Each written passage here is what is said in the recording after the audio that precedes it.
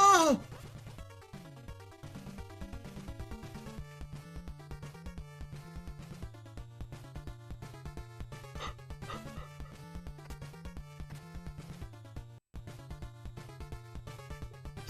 Having a lot harder time with this quick spawn with this new D-pad. Oh my gosh! Oh my.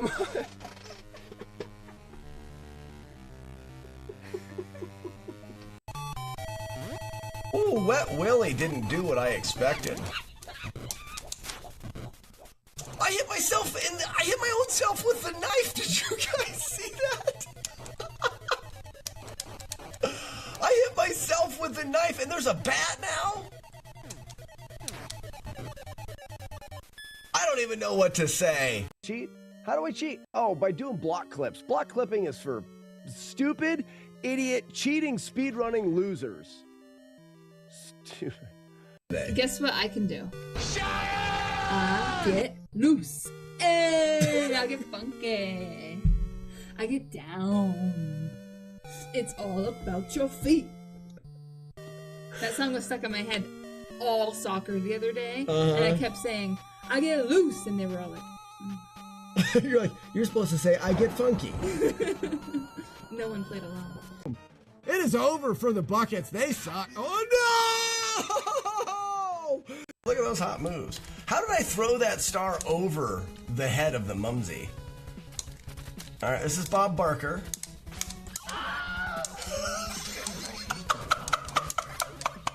Oh, yes! Oh my gosh. That was the greatest thing in the entire world. Oh, the scream was perfect. Who was it? It was Hit the Bricks. Had to have been. I'm guaranteeing it right now. It was Hit the Bricks. Birthday. Sassy, today's your birthday? Honey, we should sing. Ready? Uh-huh. Happy birthday to you. Happy birthday to you. Happy birthday, the noodler. Happy birthday to you.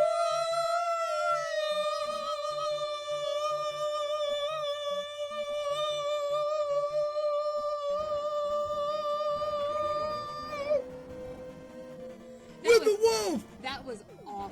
That was for you. Spin, wing, you boost me up so I can jump off street signs. Ouch. Can you imagine if you did get that whole, like, Hacksaw Jim Duggan baseball bat to the butthole? That would really hurt, especially if you jumped off of a building and landed on it. Ready? Nag, nag, nag, nag, nag, nag, nag. Nag, nag, nag, nag, nag, nag, nag, nag, nag. Hi, it's me again. I was just here. Do you remember me? I'm back again. Hello, everybody. Boobs, boobs. It just works perfectly with the Back music. boobs, back boobs, back boobs. Boobs, boobs. Back boobs, back boobs, back teacup. Where's my mouse? Boobs, There it is. back boobs, back boobs, back boobs. Boobs, boobs. Back boobs, back boobs. Ah, they're really big. Oh, what a dickhead. I'm not mad, but that was a bit dumb, right? You see that? I got hit.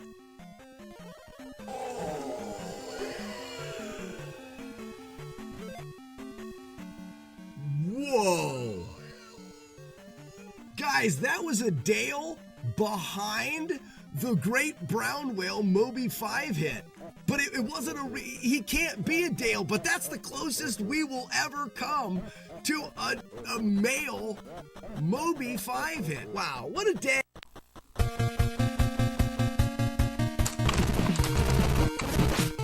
Dracula! Dracula! Dracula! Oh, look at that fucking demon fight! Wow! There's a good use of the F-bomb right there. Boom, jump. boom, nice. Jump, boom, jump, jump, boom. Jump there, wait after the bird, before the guy, jump and kill, jump, wait to the very end and jump. Yeah, we did it! Oh, release the doves! That is right. Oh. Learning new strats is the most amazing thing I've ever done in my life. I love it so much. We did it. Because you know, everybody, the more you know. The more you know. Let's do it again.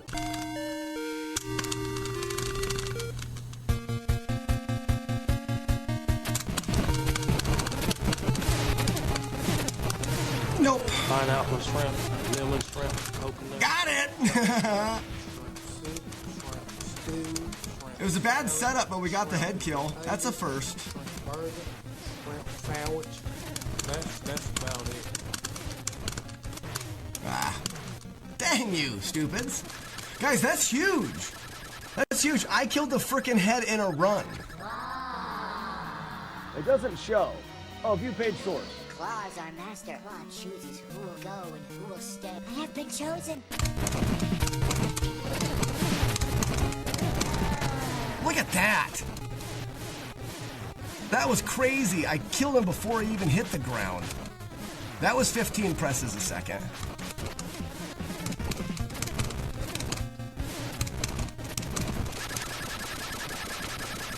That was probably the fastest mash I've had on that boss right there.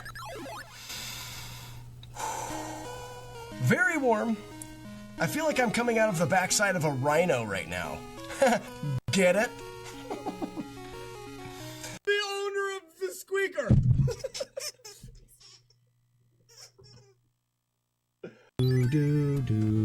Let's go fight.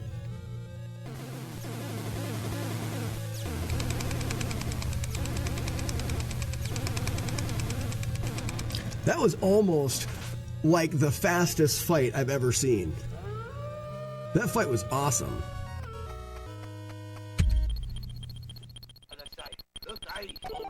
Always look eye, guys.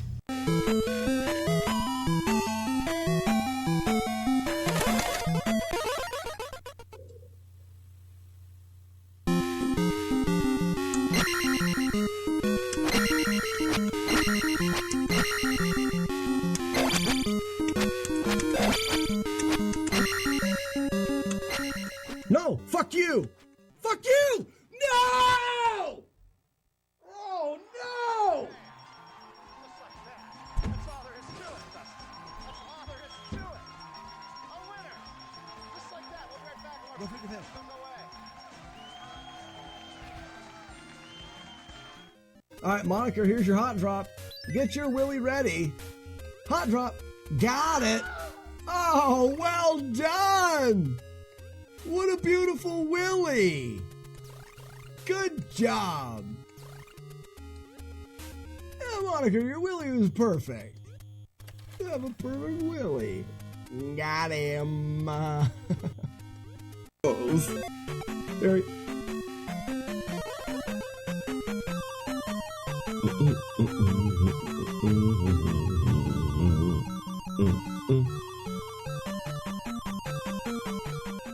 Oh, fuck you! No! Sorry, guys.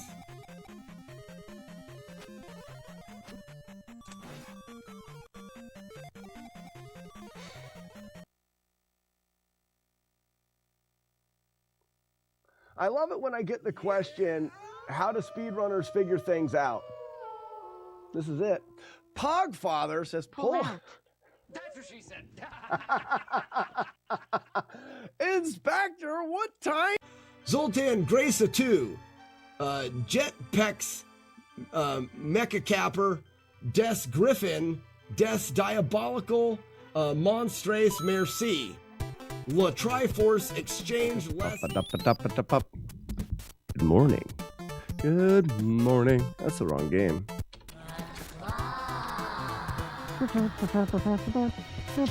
Claws, our master. Claw chooses who Who will will go go and who will stay. I stay? have been chosen.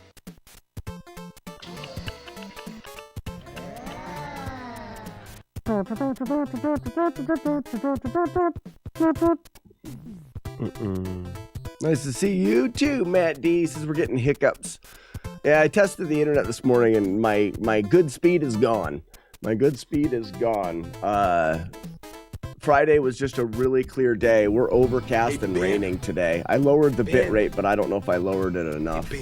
We'll see how it fares. Stay a while and listen. How about new?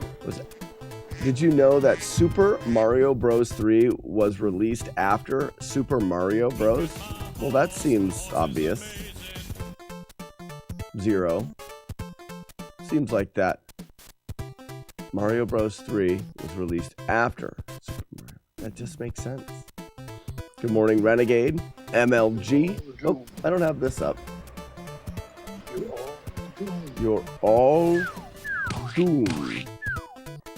Pears, you won the race on Sunday. Congratulations. 62 people, and it wasn't even close. Winner. Frosted Pears. Winning races. That's cool.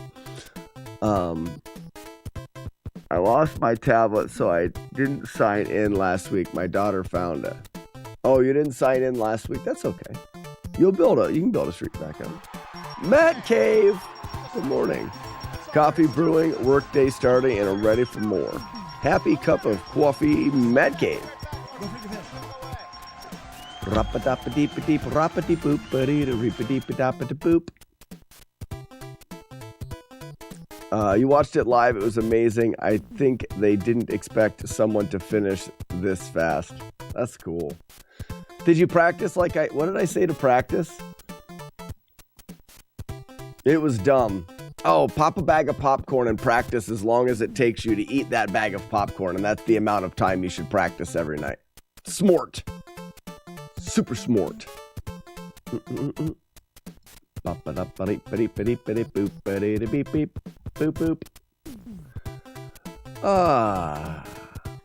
I've been in conversation with my sister all morning. My sister is currently through hiking the Appalachian Trail, which is something that I had the great pleasure of doing years ago, almost 10 years now.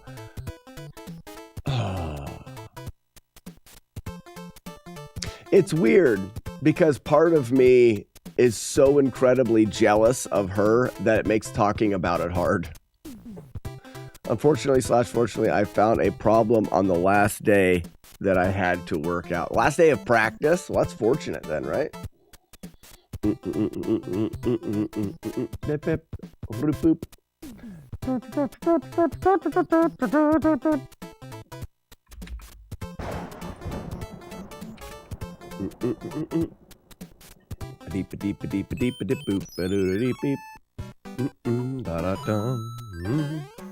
Bum bum bum ba da bum da da na na beep bitty bitty boop beep beep bop beep bop boop.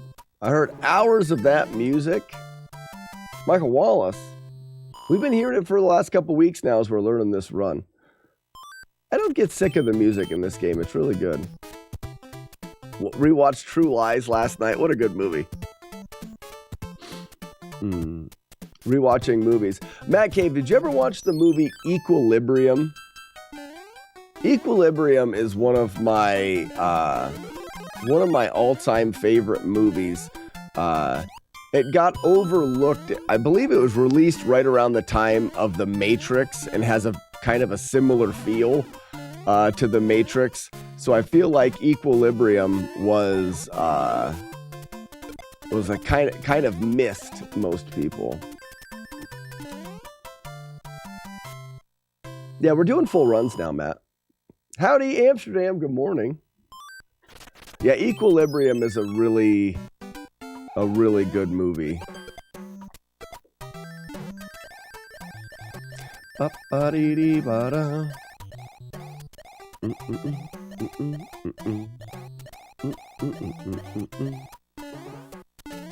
Squeeze.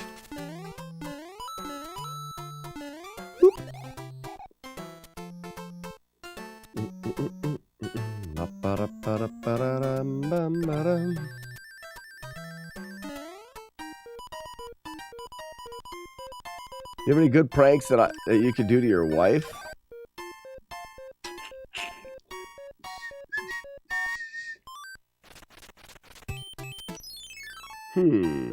What kind of pranks are you looking for, Buzz?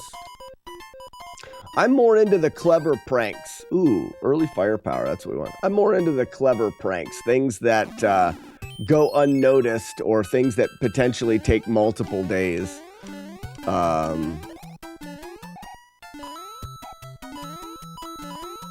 You could do the prank I did to Matt D at NES Fest last year, the hot pillow.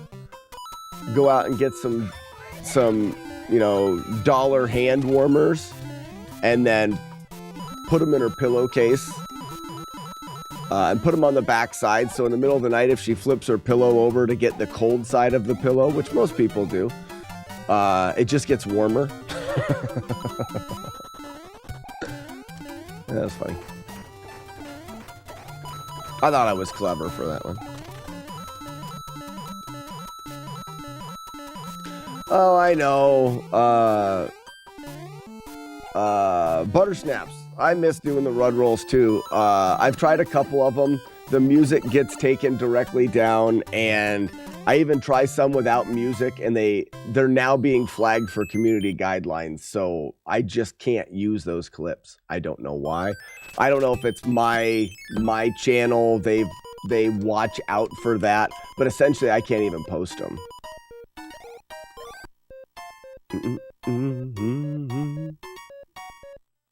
What's the status of the squeaker these days? I had it right here, but I think my wife took it.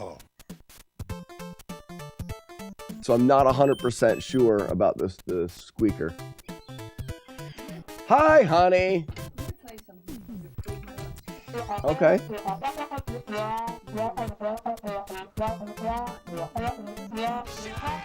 Hold on a second.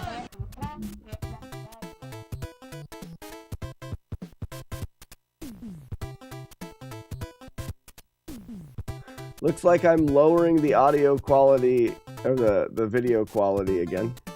We had one day of good internet last week. Now, goodbye to that. I don't know. Maybe Buttersnaps can let us know if we're still up on TikTok.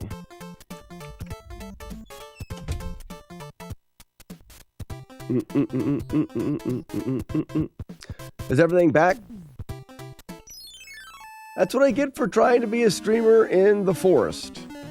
The forest? You're in the forest? The forest. Oh. So I... Little fuzzy, but we're still here. All right, that's good. It should hopefully get a little bit better. What? You were going to say something. I was just going to say, I'm looking for stuff to do today. Okay. All right. Okay, 2%. You sucked 0%. Quick Slack can't hear us. Let's tell him how much he sucks. You guys. You guys should... Irreversibly on movie night. It's a French language, but it's one hell of a movie. That's cool. We'll have to check it out. I don't know. I want to do Equilibrium on a movie night. Ba-da-ba-ba-da-ba. Courtney J. Rocks. What's up, Courtney?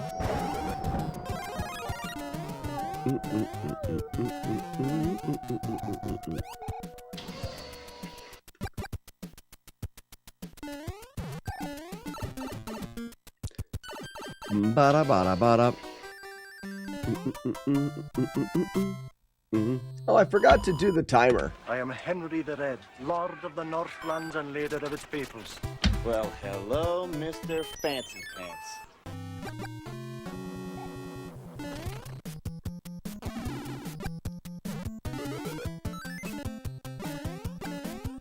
You did both Roadhouses last night. Roadhouse. I haven't watched those movies in a long time. That's another one to go back through.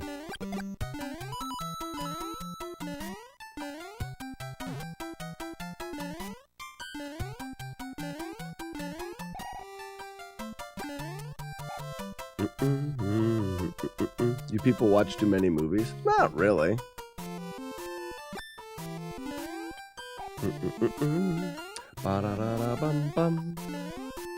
Kid Monster. Kid Monster, welcome.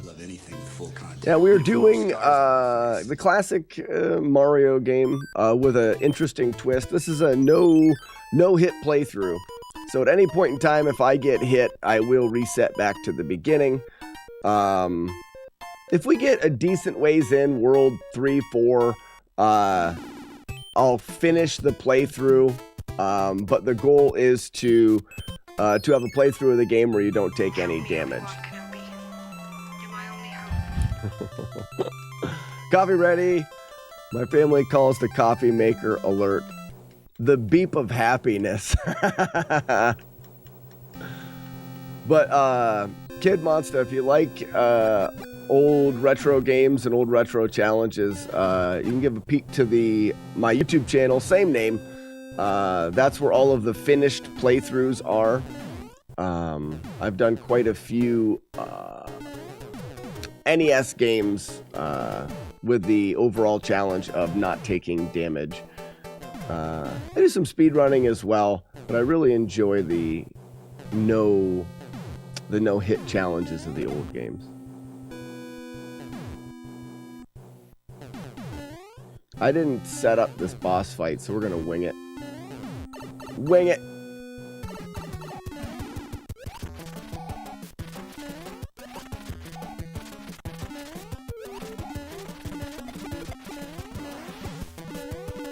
You never beat this game? Kid Monster, stick around. I'll show you how it all works. Thanks, Blitzben. Yeah, Blitzben0 just brought up into chat the list of this glitch log. Let's go. The list of games currently on the FlawlessNES challenge. Those are the games that we've been through without taking damage.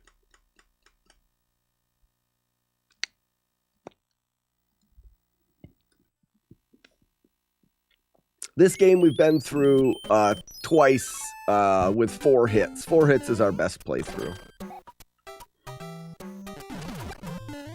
Whoops.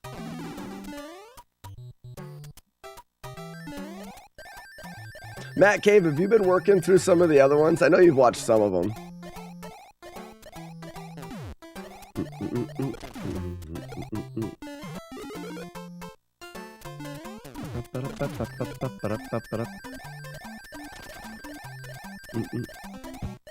I'm a code and lurk. Have a good one, Matt. Enjoy the lurk. YouTube, I gotta check it out. I'm such a lame. Everything is on there, but look up how to. Whoa. But I only look up how to fix vids on there. Oh, Matt D's out. I was like, who just died? Yeah, Kid Monster, on my channel, there's a playlist called FlawlessNES. It has just the actual playthroughs. Okay, this will get us started. This is one of the ones that I just don't know. You absolute silly bitchel. Yep, gonna cheat here. Gonna look up the combinations here. I think I'll go to this try next. And that puts me... Oh, that puts me there, so I know where I'm at anyways.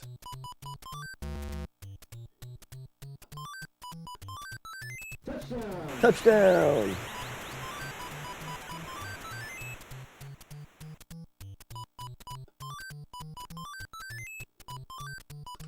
We just want a couple extra fire powers and stuff for this. All retro, or do you do current games as well? Pretty much all retro. One of the main... Mosaic says, are you looping levels yet? Not yet. One of the main... Oh, we lost the internet again. Lost the internet again.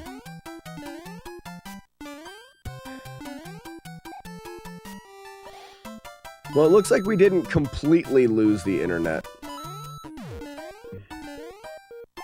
I tell you what. Having crap internet is the worst.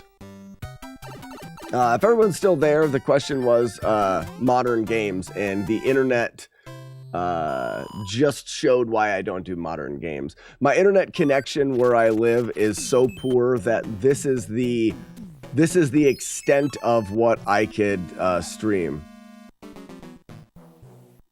Stream is back. Yeah.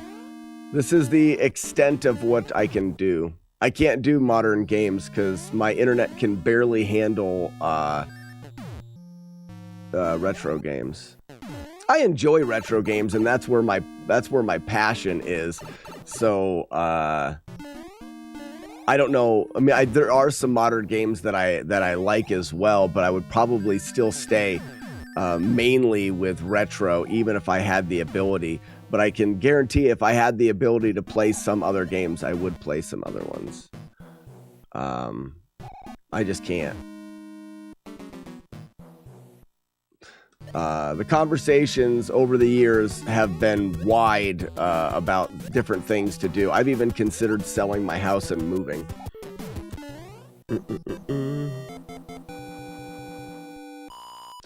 I miss having poor internet. I was away from people, and it was nice. You miss having poor. You do butter snaps, then you don't make a living on the internet. There we go. We lost it again.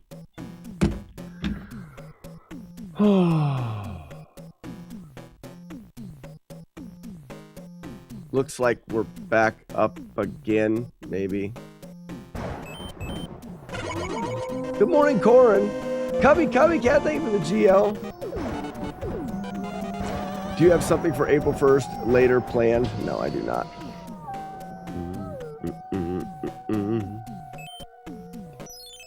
Yeah, some days it bothers me. I mean, some days the internet is worse. Today's turning out to looking like a bad internet day. You suck. You suck. You suck. You suck.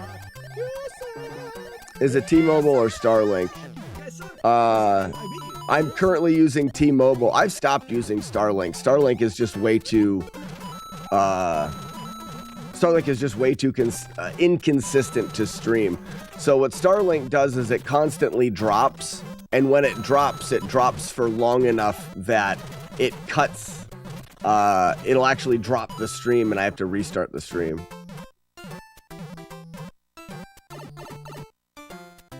So I pretty much stopped using Starlink.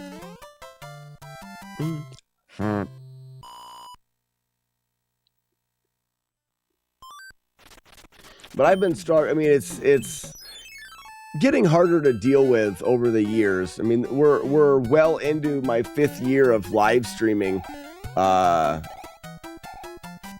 it gets harder and harder to deal with the internet over time.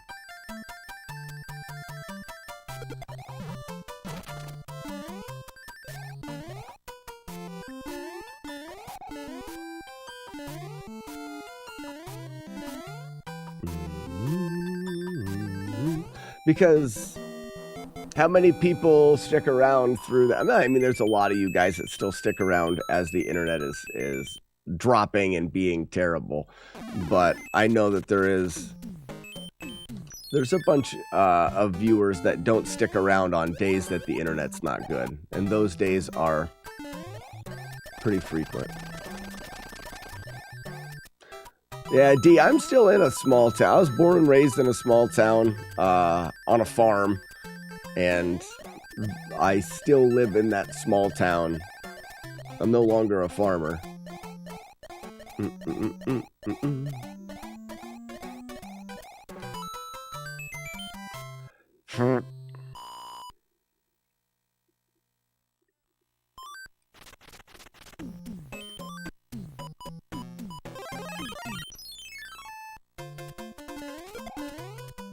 Matt says, I stick it out.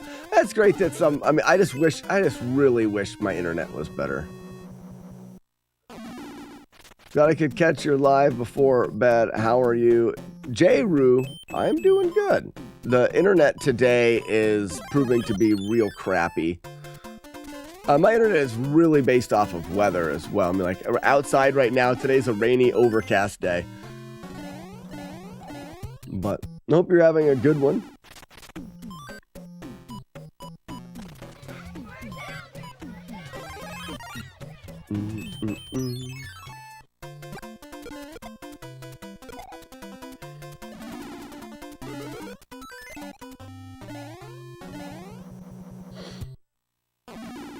Storms here in Columbus.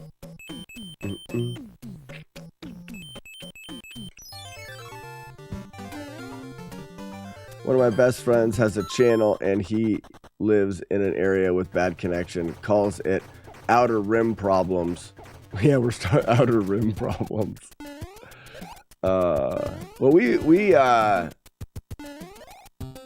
call it the Linder Net, which is kind of dumb, but I've done a lot of challenges and stuff with Double Dragon, and in Double Dragon, there's the leather-wearing enemies that have whips. They're the Lindas.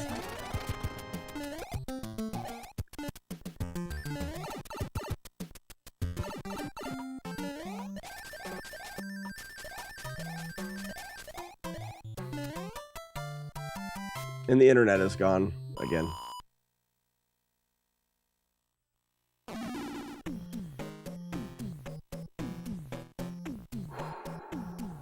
I may not be able to do it today. I may not be able to deal with the dropping of the internet. Kid Monster, you love Double Dragon. I'm a huge fan of Double Dragon.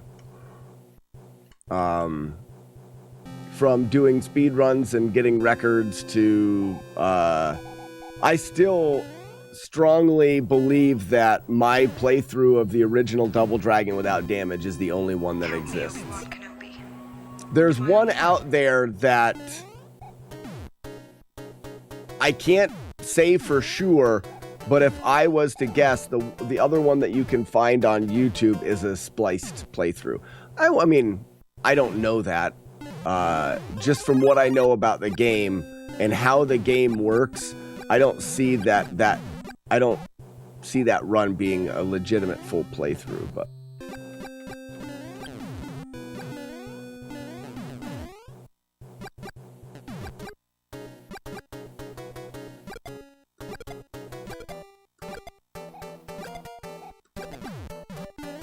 don't think you've ever made it past the desert level?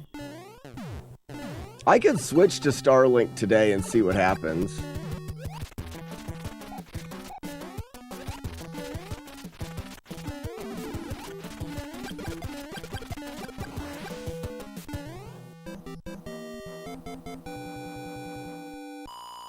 You made it through your lives with no drops.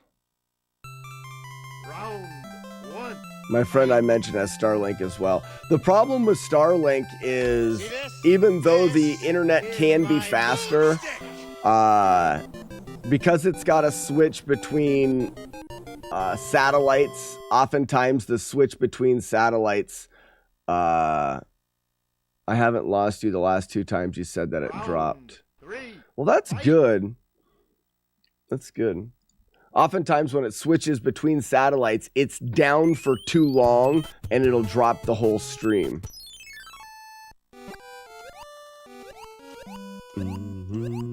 So I have better luck with T-Mobile. So my internet is run from a cell phone tower. But that's still not great. So right now, all of the drops we're getting are from T-Mobile. Yeah, Starlink is faster, but yeah, definitely not consistent.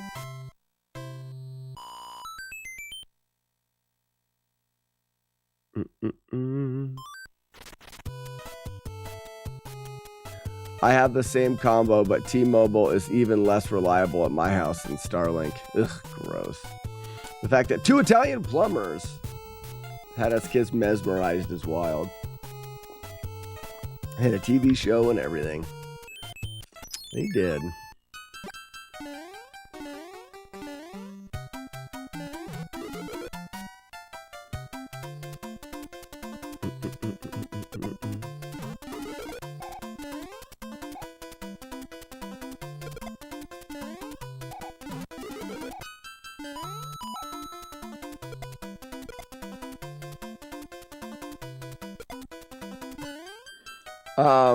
T-Mobile, there is no data caps.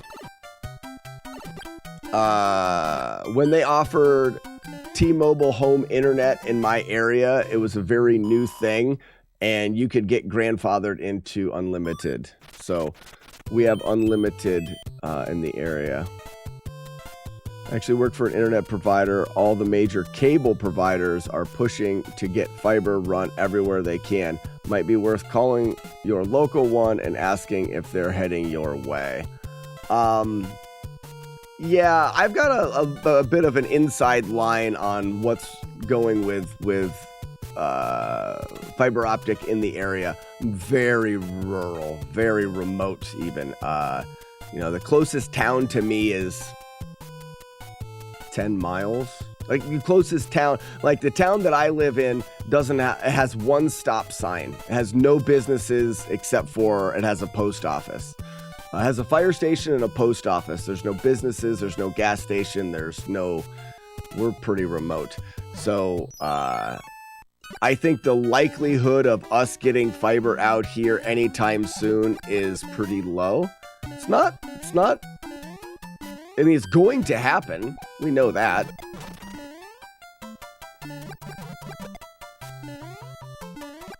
Kind of want to get rid of him. Okay.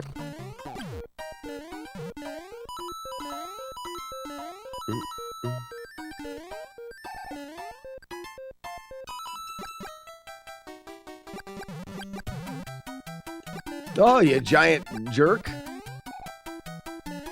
He scared me. Oh, don't get me wrong, D, I like it. Don't get me wrong at all. I mean, I grew up here. I'm a very outdoorsy person. In fact, there was a time in my life where I stopped everything that I was doing and I went hiking on the Appalachian Trail for 5 months and did a through hike of the trail. I'm very comfortable living in the woods and outside. That's the clash. The clash is that side of my personality versus the side of me that plays video games for a living.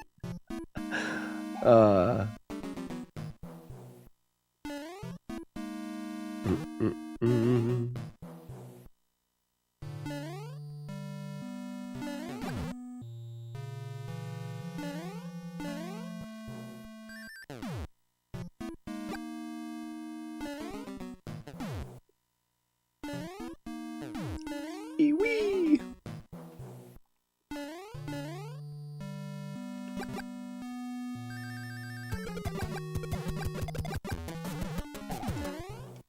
Blitzbend 0, that's accurate. Retro Raji on TikTok, what's up?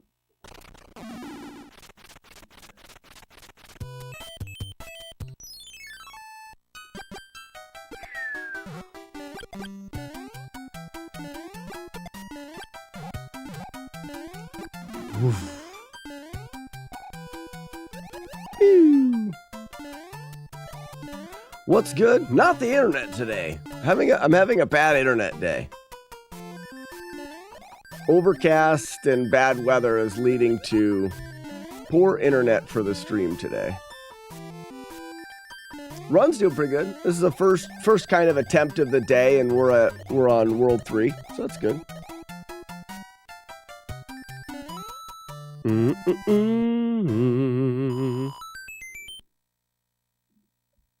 Yeah, so you have T-Mobile's hotspot and cell phone and stuff. I can imagine that's not going to be as good.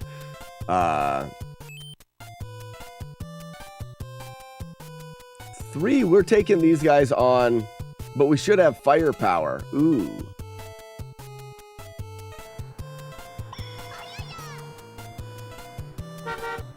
Because if he's in front of me, I'm going to get hit. I do have an extra firepower to switch. Chat. Slack. This is Brian. Hope you. I'm going to see if I can get... This. Just wanted. Well, that's going to... Who's... Say good. Just wanted to say what? Good luck. Brian, spit it out, Brian. Is your internet satellite... Moonpie Jenkins. no, cell phone towers. I do have Starlink. It's just not consistent enough. I'm going to switch to firepower because that's what I need here. Just in case that guy drops to the ground.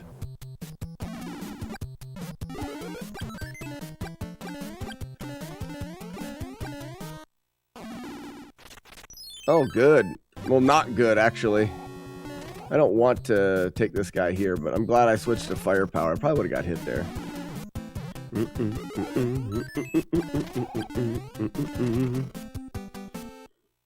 Even Brian is choppy. I get the joke now. Just funny. You're funny. Oh no! This is Shave the Turtles. Ooh, there's firepower here? I didn't know that.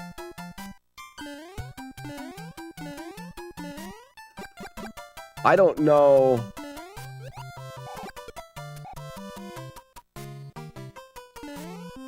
This sucks. Oh, maybe I should have tried that for a... Normally I have wing here, or whatever. It's not wing, but...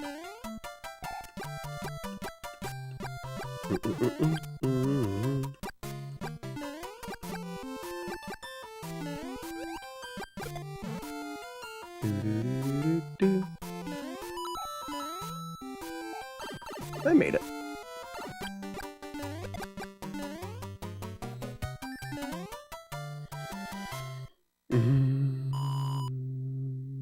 Stream ends April 26th.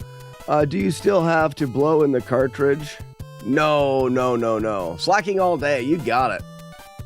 In Zombiniac. In Zombiniac.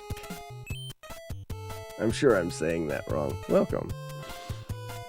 No, in fact, for those that don't know, and I think most people do know now, the reason why the NES carts didn't work well is because everyone blew in them. We thought blowing in the carts was making them work better. It is, in fact, the reason why they weren't working in the first place. And the common misconception is blowing in the carts is what made them work, but it was actually putting them in and out of the console is what was cleaning the contacts.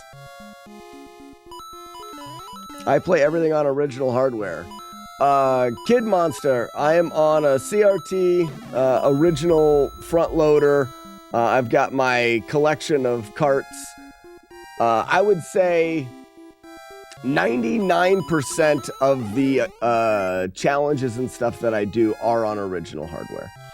Right now, I do practice and learn the games. On emulation, so I can save state and I can route my route through the game. But as far as the actual play, when I sit down to do the full run, I put in the original card on the original hardware.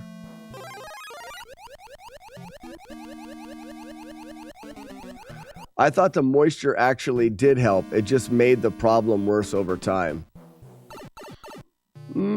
I could see, Jodosh, I could see where, because you're trying to make a connection and the moisture could maybe help with that, but I can't imagine that that was doing much good. Does the alcohol? Yeah. I use isopropyl alcohol for cleaning the carts. Chief, what the fuck is this? Jagard, good morning. All right, I hate this one. I wonder if I can just get rid of this jerk as I go. Well, I don't like this. Get dodged.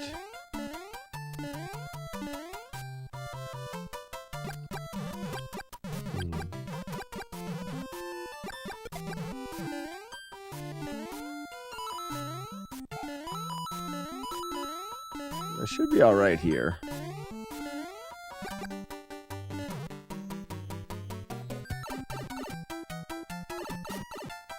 Yeah, sexy magic face.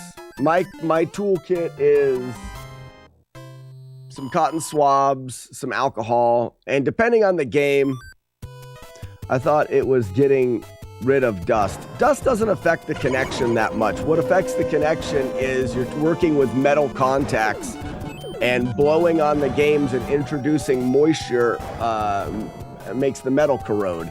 And if the metal corrodes, then you have a layer of corrosion on the contacts, and the contacts can't make a connection. It's literally, this is what's inside of your NES. It's called a 72-pin connector. And inside the connector is all of these little spring-activated pins. And they are where your game gets slid into those pins and then makes the connection across all of the board.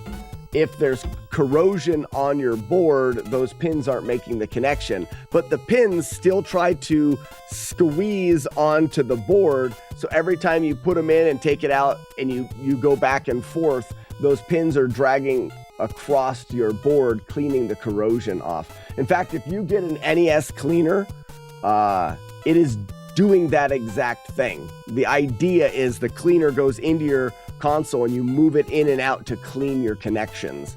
So I think Frosted Pears is probably correct in that blowing in the cartridge could introduce some moisture that could potentially aid in connection. But I think the main thing that was happening was you were cleaning the contacts off. Every time you put it in, tried, didn't work. You took it out, you put it in, tried, didn't work. But my childhood has been called into question. Yeah, D, I know it works. I mean, I take apart consoles and clean games and refurbish things, and that is what happens.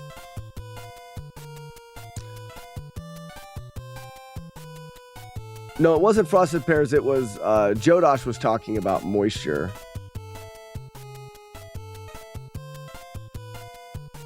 What are we talking? Jodosh, what are you talking about?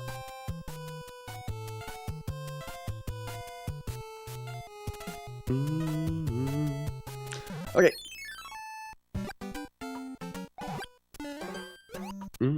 No crap. Well, there goes the no damage.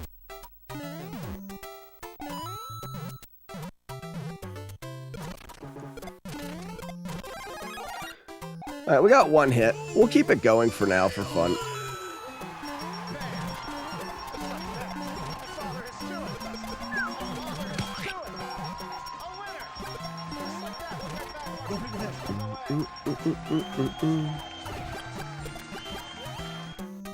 That's why the dog always laughs at you in Duck Hunt. Around here, it's not the dog, it's the Wookiee. That's funny. Frosted Pears is going to call Bagoo later. He reinforced how awesome he was. He reinforced how awesome he was last night. He is last night. We talking about the race that he won?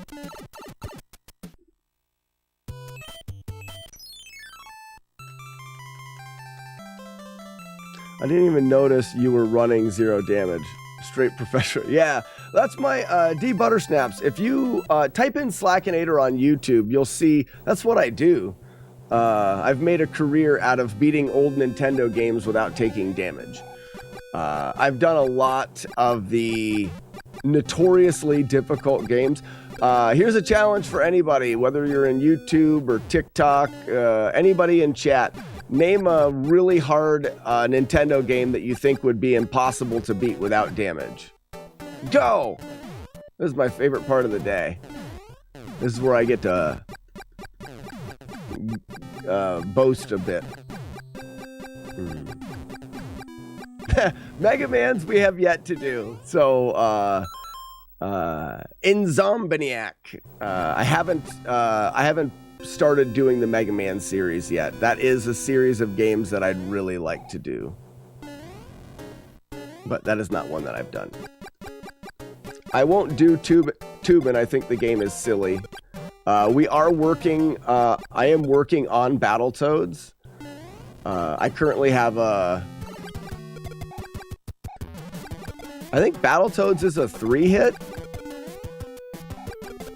I have a 3-hit playthrough of Battletoads. Star Force?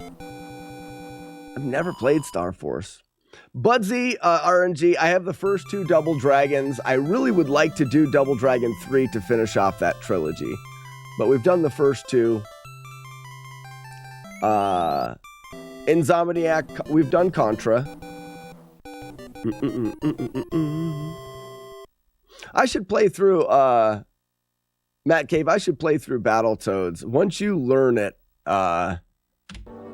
it's so much easier to play. Shop smart, shop S-smart.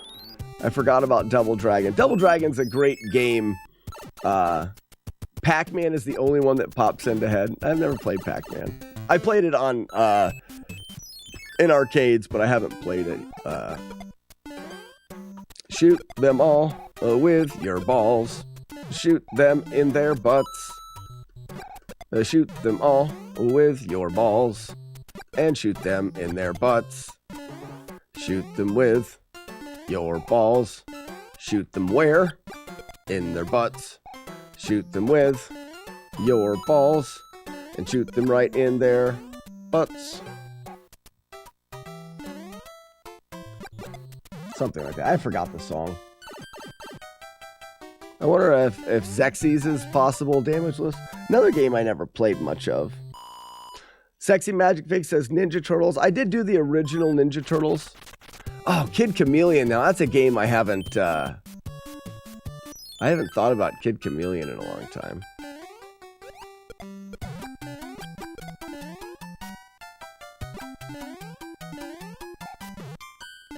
Here, hold this. Thank you.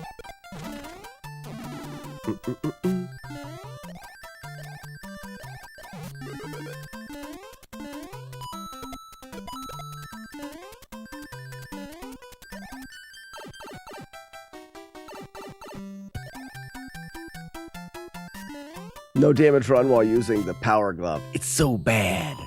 Matt Cave, type in exclamation point glove.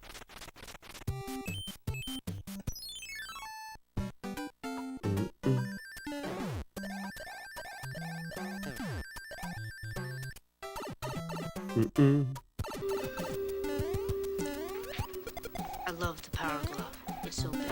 It's so bad.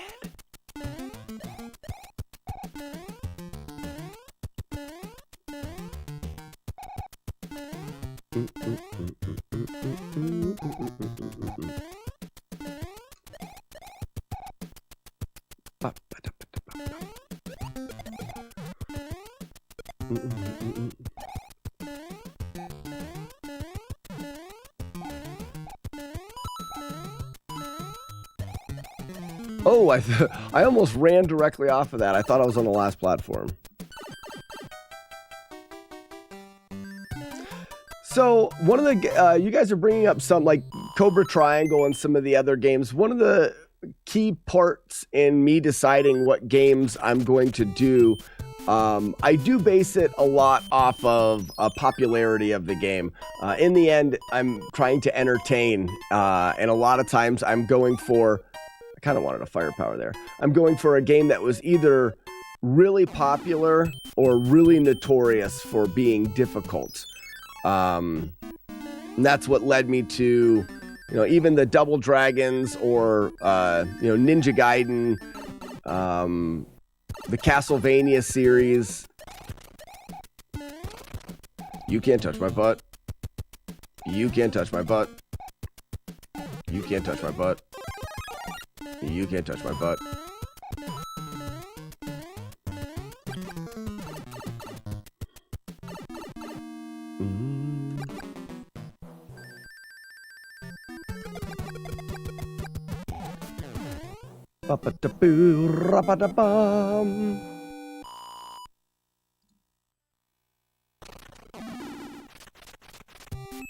Man, I don't like that he's over there.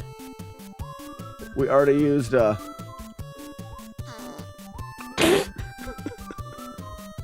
we already used one firepower, so we're gonna have to do that for this. Ninja Turtles had a pretty dope game. Yeah, the original Ninja Turtles for the NES. Most people had a hard time with the dam. Joe Dosh, that's Jaggy Man's troll. It's so good. It's so good.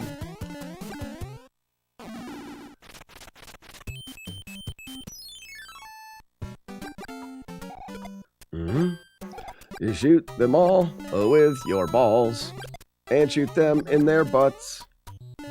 Shoot them all with your balls and shoot them in their butts. Shoot them with your balls. Shoot them where? In their butts. Shoot them all with your balls. Shoot them in the butt with your fireballs. Shoot them all with your balls and shoot them in their butts. Shoot them all with your balls and shoot them in their butts. Shoot them with your balls. Shoot them where? In their butts. I think that's the whole song, I'm pretty sure.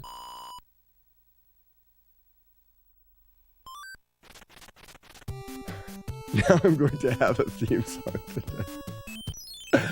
We've come up with some of the stupidest songs on this channel.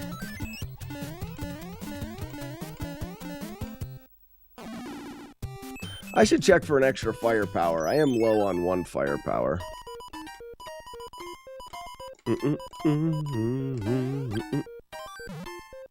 Wrong again! Hi! My phone binged.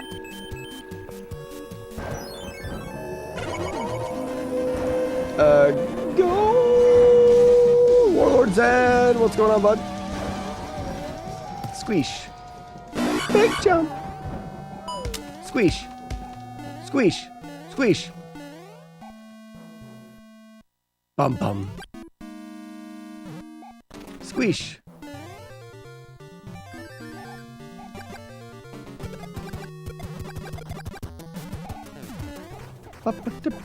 My brother and I play the shit out of Double Dragon. We fight getting the whip. So Double Dragon, there's so many fun things to do with that game. And we did the speed run of the original Double Dragon and we learned a lot about how the game works and how the game creates enemies and how the enemies move. And then we did a headbutt only playthrough. And then when I went to do the no damage challenge of Double Dragon, it was really an exceptionally fun thing to do because of how in-depth we had to go to be able to beat the game without. Double Dragon was meant for you to take hits. It's a beat 'em up. It's you get punched, you get kicked, you kick, you get. I mean, the game itself was never designed for someone to be able to beat it without damage. In fact, once you unlock the jump kick, some of the enemy unlock the jump kick as well. And they will attempt to jump kick at you before you can get close enough to hit them. Meaning you can just get jump kicked from a distance and there's nothing that you can do about it.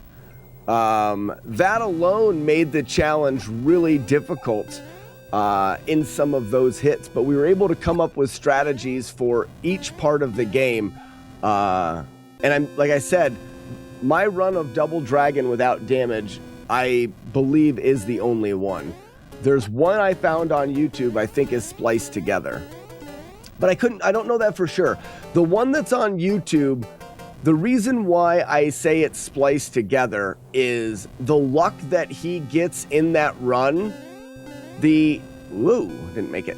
The things that happen in that run, for that many things to go in his favor, is statistically impossible, but not impossible. Statistically improbable.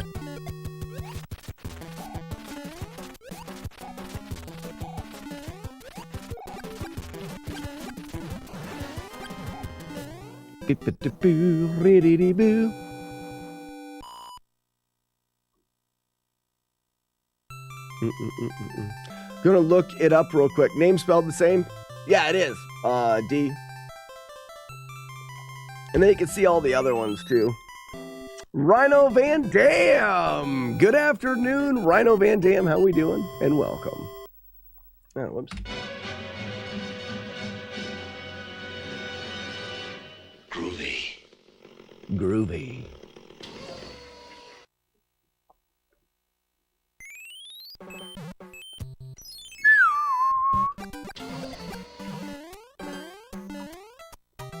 Yipe! Whew. Got a little bit lucky there. I missed a jump. Da, da, da, da, da, da.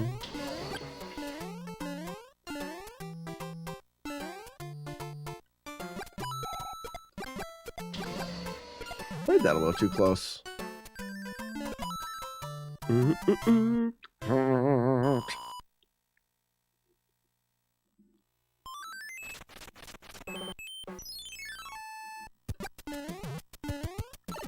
Doop.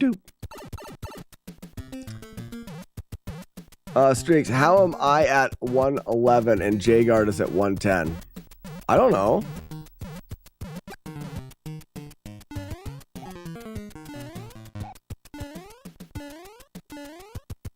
I really don't know how that's possible.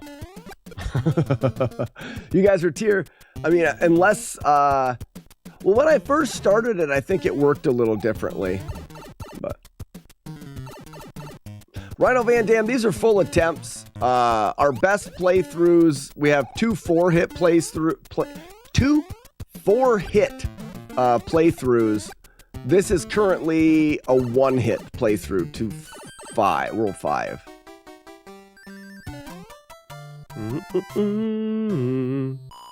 Oh, Jagard messed up and put the wrong wolf in one day. Yeah, the lesser wolves give you less points.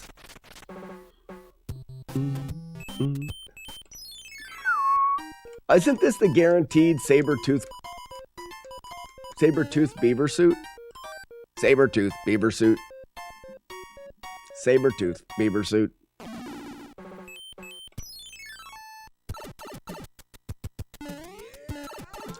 There you go. Who makes a wolf owl? Space Colonizer. 53 months. Let's do it. Let's do it, he says. Dun, dun, dun, dun, dun, dun. It's a boot. Or it's a sock and not a boot. It's a sock, not a boot. It's a sock, not a boot. Dirty sock. Not a boot. It's a sock, not a boot. You don't know what you're talking about. Sandman, what's going on, bud? It's a sock, not a boot. It's a sock and not a boot. It's a sock, not a boot. Dirty green sock.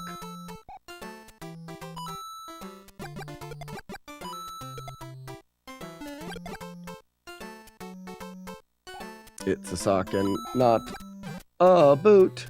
It's a sock and not a boot. It's a dirty green sock. It's a sock and not a boot. Just a dirty green sock. Any new viewers this morning? I don't know. You're really socking it to them. I sure am.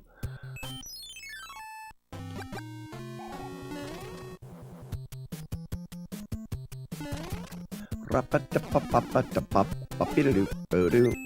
take, I love Sega 32X best console port of MK2. Mortal Kombat. Now, you know, I was never a Mortal Kombatter. I was a Street Fighter.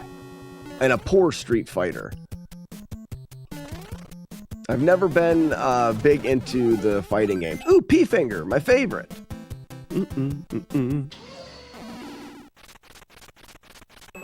Gotta love the old P-Finger. Round 1, fight!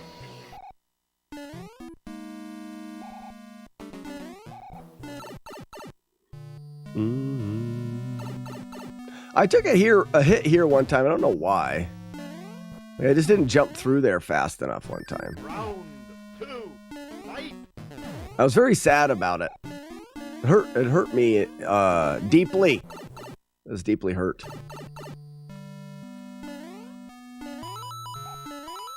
Squish!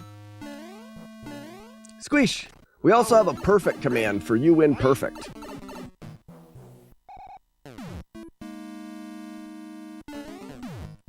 Whee! Gotta watch out for this room.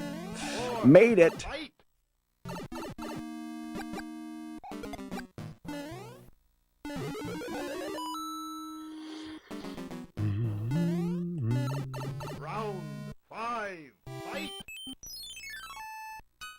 I think it only goes to round 5. I'm not sure though.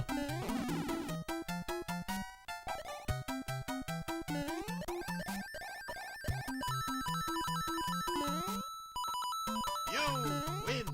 Perfect.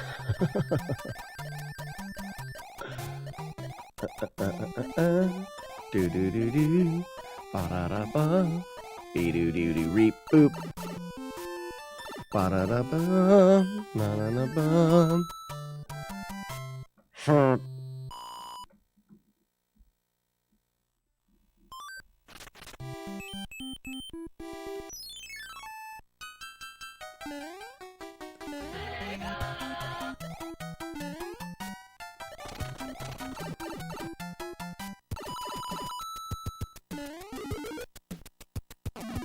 Sabertooth beaver suit. Sabertooth beaver suit.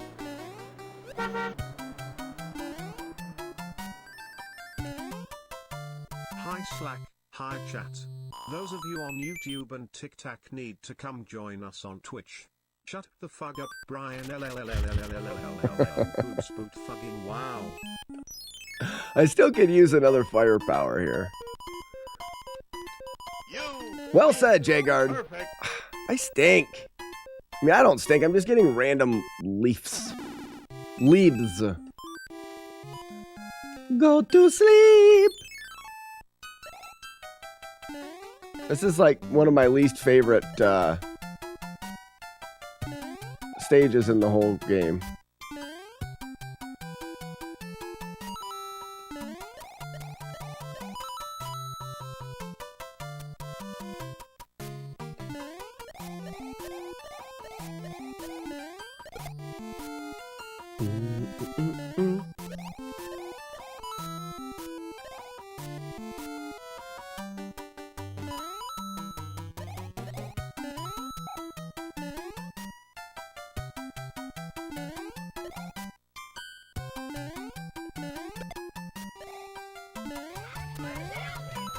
This is just, it just nerve-wracking for some reason. I don't know why this stage gets me so nervous. It's kind of dumb. I should actually look into maybe doing, let's write that down for a second. What if I did 5-7? We can just go straight across with 5-7. I wonder what that would do. Show me fire flower. It's a bunch of shit, is what it is. They shit and fell in it.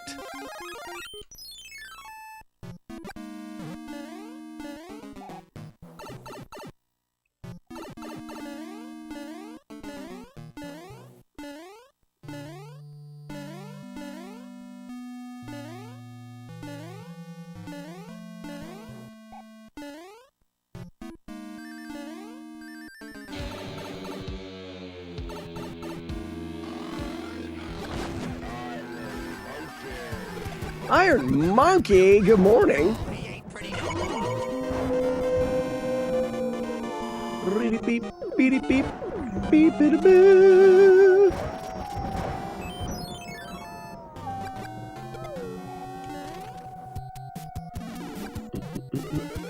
Rap-a-dee-dee body doo boop, ba-bee-doo ba-doo, rap-a-dee-dee body doo boop.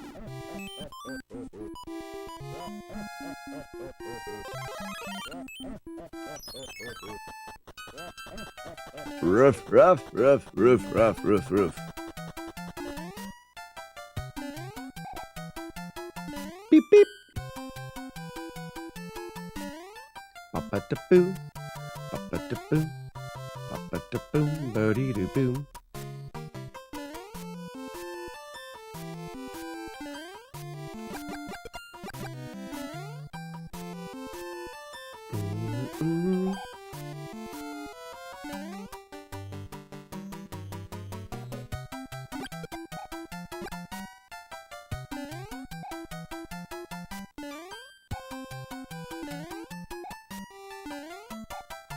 All right, I've got to pay attention because I've got to buffer this boss fight.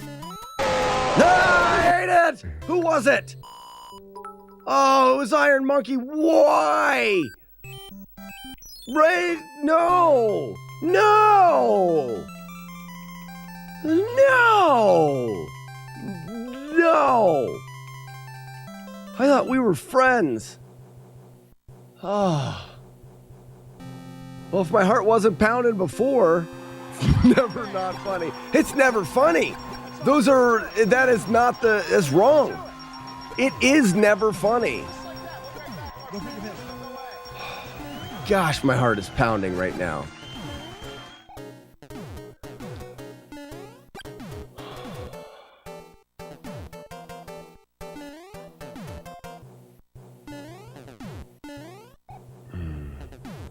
His hatred of jump scare.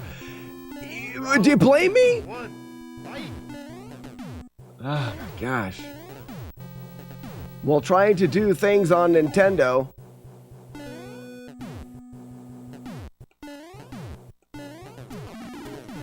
Damn it.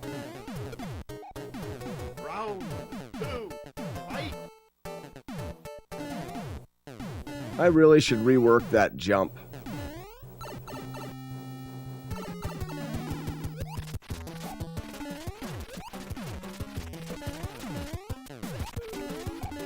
I should really work that jump. What did you miss? Oh, it's getting turned off. Thanks, Multibot. If you look right here, Matt Cave, this is an array of bots provided by a software called Multibot for streamers. There's commands and things, and for example, this one right here is the celebration bot. And for you guys, it's for 250 bits. You can make a celebration of fireworks go on the stream. Little things like that are what Multibot is really good for. But there's this one right here. It's called Jump Scare. And that allows you guys to pay bits to play really loud, scary sounds that directly connect to my brain and my spine and my butthole, making me scared and unhappy in my heart race. First you want to kill me. The Now you more want you to know. kiss me. Multibot.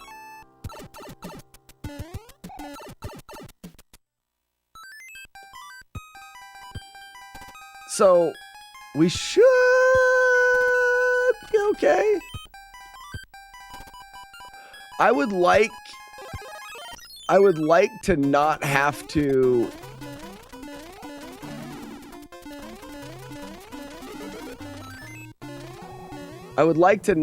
switch to firepower because I'm just going to switch back again. So let's see if we can do this without firepower. I really don't think we need it.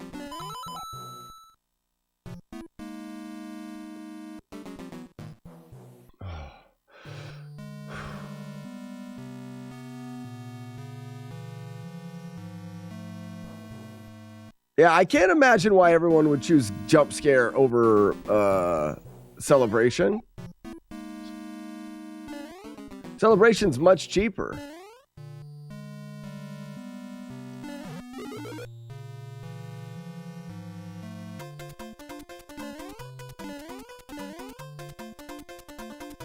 Swag kill.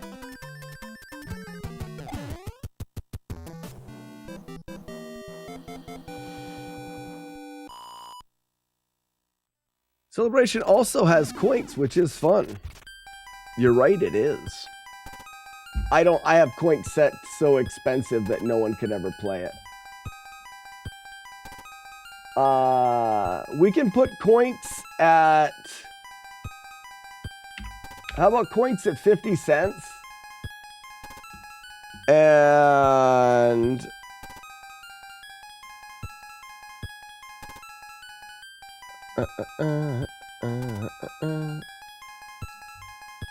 here you go, sexy magic face. This is Coinks. Coinks is another game offered by Multibot. How many hours did the Double Dragon no-hit take? Just watched you breeze, but I know it was hard.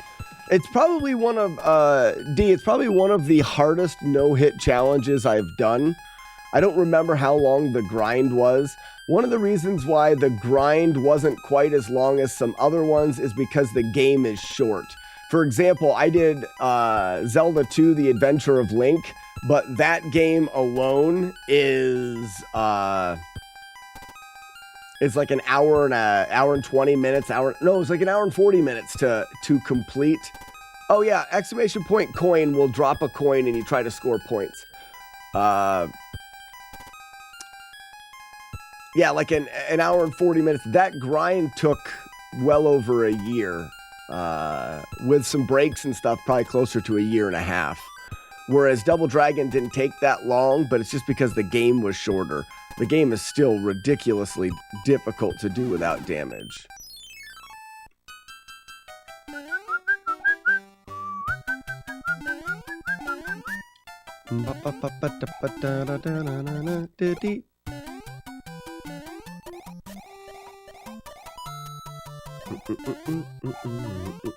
What should I do?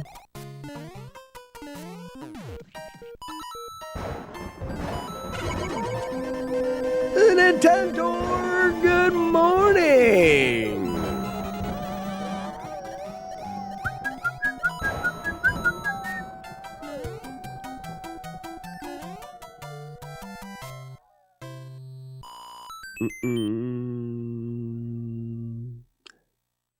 That gift didn't do any damage. What gift is that? Oh, I don't see the screen on TikTok, so... Oh, you're doing, well, thank you for the... What is that? Well, there's a rose and a donut? But what is this? A finger heart? It does. That's funny. Thank you, D.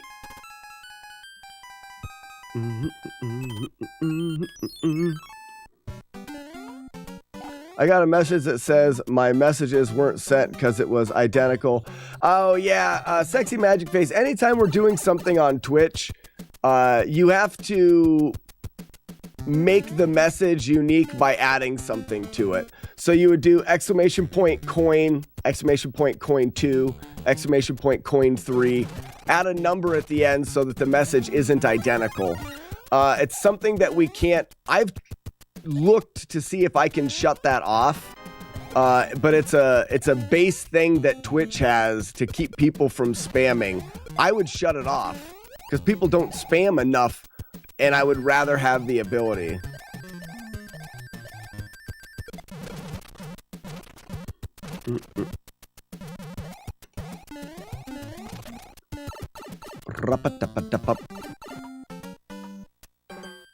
But it'll still recognize your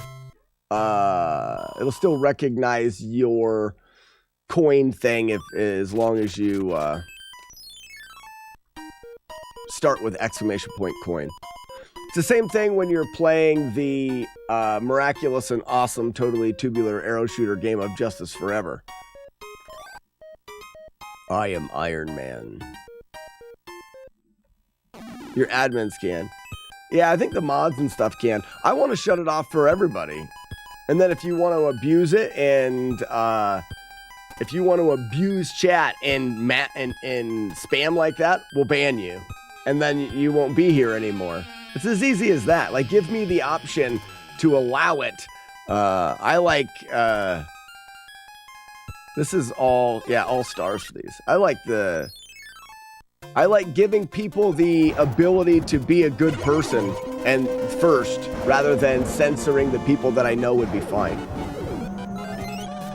Yeah, Buzz can find better ways of abusing chat than that.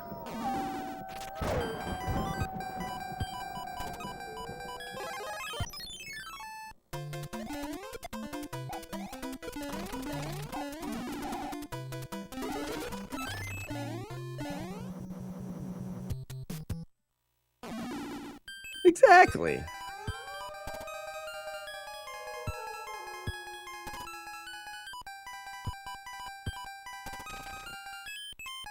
Who makes the wolf howl? Nintendork with a gift sub to Generic. Generic, welcome in and enjoy your complimentary bag of nuts, courtesy of Mr. Nintendork, Survivor of Storms, and my favorite. What was the would you rather? I missed it. Would you rather see would you rather see everyone naked all of the time, or your food always arrives before you expect it? Always will arrive before you expect it, which means you could have food instantly delivered for the most part.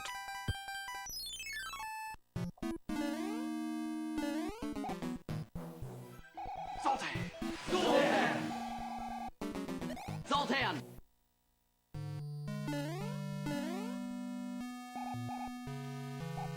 So I don't eat out. I don't go to restaurants and stuff like that very, very infrequently. So the food really doesn't carry any weight for me because I would be able to take advantage of it a lot less. Now, seeing everyone naked is not inherently a good thing.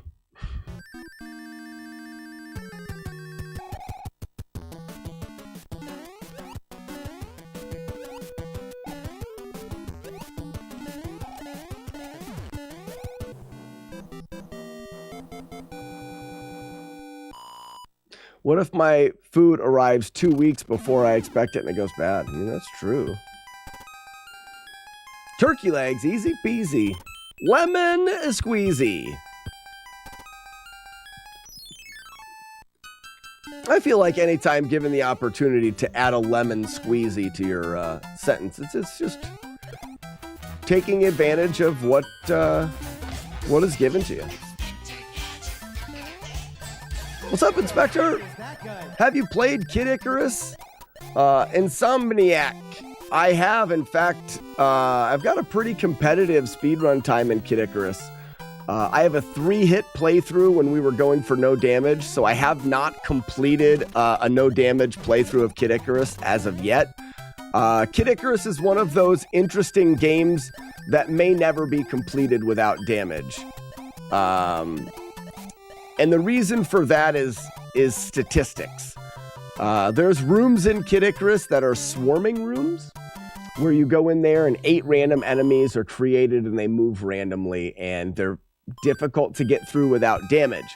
Not impossible, and in fact, I think at my best, I was 50%, 60% successful through those rooms. Well, let's say 50%, and then there's 27 rooms, or something like that. I can't remember anymore.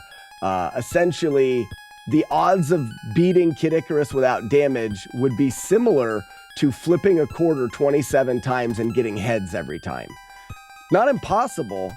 The likelihood of it ever happening while actually in a playthrough of the game, I don't see it happening. Now we can do some block clips and some glitches that help us skip out on certain levels, and there is somebody that has beat it without damage, but they've skipped parts of the game. It's a fantastic game.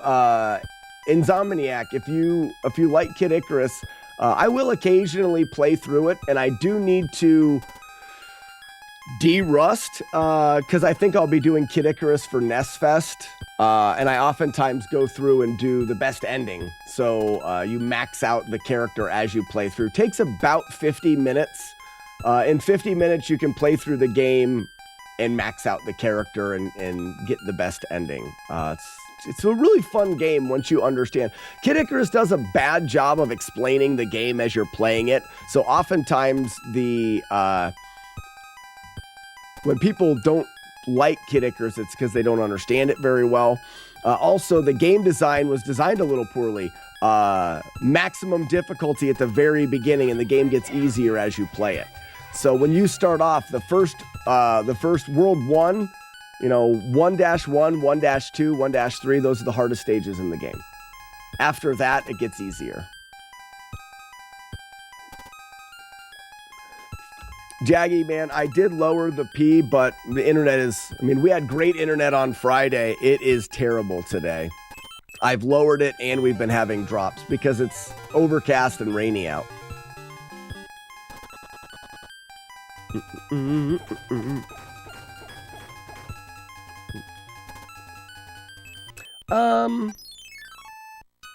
Okay, this is the one that I took a silly hit from not getting P-speed there last time. It's not really free to get P-speed there. I should probably consider how it would be to not get P-speed there. Nerdy Nomad says, I miss the boobs song. Which one? And Kid Icarus, the boob song was I Like Boobs. But I mean, in Double Dragon, there was back boobs. Zelda 2 had Saggy Top Girl. I mean, we've had lots of boob songs.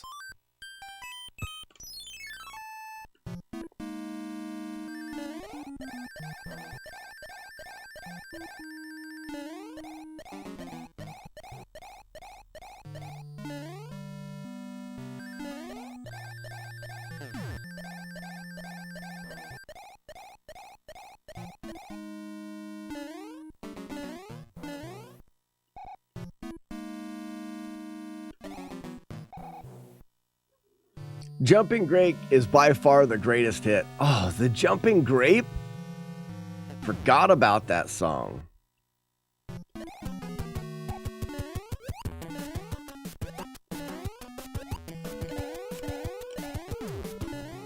Yeah. Batman was the Jumping Grape who never washed his cape.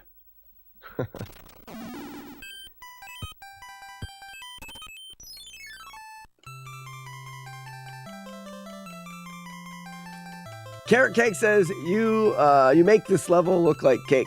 Yeah, Carrot Cake, we've got a great route for this game. A great route. Joey, how are ya? Ladies and gentlemen, Joey Mittens. How we doing, Joey? I think the route that we have for this game is just really well put together.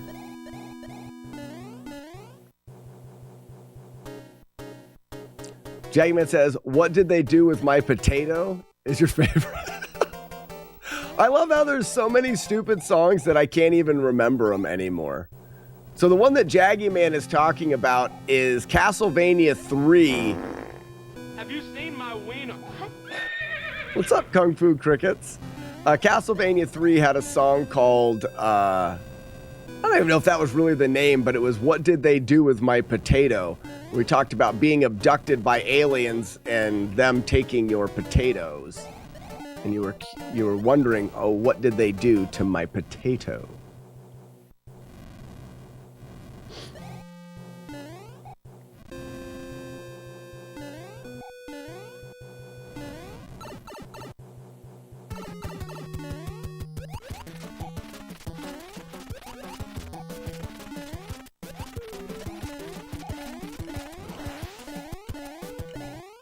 Hope you're having an awesome day. I am having a pretty good day. The internet's been garbage today. So that's always frustrating for me when the internet is not good. All right.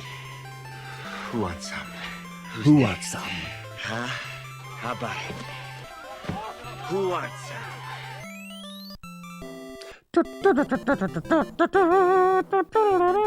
Hey, Joey, I was thinking more about taking you up on your offer for a Guinness glass. I really want one now. Ever since I started thinking about the idea of splitting the G, why is it that is so intriguingly fun to me? Like, I could see myself going to a pub where they served Guinness and drinking way, way too much because the first drink you're trying to split the G and getting closer and closer and just getting smashed. That is such a silly thing for a person to do, but I would get caught up in it for sure. Splitting the G is backwards?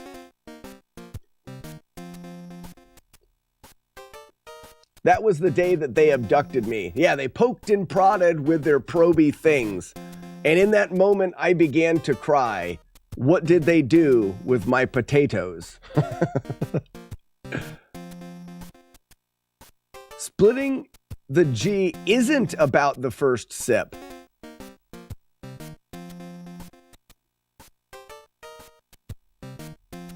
What is it about then? So, because I fell down a rabbit hole of what it is, the way that I understand splitting the G is about the pour.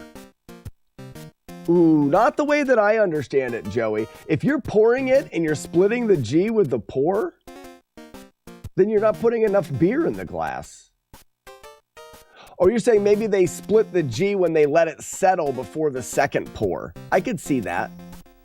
But also it's a thing for the drinker as well.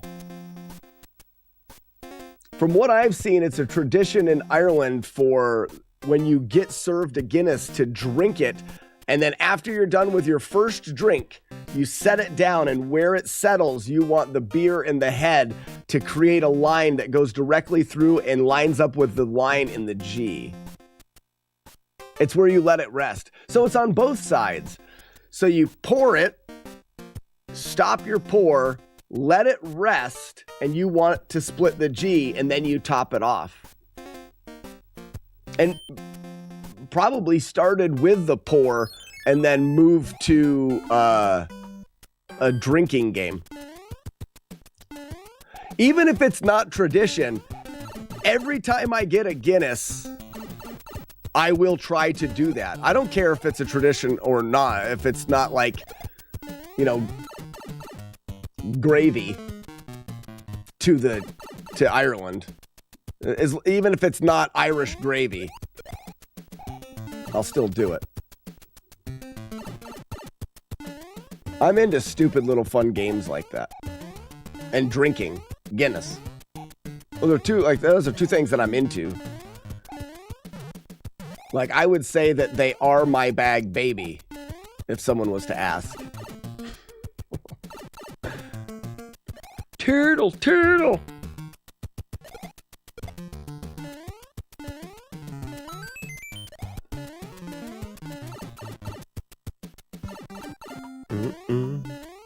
I think it started with the pour because anything I found on it was from within 2 years.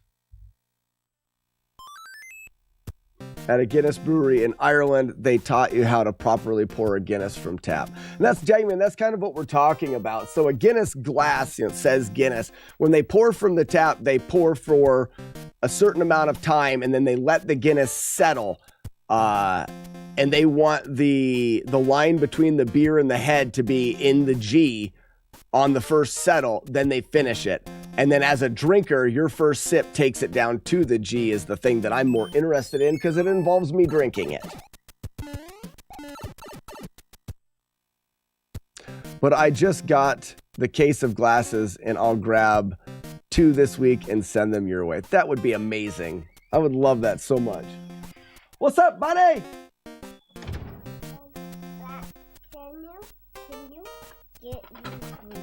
You want those green pieces of Legos off? Okay. There's 1. You want both of these off? There's 2. There's 3. You're welcome.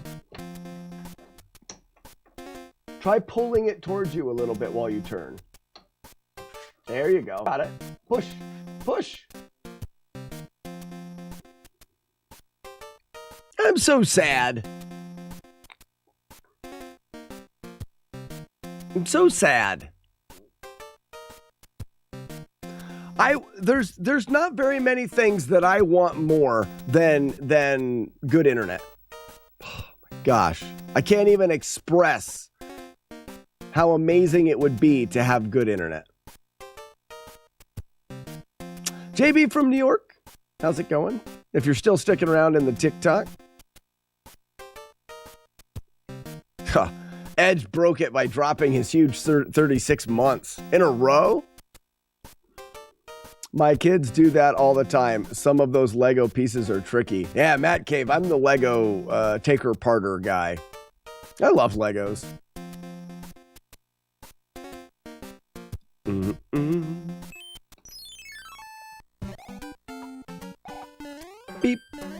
beep buddy buddy ba-doo. Shoot them with your balls. Shoot them all with your balls. And shoot them in their butts.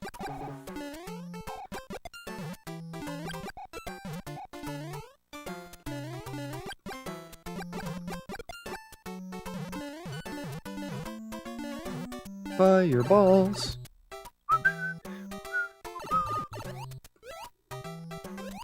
Oh, I love Clerks. Matt Cave oftentimes will raid over to, well, I guess not often. He's not on that much. But Jay Muse is a Twitch streamer. So I make it a point to raid Jay any chance I get. Vandroy, hello, welcome. Shoot them all in their butts. And shoot them with their balls. Your balls. Whose balls? My balls. Shoot them all with your balls. Weeps. Shoot them in their butt with your fireballs. Did you see the trailer for the new Jay and Silent Bob beat 'em up game coming out? Is there really a new game? That's funny. Chroma says, I love what this has become. What's up, Chroma? What did it become?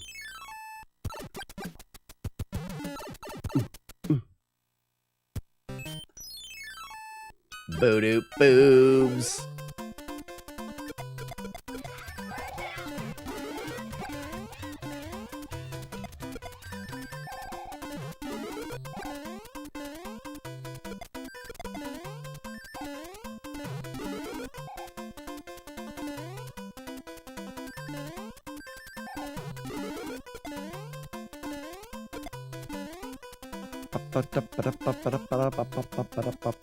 It's actually kind of tricky to get all those stars.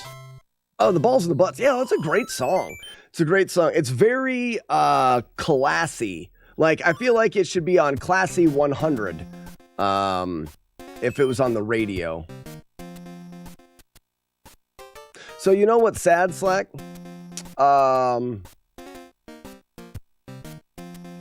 What is sad? When you're when you've got a cupcake and you're taking the wrapper off the bottom of the cupcake and you either smear the frosting on yourself or it like tears the cupcake in an unsatisfying way, kind of ruins the whole cupcake. That's sad. Bertha, what's going on, Weevil of Doom? Today, ladies and gentlemen, I shall be known by Bertha. I was wondering when you were gonna get here.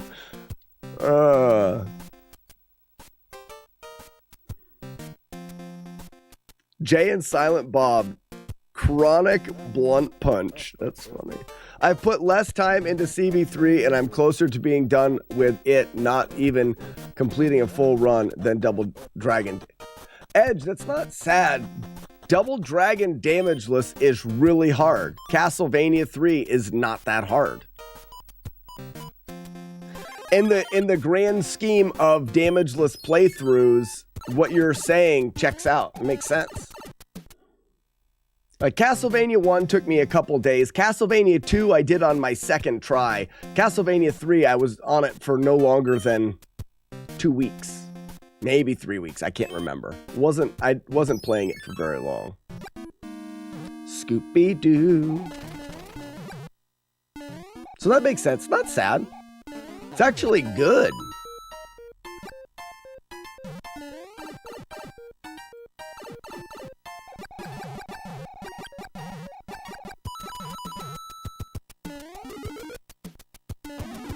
Sabertooth beaver suit. Sabertooth beaver suit.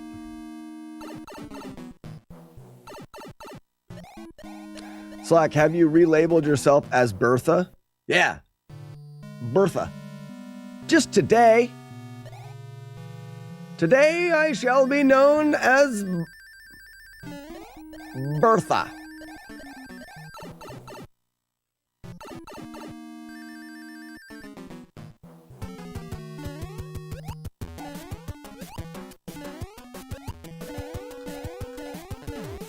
Yeah, I've noticed, to be honest, like CV3, full runs soon, and it's so much easier than Double Dragon.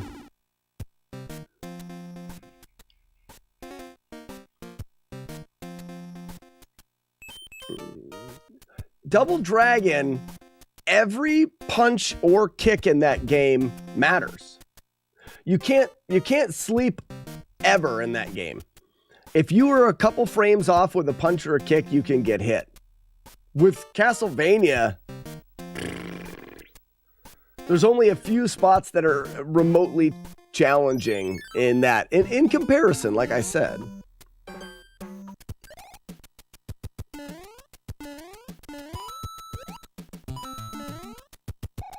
Saber-tooth beaver suit. Saber-tooth beaver suit. Saber-tooth beaver suit.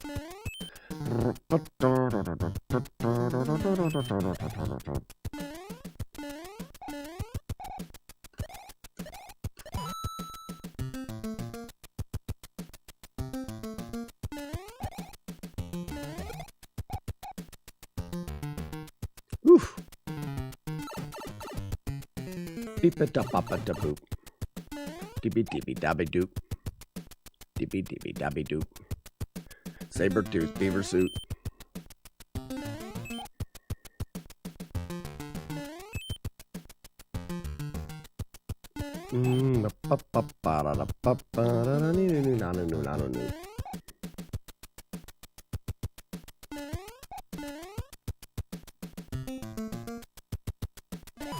Whoa! Holy cow! When I accidentally swung my tail, and when I did it, it stopped my jump. That's stupid.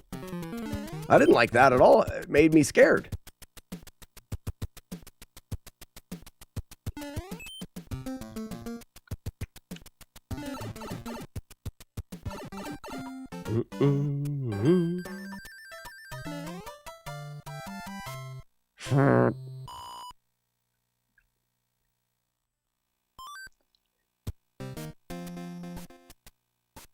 May the road go on forever and the party never end. Oh, Inspector, I like that. Did you remember to lower the P? I did. Bertha.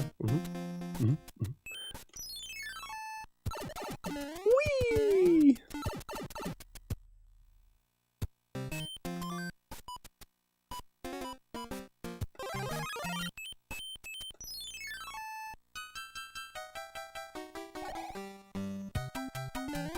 Oops. Holy cow! What's up, Holy Cowist?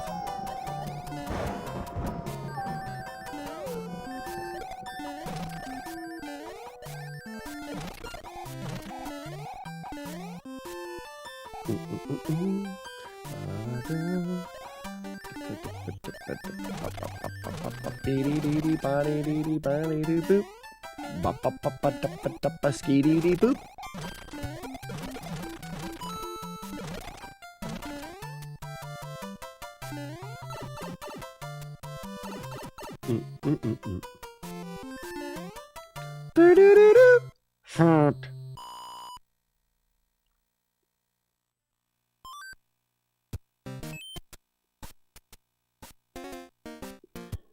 So I can do this.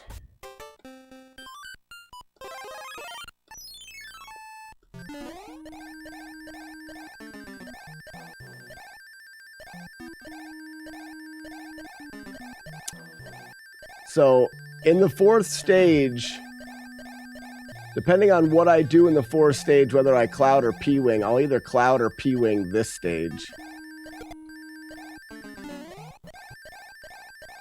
So I clouded it in the fourth because I was saving a firepower, meaning I have to P-wing this one.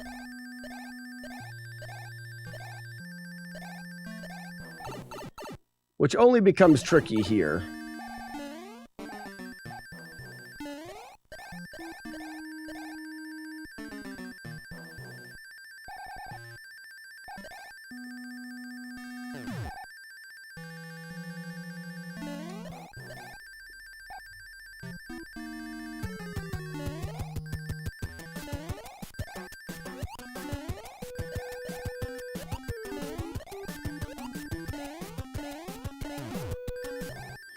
Is the wing covered in pee?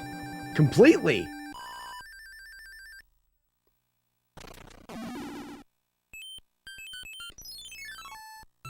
Yeah, it's completely covered in pee, Chroma. Top to bottom.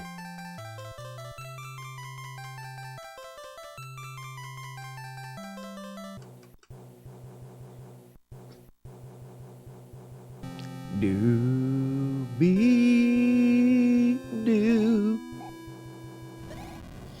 We want to make most of these jumps, if we can, when the ship is on the way down. It gives you more time to make the jumps. So I kind of stay on top. This one will let it go up. Back up to the top. And the ship's on the way down. Just allows you to make the majority of the jumps in one shot. Up. On the way down. Up. On the way down.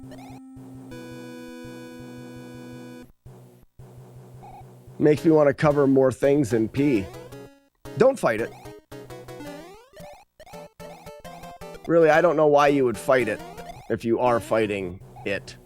Stop it.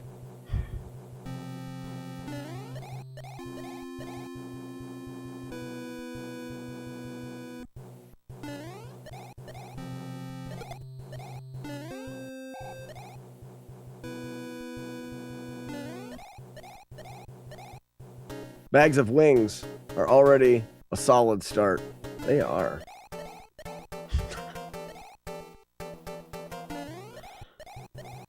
Well said.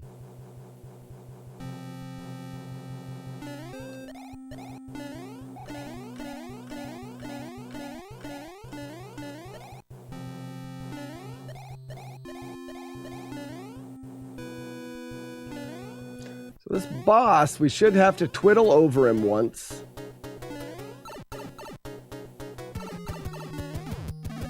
We didn't have to twiddle, which is weird. We made it though.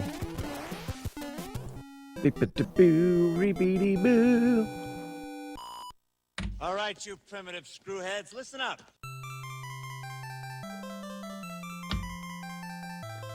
Do do do do be do do do be do do do be do be do be do be do be do do do be do do do.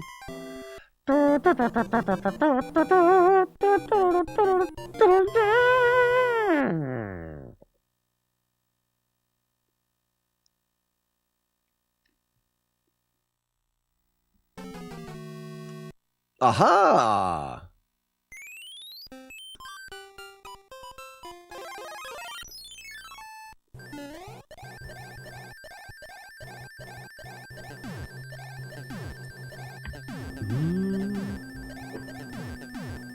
It's funny, last Friday we had good internet for the day because it was just like a beautiful, clear day. And this time of year, there's no leaves on the trees, and it really affects my internet. And probably the best and strongest internet speed I've had in such a long time. And I made some mention, like, wouldn't it be crazy if they updated, like, the tower that I connect to or something like that?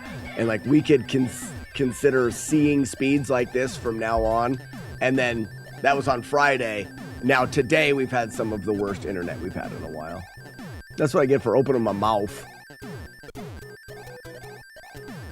Yeah, Chroma, I set up this challenge. I set the challenge up to make worlds, even worlds 7 and 8 are pretty much free. I skip a lot of stuff. It's hard enough to do no damage playthroughs of games. I'm not trying to make things harder. Hi, honey. I don't know why that pops up sometimes. That window. Well, I try to bring up the animation and stuff. The universe said, "Hold on, buddy."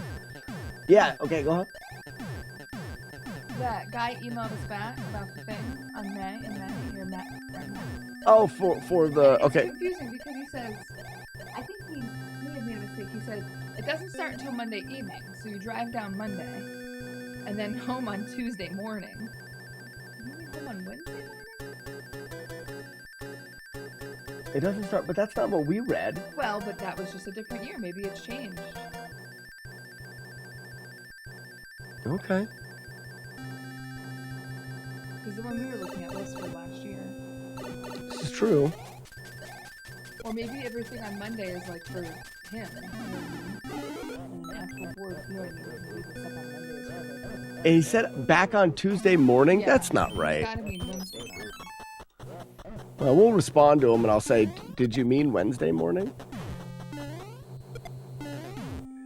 It seems like the email was to clarify dates. It seems like he would want to make sure that the dates you were given were the right ones.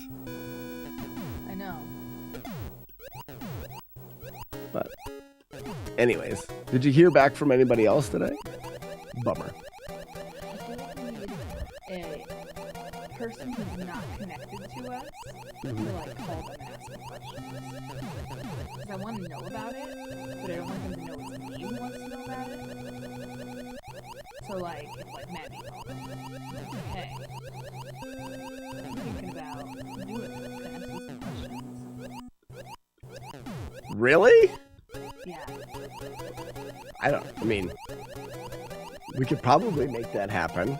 I feel like you should just be straightforward and be like, I'm a little bit upset about your lack of response. I mean, you're allowed doing that. I just want to let the Earth Crackers know what we're talking about, so it's not so... Okay, explain. What's the word I'm looking for? I don't know what the word Elusive. Elusive. That's a good one. Wasn't what I was thinking, but there you go. So the residency, I applied to them on March 12th, and I got the automatic response. But before that, you had talked to somebody as well. Yeah, before that I had talked to them, and because I wanted to set up a meeting with the people before I even applied, just to see like if I wanted to apply, you know, if they were gonna do things in a way that I wanted to do things, or if they would even consider someone who's been out for 8 years, or if they want all new people. Who knows, you know? So I applied. So I wanted to talk to them, and the girl was like, "Okay, I'll contact the boss man to set up a meeting." I was like, "Great." And she didn't get back to me. So I got back to her and I said, "Hey, what about that meeting?" And she was like, "Oh, well, once you apply, then we'll set up a meeting." And I was like, "Oh, okay, cool." So I applied. And nothing. Haven't heard anything. So 2 weeks after I applied, well, about probably more like 17 days after I applied, I sent an email and I said, "Hey, I sent in my application and I'm just wondering when you're going to do interviews." To the same email thread that she said she'd set up a meeting once I applied. Well, I was going to say, you may want to send a separate email, not in that email thread, because she may just be not looking at that. Well, anyway, she hasn't answered me, and I thought, well, you know what? She's on Easter break. You're giving her way too much credit. Yeah. I just think they're avoiding me, and it's fine. If you're avoiding me, just tell me. Just tell me, no, we don't want you. And I was like, great, thank you for telling me. Yeah. At this point, I really don't want you. Solar eclipse, that's true. Did you hear the path of the solar eclipse changed? No. So all these people who have booked rooms in areas, really. Is that real or? They figured out overnight that the path changed. I don't believe it. You shouldn't. April yeah, Inspector, it's just a weird situation. I think that in the world in general, there's a huge lack of communication. My dad is like super old school farmer type guy. He's the kind of guy that will call you and set up something. Like he sells hay to horse farmers. So he'll talk to them. They'll talk about the hay that they want. He'll say, okay. And then he'll call you the day before and say, I'm planning on bringing you your hay tomorrow. And then he'll call before he leaves the house and say, okay, I'm on my way. It's just, I think that communication has become so easy anymore that people just don't do it the same way. I don't know. Because there's no reason for you to ever leave someone hanging. You've got 100 different ways that you can talk to people. Like when Slack ignores chat. Exactly. No call for it. Well, that's just because I don't want to. I don't want to read. Listen, he doesn't read well, And he's trying to play a video game. That's not untrue. Not that he doesn't read well. I'll say this. He doesn't read fast. So, or if he tries to read fast, he doesn't read well. Yeah. So, if he just has to glance up, it's not gonna happen. So it says, I'm sitting in like the 95% total zone and so mad I can't get time off to travel an hour north to be in the 100 zone. Isn't it supposed to be cloudy? Well, that's what they were saying 2 weeks ago. Who knows about it now?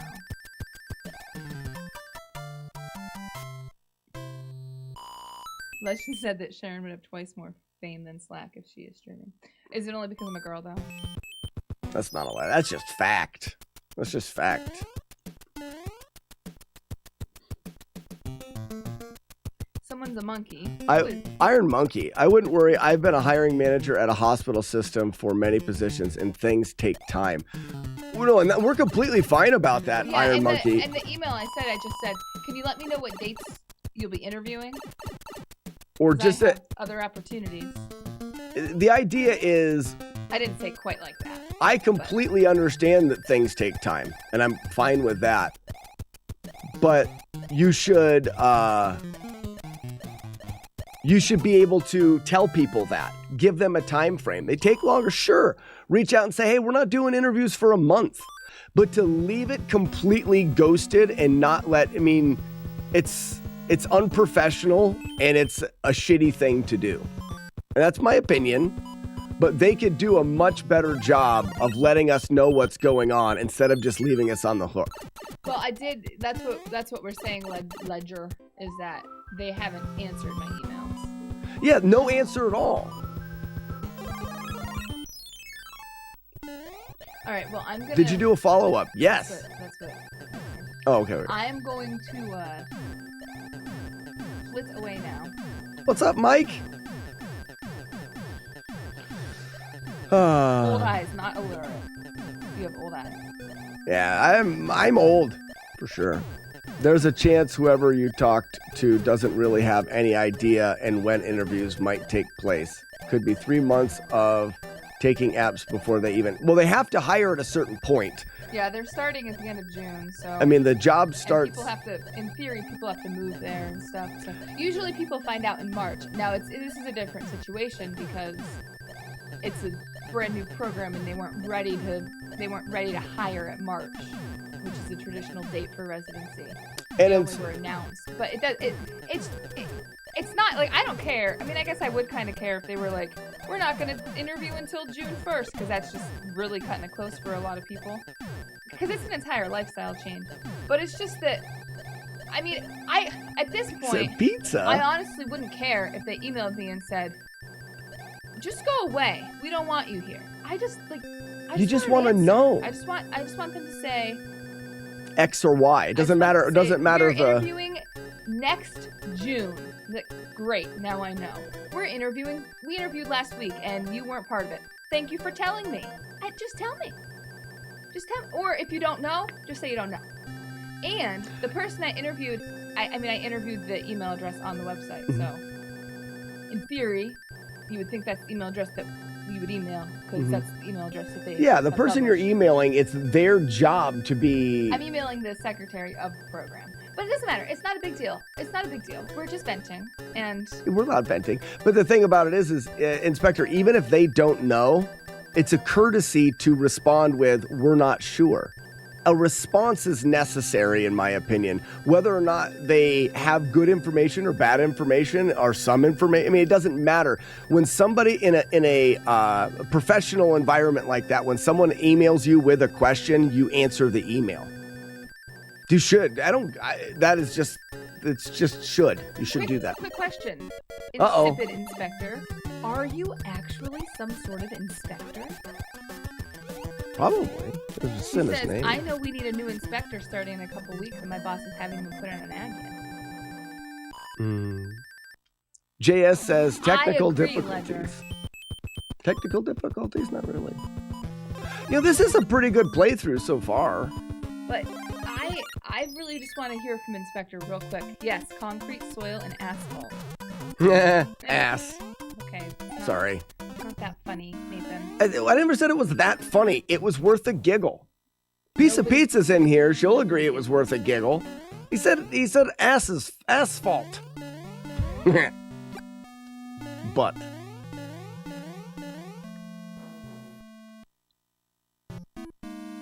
I'm gonna go because we have 3 children in the house. okay.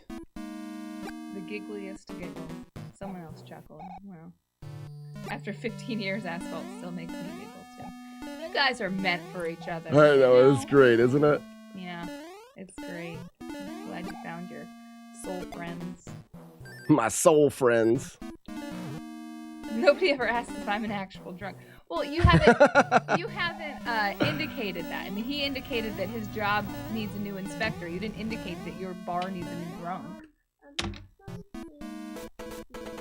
I've got a mean child, so I'm gonna leave. Ladies and gentlemen, we've got a new PB. That is Super Mario Brothers 3 beaten, only getting hit 2 times. Get out of here, honey, you're pretty, and release the doves. That's it right there. The 12 Clunk. gauge double-barreled Remington. S-Smart's top of the line. Shop smart. Not bad. That's a 2-hitter. And the hits were silly. I took a hit on the way to a bot, and we're losing the internet. How fitting is that? That's a fitting story for today.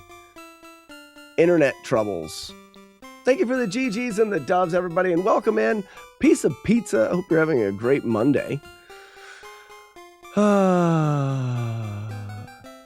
Thank you, Holy Cow, Jaggy Man,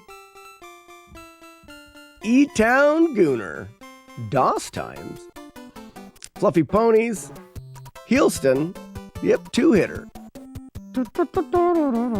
Sandman. Thank you, Edge, Phil Too Powerful, Drunk ATGT, Mr. Nintendork. It is morning. Did you do it? Kumu, 2 hits. So we had a couple 4-hit playthroughs. That was a 2-hit playthrough. Tree Tarts is definitely worth a giggle. Yeah, asphalt, why not? I giggle with asphalt.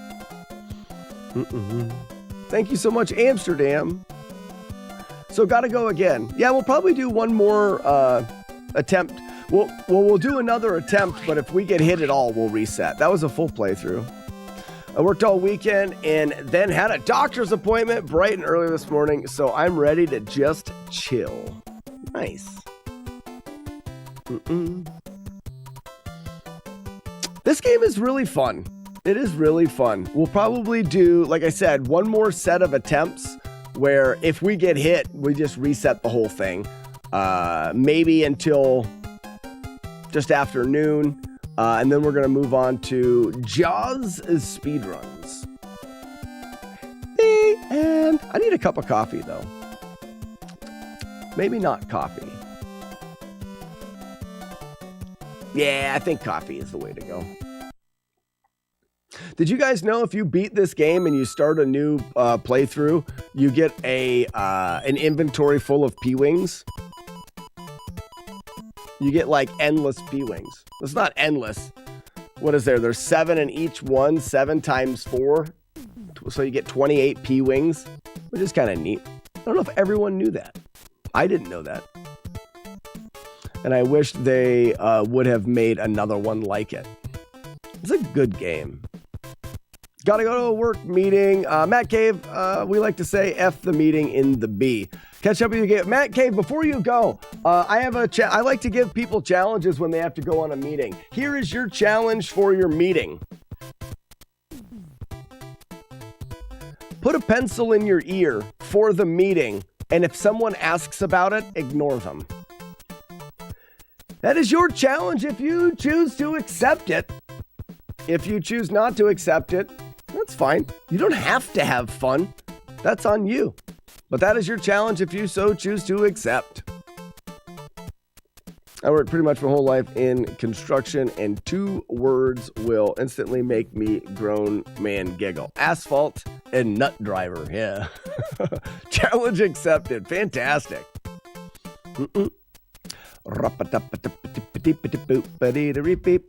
Reboop. Exactly. If they grab at the pencil, you have to pretend to be shocked like you didn't know it was there. In fact, I'm putting a pencil on each ear. Nintendo doesn't like money. I'd pay $100 for Mario 35 to come back. What's Mario 35? Or an official Mario 3 Part 2? What's Mario 35? I guess maybe I never heard of that.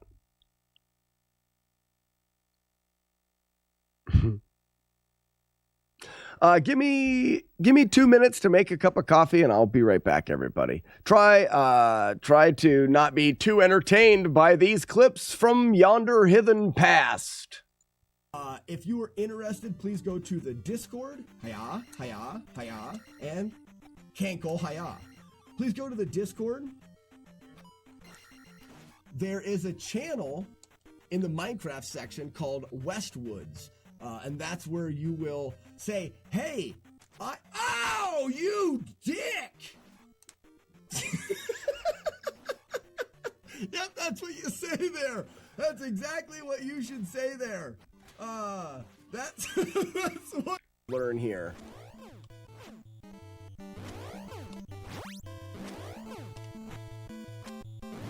Got me again. MDK. Murder, death, kill. Murder, We did it. Death, kill. I don't need to be resetting now, but man, this is gonna be such a precise run. Hey guys, let's fly. I'll be back soon with reinforcements. Okay, I found this on the web for Precise Run. Check it out. Who the hell was talking to you?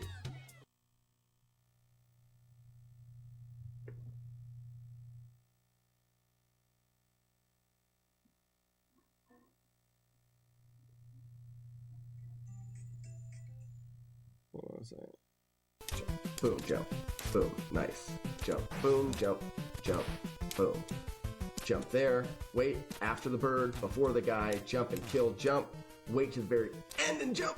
Yeah, we did it! Oh, release the doves. That is right. Learning new strats is the most amazing thing I've ever done in my life. I love it so much. We did it. Because you know, everybody, the more you know. The more you know. Let's do it again. Right, but we're gonna backstab and try to get the perfect backstab pause framework into the doorway of the Earth Penis. Got it! It is perfect! I did it! Wow! Did you see how perfectly I was framed in the doorway of the Earth Penis? That was amazing! 10 out of 10! You can't get any better than that. That is a world's first, I think. According to Jaws, does not stay the same. The distance and the time it takes for our shot to get to Jaws will be different. So our cadence can be exact, but if our distance is changing, the shots will not hit the same. So not only do we have to keep our shots consistent, we also need to keep our location, as opposed to Jaws, very, very consistent as well. And that's for the first couple passes at the time.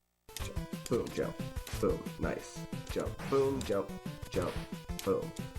Jump there, wait after the bird, before the guy, jump and kill, jump, wait to the very end and jump. Yeah, we did it!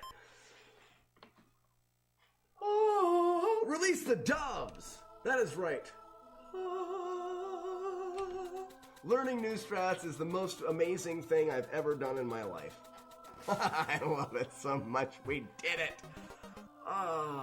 Because you know, everybody, the more you know. The more you know. Let's do it again. Do they have a word bank? No. Well, it's all words that we use on the stream. Let's do one more. My wife thinks this is fun. Is that the face I'm giving off? Yeah, that's your face. Ooh, tricky one.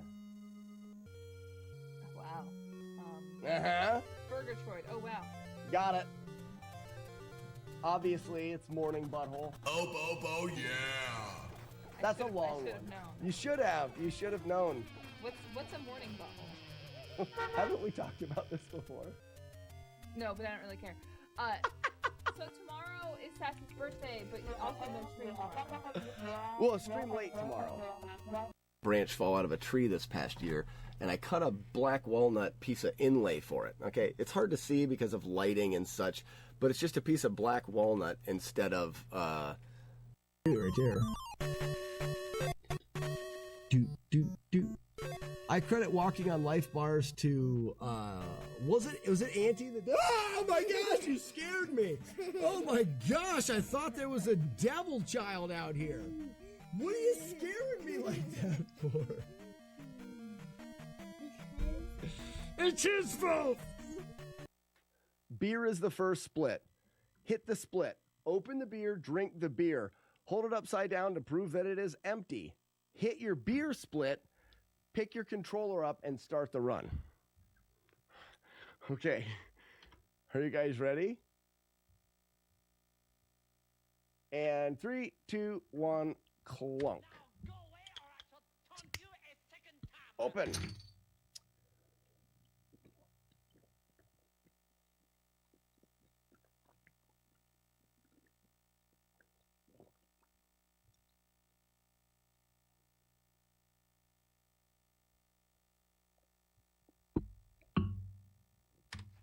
All right, let's go.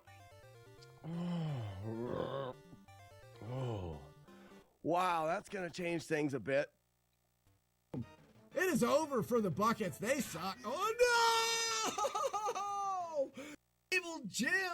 What up, Jim? 22 months, tier 3, you savage. Now here we go. This next room, using that same theory, using the theory that placing a bomb, you absolute legends. Placing a bomb will burn the exact amount of frames. Swinging your sword will burn the exact amount of frames. And then walking in patterns on tiles will burn the exact amount of frames. I was able to do this in the next room with the wooden sword. And this is 100% repeatable. There it is. Boom. And I could exit that room doing that. I could repeat that. Obviously you can make mistakes. Your frame window for making turns is like 4 or 6 frames or something. So it still has to be done. But as long as I do that.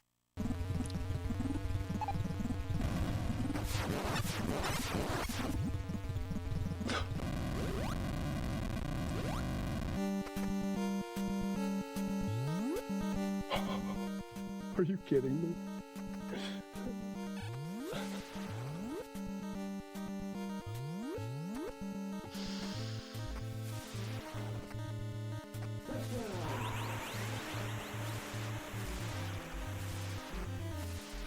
Ladies and gentlemen, I fell in the lava. These were loaded, and persons in front of Wizard let me in without the medicine. What?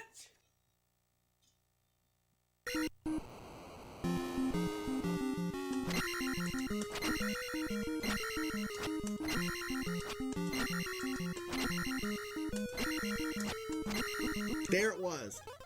Learn here.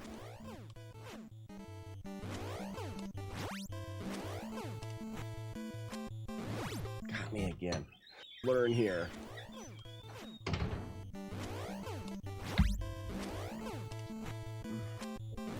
Got me again. All right, Monica, here's your hot drop. Get your willy ready. Hot drop. Got it. Oh, well done. Okay, I am back. Sorry it took so long. Are you doing Zelda again? Oh, yeah, it's the clips. Got ya, William, with the clips. I gotta catch up on chat. Gruntiatus. How are we doing, Gruntiatus?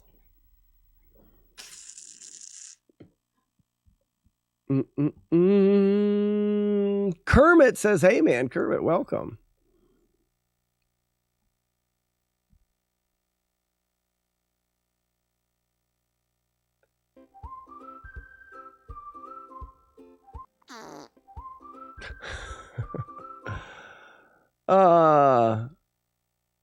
Okay. Let's go.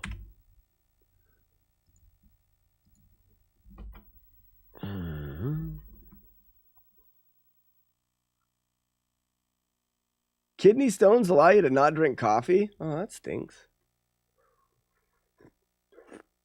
Gruntiatus, it's your birthday and your stomach is full of birthday donuts. Does it get better? Probably not. Go ahead and run. Run home and cry to mama.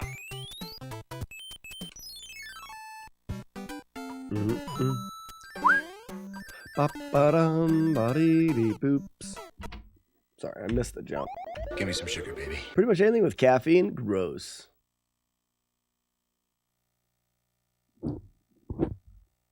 There is no bathroom. Oh, whoops. Come on. No. Shop smart. Shop S-Mart. You got that?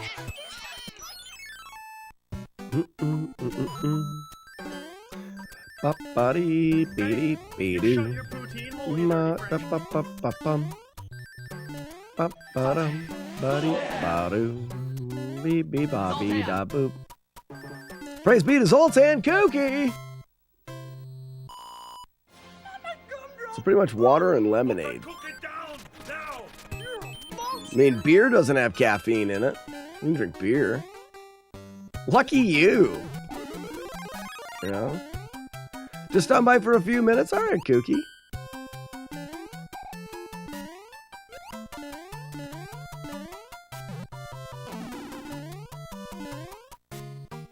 Oops. Oh. Bad ninja. Fair point.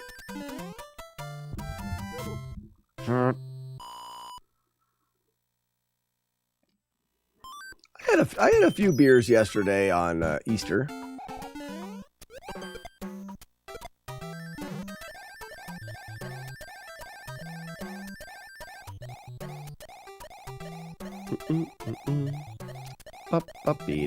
Boops. I risked it. Shop smart. Shop S-Mart. That was my fault. You got that?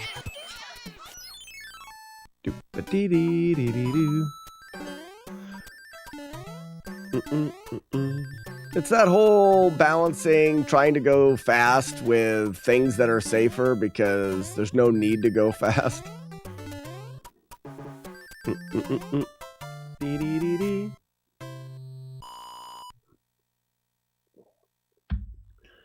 I'm not a big fan of like coffee stouts and stuff like that. I like coffee, I like beer, I like them separate. It's not that I don't, won't try them and stuff, but when I drink beer, I tend to want to be able to have a glass of beer. And one of the things that, I notice with the stouts and, I don't know, there's a ongoing taking things to the next level. I mean, in breweries now, it's all about adding more, being stronger, more alcohol, more hops, more bitter, more this, more double, triple chocolate, mocha, supreme. Like, they just take things too far, in my opinion. So I'm okay going to a brewery that you can get a flight of beers, and then, yipes, I tried to squish him that time and almost missed him. And then getting your flight of beers and trying 4 ounces of a bunch of different kinds of beers, I'm fine with that. But if I'm going to sit down and have a couple glasses of beer, it most likely won't be some kind of stout, coffee, chocolate, whatever. You just haven't found the right stout. Kookie, you're incorrect. The amount of different beers that I've tried over the years, I have tried plenty of beers. And don't get me wrong, I'm not talking about stouts in general. Guinness is one of my favorite beers, and it's a dry Irish stout. I'm talking about when they take it and they're making a chocolate, coffee. It's just not my favorite beer to have in quantity. Also, probably not drinking it at the right temperature. Also, a bold statement as well, Kookie. Coming from somebody that has been brewing beer for 15 years, I've had my fair share of stouts, many ways. I hope I'm not coming off like I don't like them. It's just not one that I've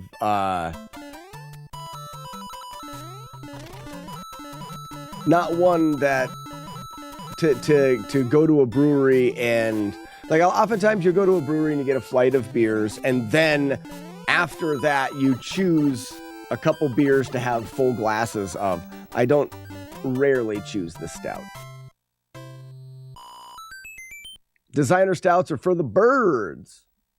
But I enjoy trying them in that 3-4 ounces.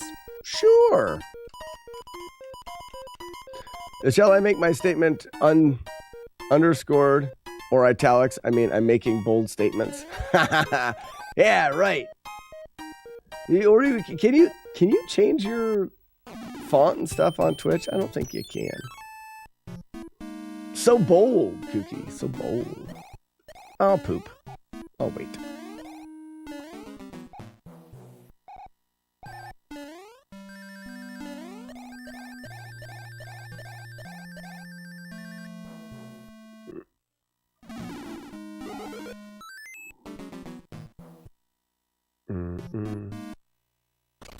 Can change to italics. There you go. There is a local brewery that tries too hard for my tastes. I don't want a chocolate milkshake beer. Neither do I.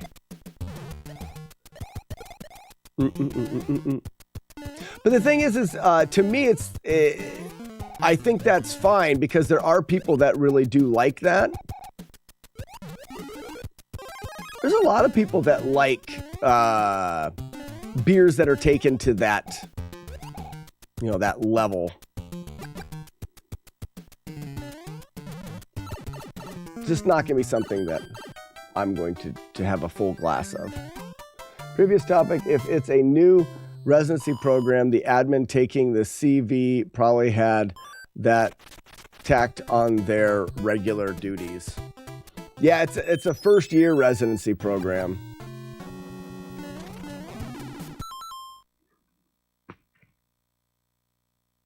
Well, it just wasted 5 minutes of our lives.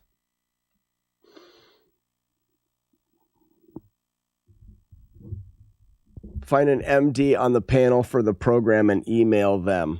Ooh, that's a good. Well, so, Monkey, my wife.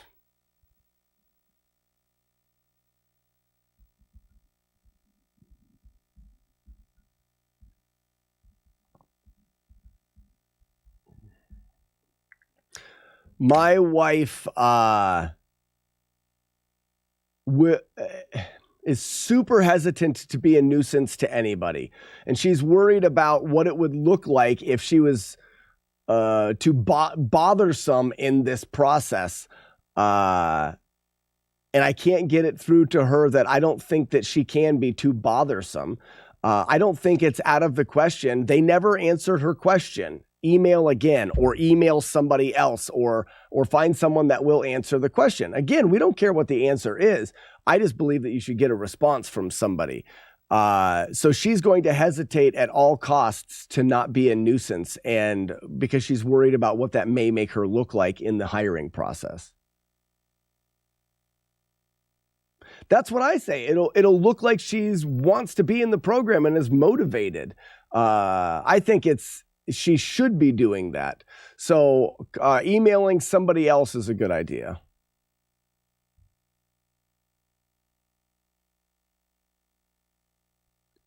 They are interesting to try for sure, but I personally will only. Yeah, well, normally if a brewery is going to offer beers like that, they also offer a lot of other variety as well. I just tend to stick with the beers that I enjoy more. Now I want to go to a brewery and have a flight of beers.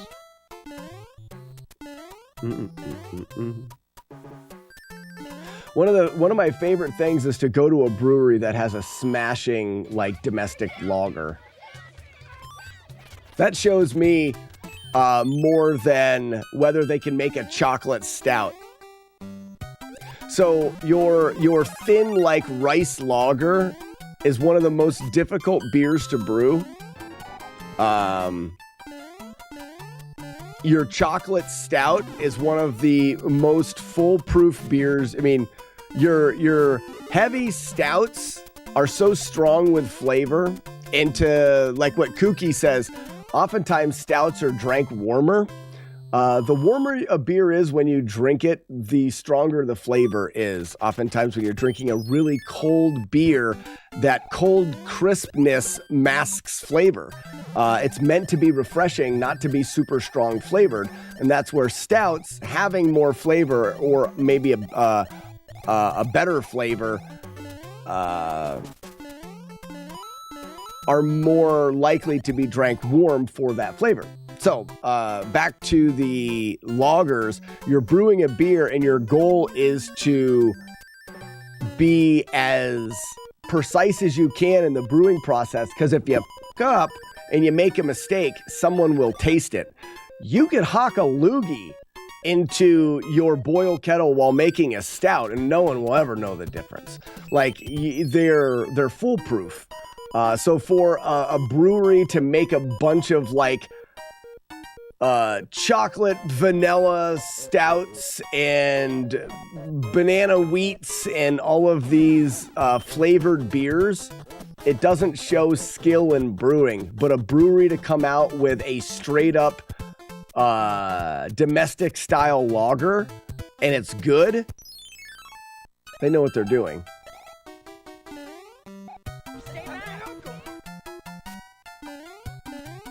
I'm supposed to get all these. Now I'm not even paying attention. I'm talking about beer. I'm gonna go crack a warm Budweiser.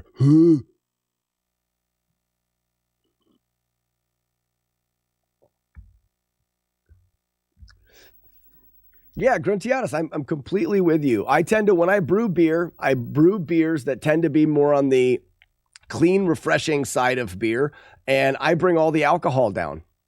My go-to is like 4%. I want to keep my beers as close to 4% as I can. Depending, some styles you have a hard time getting enough. Like when you're doing an IPA, they're traditionally, if you want to stay within the style guidelines, you need to be 6 or 7%. Otherwise, it really doesn't classify. You're more of just a pale ale. But for me, yeah, I'm going to make it because I want to have 3 or 4 of them. Yeah, holy cows. I prefer ales as well because they're easier to brew and they're quicker.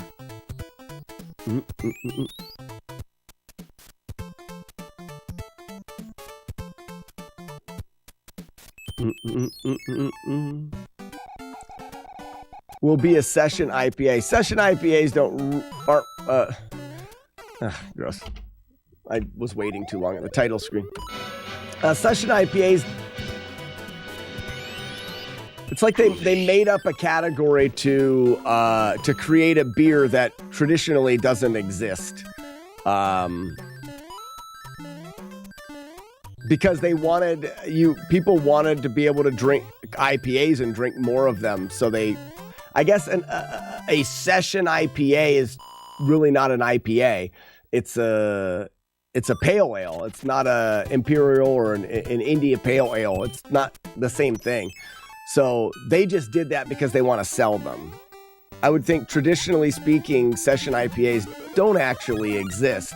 They just want to put an IPA on the name of their beer because of how popular IPAs are. In a sense, to sell them. That makes sense?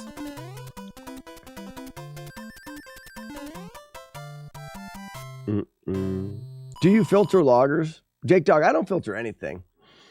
Brewing companies do. The bigger brewing companies do. I have time on my side. When I brew beer, I have a lot of time for it to keg condition.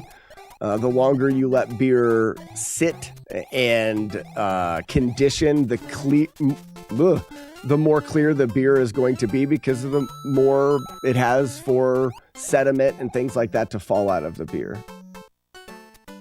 Nothing beats an ice cold Newcastle, like a Newcastle Brown. Very good beer. It's just a hoppy blonde / Pilsner. I mean, holy cows, there is a beer style which is a pale ale that tends to be a little bit hoppier. And that's where India Pale Ale comes from, which is just the bigger cousin to a pale ale. But in breweries, they know the name IPA sells, so that's where they started doing session IPAs. Double Dingle, how's it going? It's going fantastic. How are you? Hey, how would I pay attention and actually play the game better? We had a good first attempt today, and then I've been doing nothing besides messing up here at the beginning. We're talking about beer, so I'm distracted.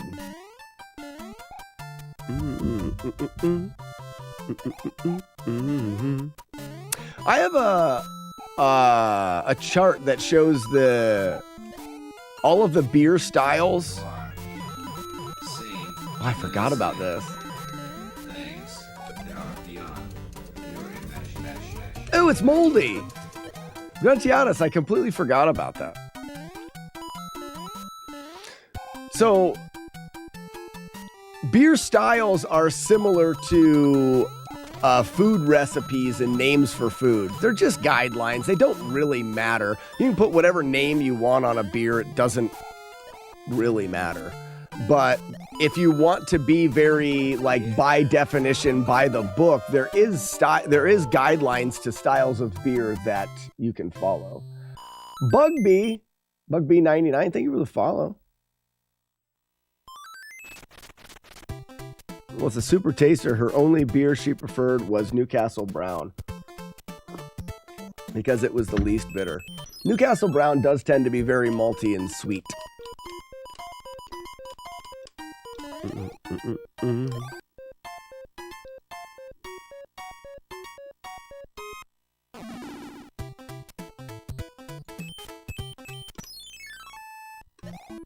David Byler? David L.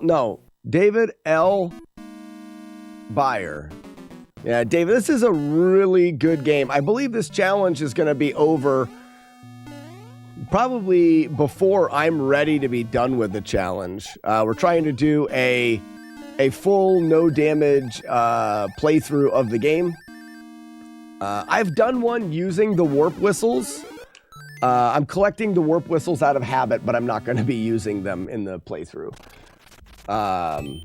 The goal is every world, not every stage. So like not every single stage in the game. If I don't need to play it, I'm not going to. Yep.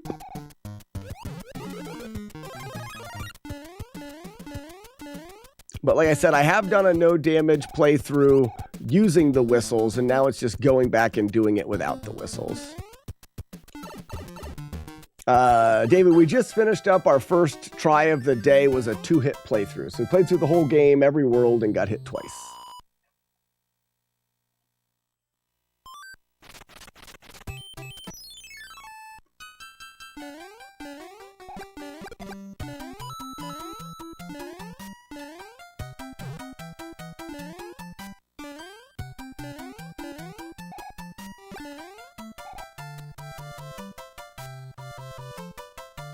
Yeah, match. We had 2 hits. I can't remember. I had an early hit somewhere.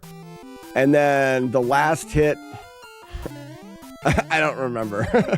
I don't remember exactly where the hits were. I have never done a no hit, but came pretty close a few times. Yeah, if you're playing casually, I don't see a no hit being something that happens very often.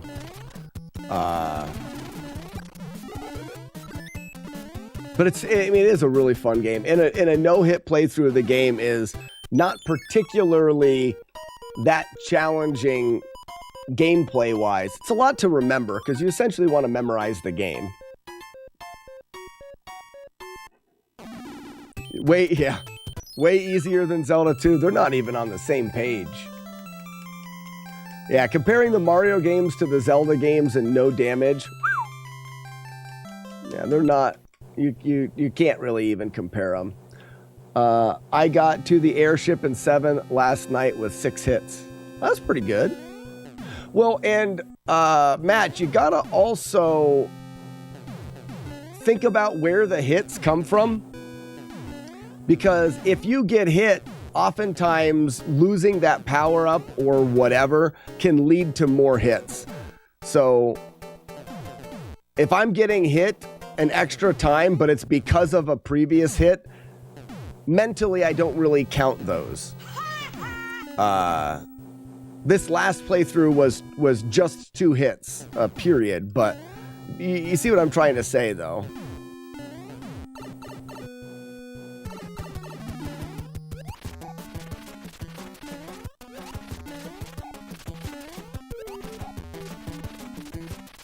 I would have never finished that game without the magazines. Yeah, Zelda 2 is a rough game. No one in the meeting said anything about the pencils. Either of them? What's with the pencils? I am Henry the Red, Lord Yes! Matt Cave, well done. Well, hello. Good job living Mr. your life and having fun. How come they never did the Koopa Kids after this? Didn't they? Matt says, what's with the pencils? So Matt Cave said that he had a meeting to go to, and I gave him a challenge. I said, the challenge you have is during the meeting, put a pencil in your ear, and you're not allowed, if someone asks about it, you're not allowed talking about it. And if they grab the pencil out of your ear, you have to act like you didn't know it was there. He upped the challenge and put 2 pencils in his ears. And it's great because nobody asked about it. That's funny. Mm-mm. Yeah, I was never, David, I was never really a huge Mario fan. Never a big Mario player. I mean, I played the Mario games. I remember playing through all of the Mario games on the Nintendo, but I used warps, and that was about it. I never liked them so much to try to go through without warps and stuff.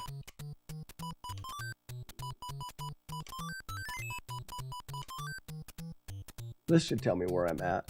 I use, there's only so many of these patterns. So we are either gonna get a star here or not. We didn't. So that means we're there. So this should be a star. That should be a star. This one and this one. This one and that one.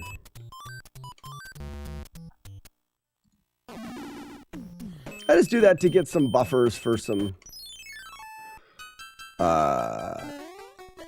a couple extra fire powers. We pretty much have all of the items that I'm gonna need in the whole playthrough now.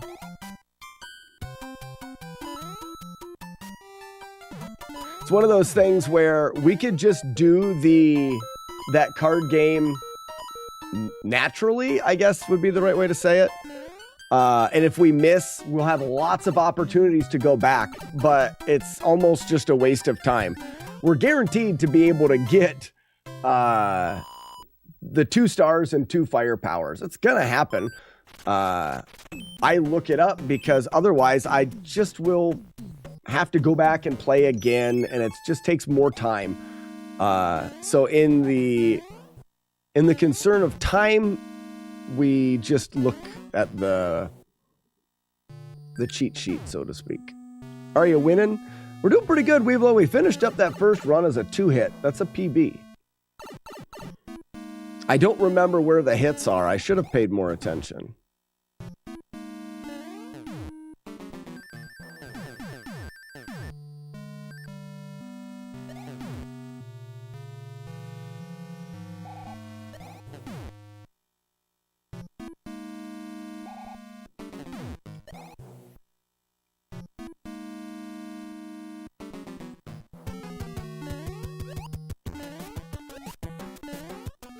You can kill those falling stones with the star power, right? With the thwomps?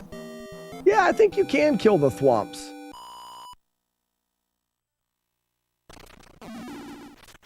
I don't know that for sure, but I think you can kill the thwomps.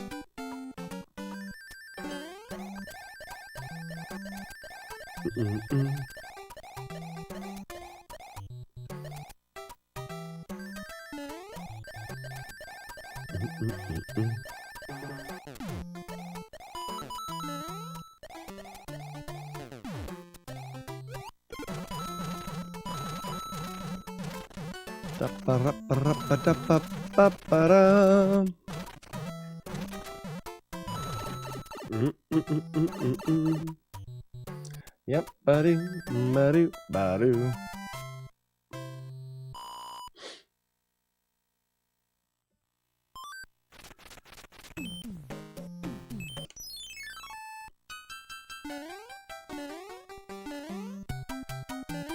Whoops! That was odd.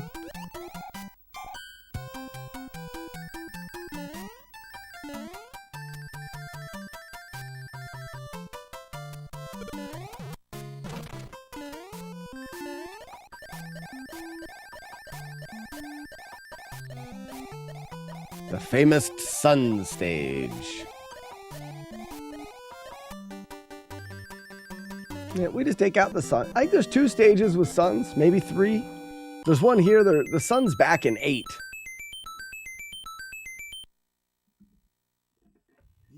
Post-cultural Marxism. Post, thank you for the follow. I shorten handles because I don't want to have to think.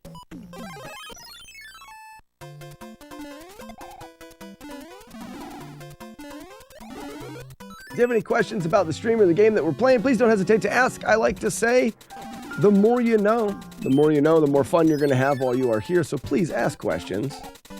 Squeesh.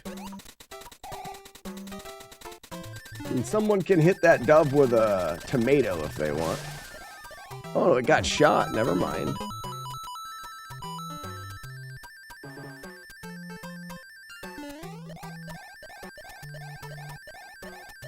You can kill the sun with a star power. Yeah, you can kill the sun with a star power as well.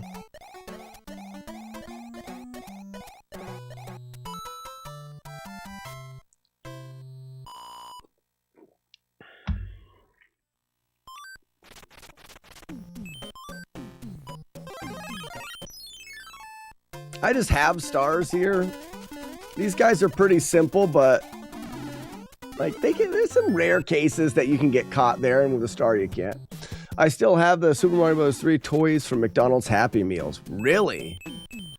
I feel like we have some old Happy Meal stuff.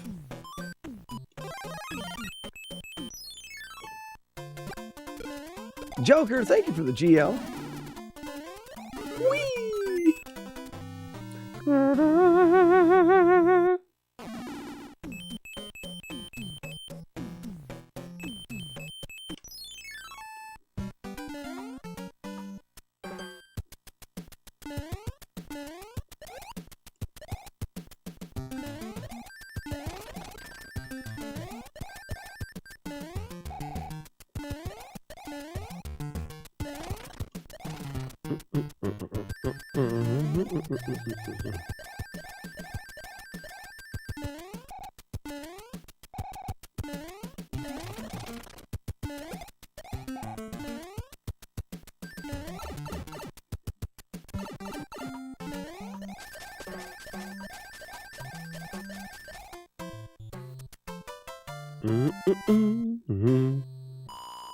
Who wants to see a body? Oh, I forgot to do the manip. We're not going to have the right pattern. What do you mean by that?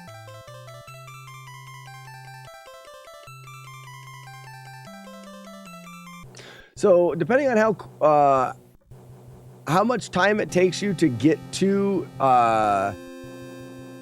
the boss on an airship, in comparison to finishing the last level of the world, you can guarantee what the boss is going to do. But you have to actually be paying attention, and I wasn't. So we'll see. I'm constantly forgetting the manips. Yes, I do, Ugly Owl. I 100%. We need to do a chat. So yes, no matter what, I will fit it into my schedule after the stream.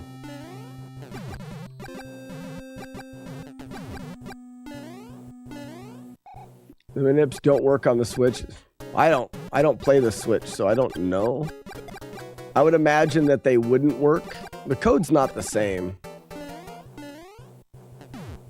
It's not going to act the same.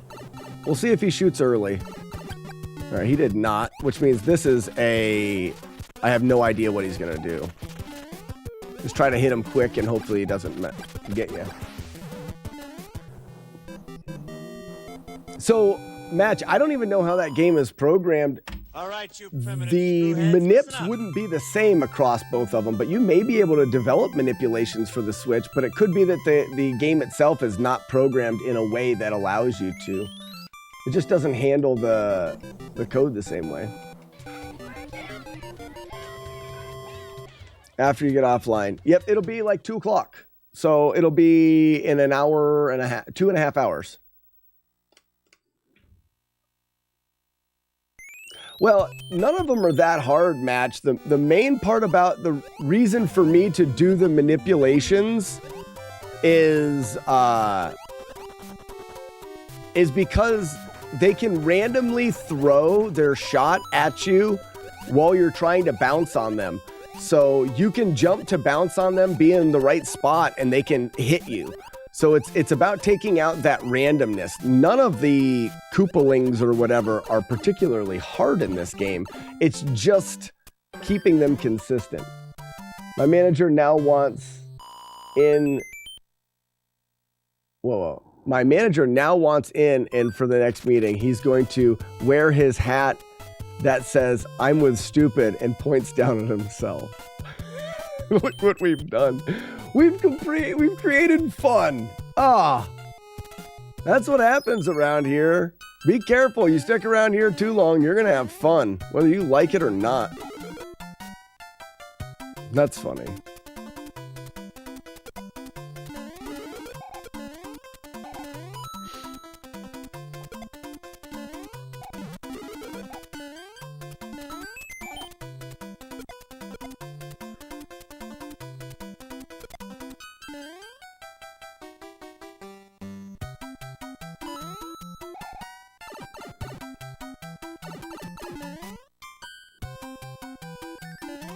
What's fun? Well, Weevil, you know, I've done those when you go to meetings, I give you little challenges. I think I've given this one to Weevil of Doom before. Just putting a pencil in your ear and then not being allowed to talk about it if someone asks you about it.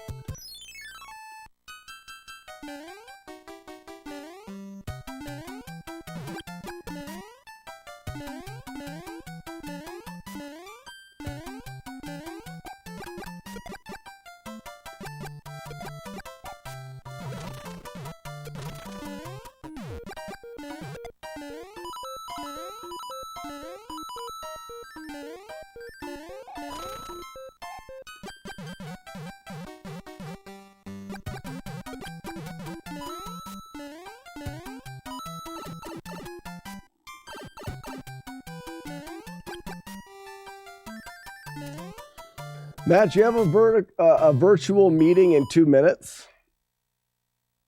Yeah, I figured you've done. Weeble has done the majority of the stupid things I've asked. Virtual meeting.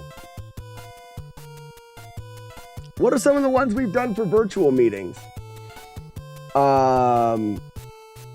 Match, here's a challenge for you in a virtual meeting. At some point in time, continue to talk by moving your mouth, but don't...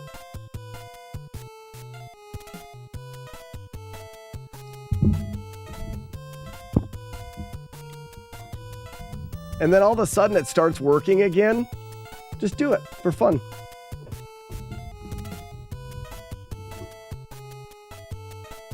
Your new thing shipped this so soon? No way, I thought you said it was going to take a while to get here. That's exciting. I got to think about where it's going. I want it to be visible on the stream. Probably won't happen, though. I don't know where I'd put it.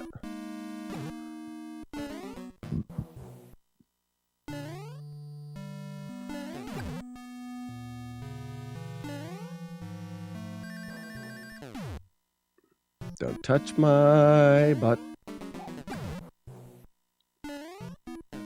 A 1, a 2, a 3.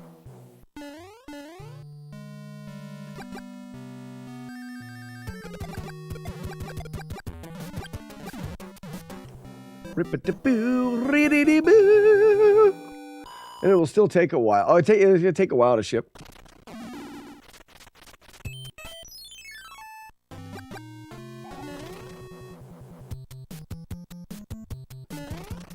Rappy-dee-beep-boppy-doo-boop, boppy-doo-doop.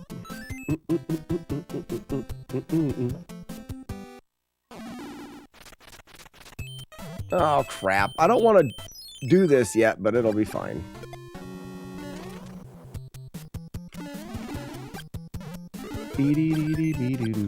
Oh, it's shipping all the way here from China. Oh, wow.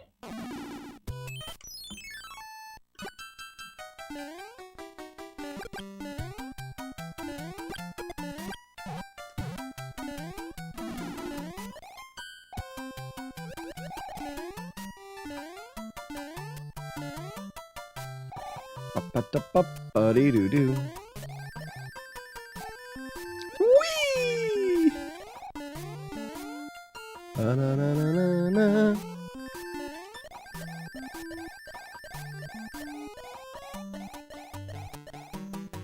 Yeah, it shouldn't take them very long to make it, that's for sure. Well, those little kids have very nimble fingers.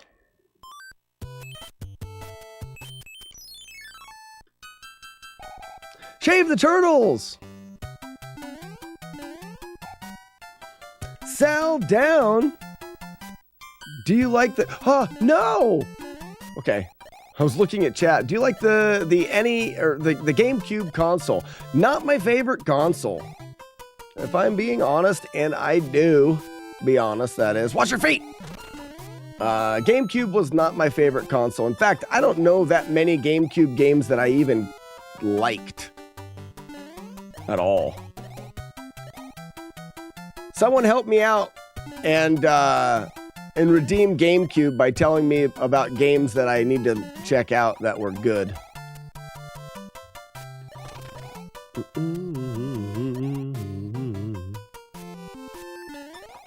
GameCube was one of my favorite consoles of all time. Really? Never played Wind Waker. And I never was into Super Smash Bros.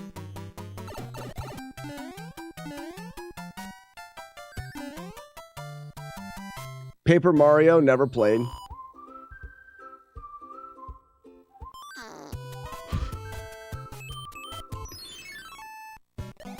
I had a buddy that played some Metroid Prime. I could see where Metroid Prime was good.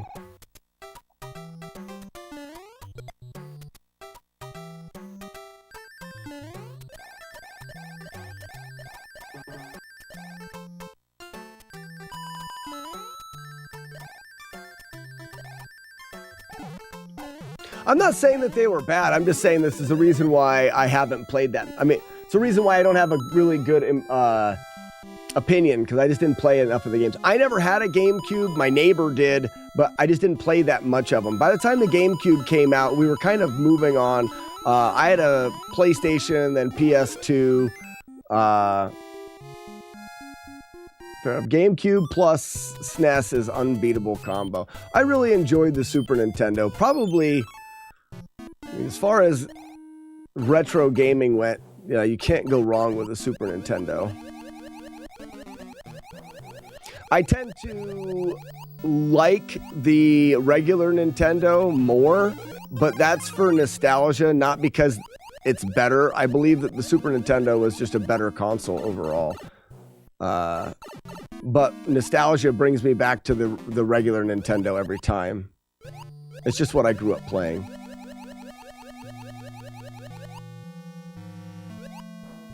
So if I'm doing game challenges and stuff, it's gonna be on the Nintendo.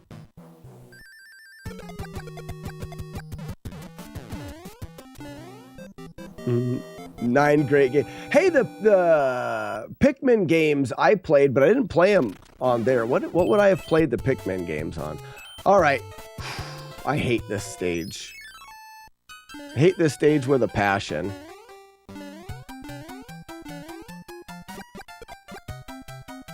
I'm gonna kill this guy one more time, I think, before I leave.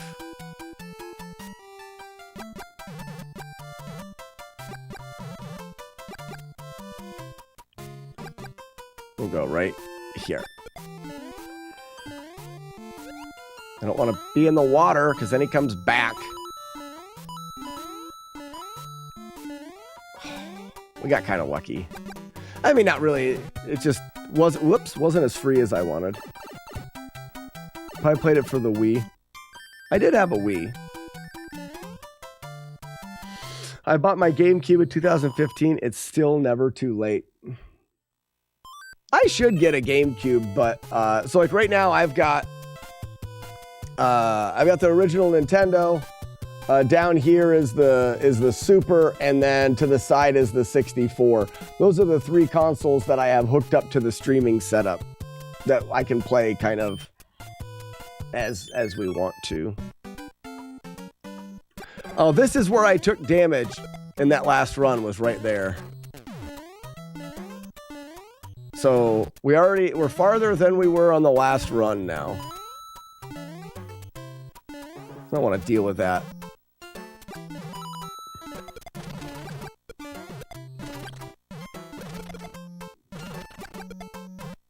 Yep, so we've avoided that damage, so if we can be consistent from the last run, we can go no damage. Hey Edge, thank you for the 5 gift subs. Listen to that wolf howl. Ain't that nice?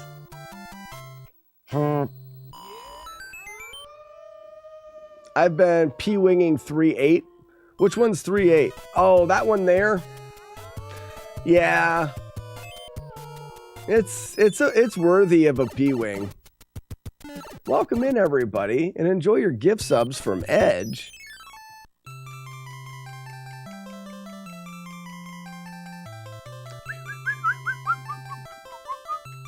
Waterworld minus Cosner. That's what that world is. I love this retro game. Thank you for the follow. I love this retro game too.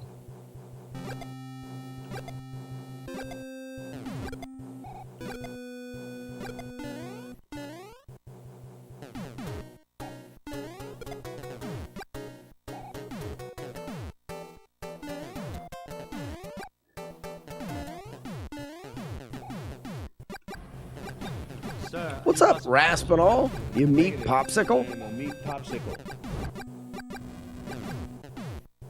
How are we doing on this fine Monday?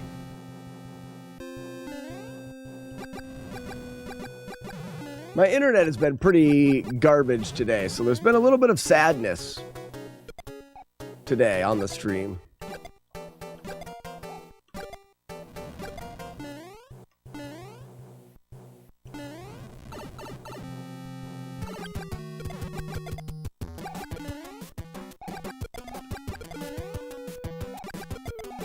Moonwalker.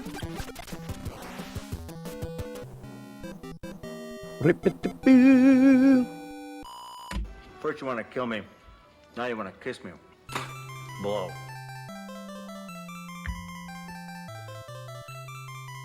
All right, that's 3 worlds without damage.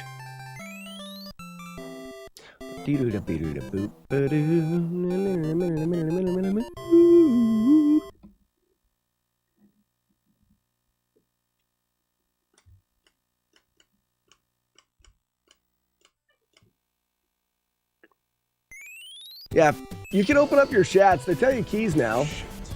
Matt, you do have a key. Here we go. Water being pulled out like that's a tsunami. It's gigantic.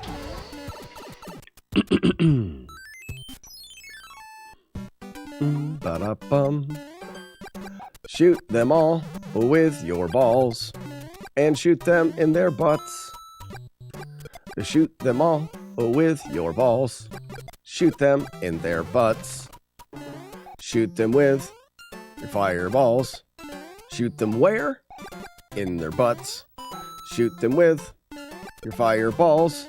Shoot them with your fireballs in their butts. And shoot them with your balls.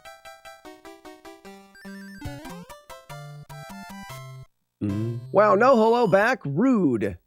Who said hello? Did you say Tsunami? Hi. I was singing. How can you interrupt me while I'm singing? It's a banger song. I sang it wrong. I said the lyrics wrong. I'm ashamed. I feel great shame.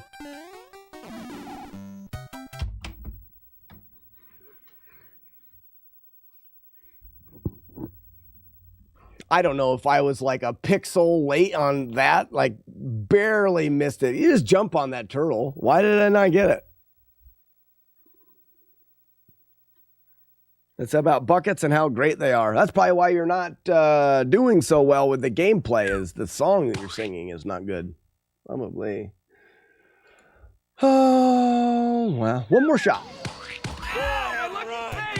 This will be the last attempt, and then we'll move on to Jaws speed runs. Beep-a-doo, beep-de-boo. Rap-a-tap-a-pa-pum. Ba-ba-dum, ba-da-ba-dum. Ba-ba-da-ba-ba-bum. Which one is better? Which one could win in a fight? What are we talking about? Buckets? Buckets and spoons? Spoons? I mean, that's not even a hard question.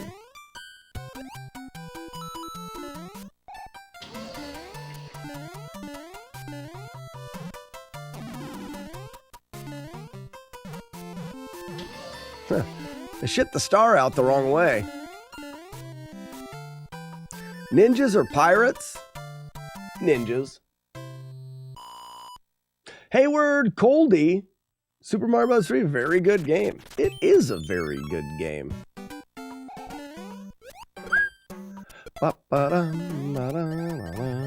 Ninjas 100% because you have had ninjas on a ship, but who's heard of pirates on land? That's fair. Yipe! Hiya! Catch!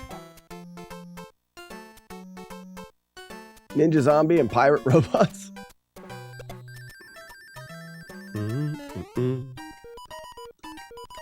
Today is a fast food day. Should I get Taco Bell or McDonald's? How much do you want diarrhea?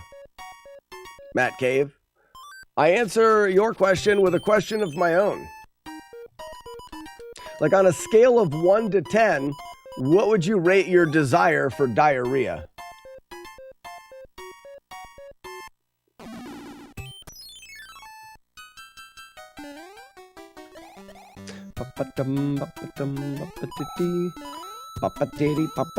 Papa-titty. Raspinall says an 11. Then Taco Bell it is.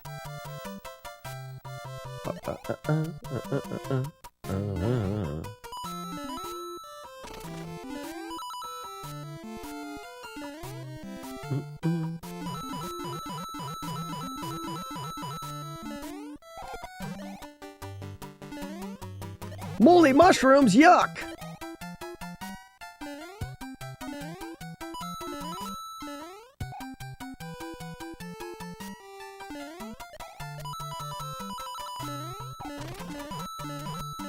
I've got some time today, so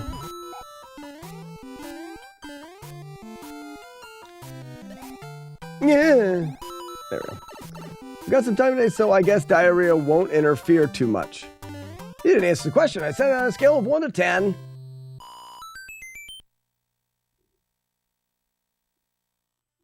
Detective, like I give a damn. No damage, you're trying too hard. Oh no, I'm not trying very hard.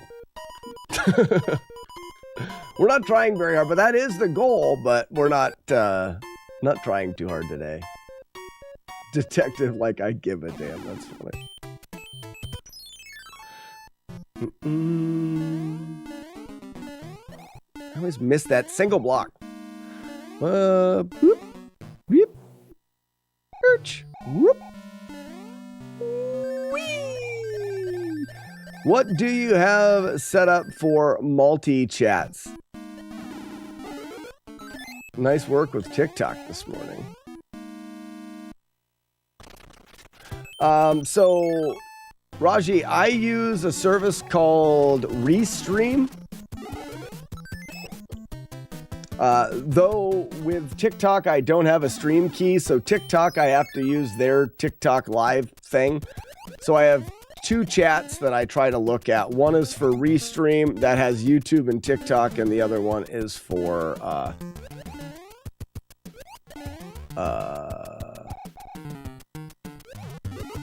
TikTok.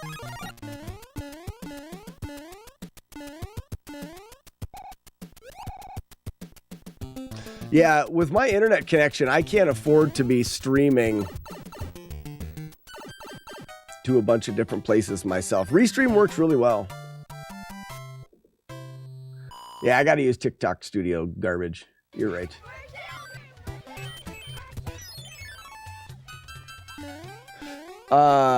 Retro Rajai.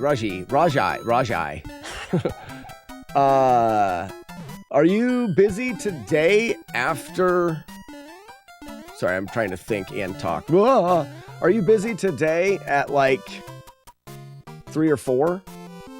2 or 3 or 4? Somewhere in there. I'm having a meeting after the stream, and I'm going to be out here, and I've got a little bit of time.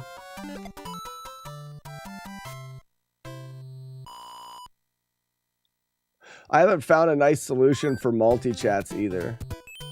Well, Matt D wrote a quick I also have a software that can do it, that we just wrote ourselves, that will take all the chats and smash them into one, but it's not great.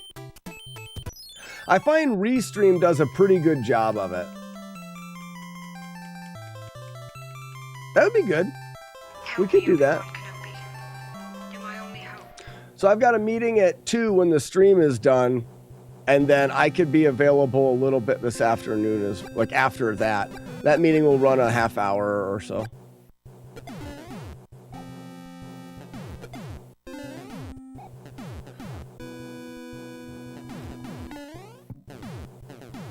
Where are we at?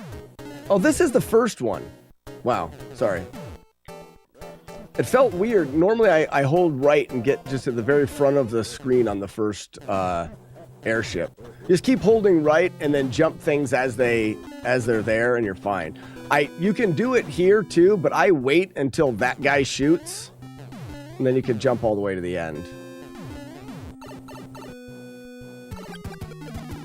Whoop. Whoop. Whoop. How did the board meetings go? They went great. They went good. All right. Retro Raji, I'll do that. Yo, she-bitch. No damage runs, Let's meetings. Go. What kind of a slacker are you exactly? Any other accomplishments on the agenda? Detective. No. It's just they're not even real.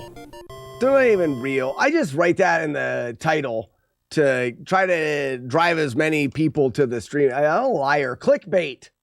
That's all it is. We're not really going to get anything done today.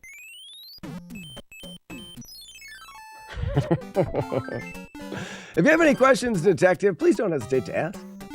I like to say, the more you know.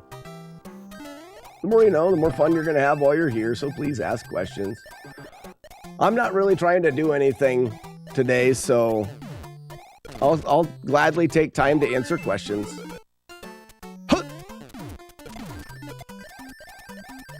And I think oftentimes when people see that we're doing no damage playthroughs, they tend to think, wow, that guy must be really good at the game. That's not, I'm flying through everything. My goal is not and will never be to get good at the game. My goal is always to make the game easier. If there's a way of making the game, Mario 3 allows you to fly through a lot of stuff, so we fly through it. It just makes it easier.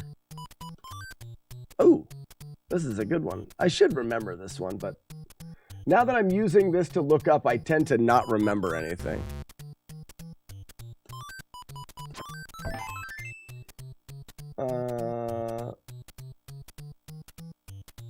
Where's it? Oh, it's this one? That one. I'm just getting some extras to have.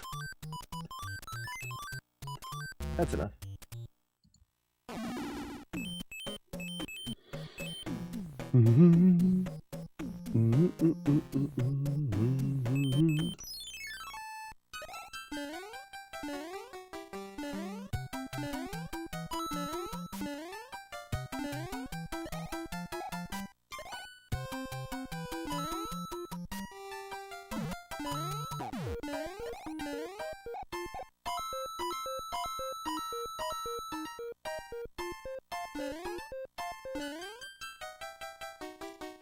Did the meat popsicle?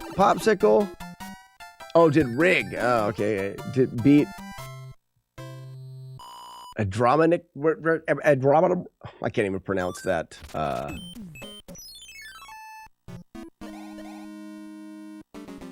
It was an abrupt ending. Rig plays some really odd games that I've never heard of.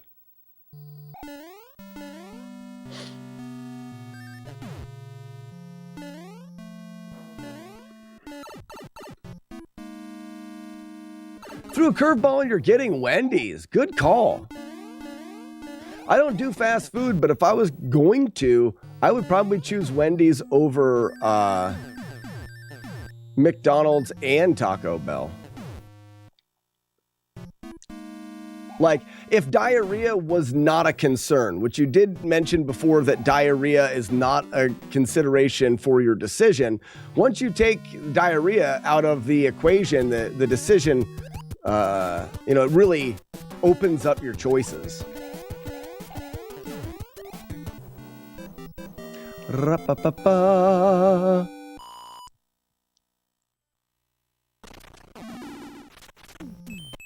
Oh no! I forgot to use a star there. Those guys can get you there. Kind of a jerk. Like, here's a good example. I know that I can fly here, and then I get to this cloud, and I drop straight down, and I can fly again, and that's it. Am I good at the game? No. Do I know what to do? Yeah. I just made it easier. Anything can give you diarrhea if you use enough hot sauce. That makes sense. Wendy's is a legit choice, though. Confirmed. Wendy's is pretty good. I get fast food twice a year, maybe. So I really don't have a good don't go off of my recommendations because my knowledge is so limited. Whoa! What the hell was that all about? Did you see what just happened? Like, how did the turtle die? Come on.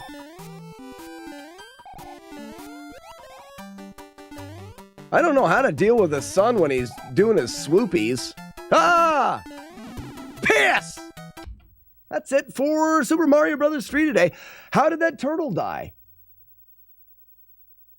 Clip it. I want to see it. Ruined our day of Mario now.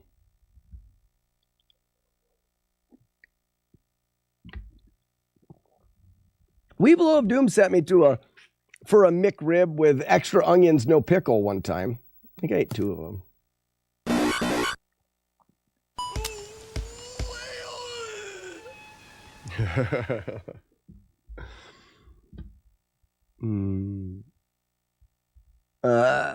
XD Key. XD Key, if you'd like to play the miraculous and awesome Totally Tubular Arrow Shooter game of Justice Forever, be sure to type into the chat, SHATS, Shats. Once you type in Shats, you will be given your very own chat stats. The whale is wearing a cape for a cape. That was a good cape analysis. Reset. Check match. And when you have your chat stats, I can give you some free plays. Pod Racing Palpatine. How we doing?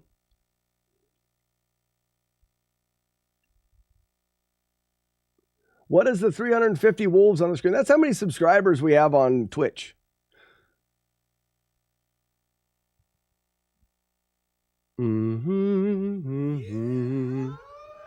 Sapphire, thank you for the clip. I want to see what happened. Like, I don't think I should have got hit there. Because my knowledge is so limited. Whoa!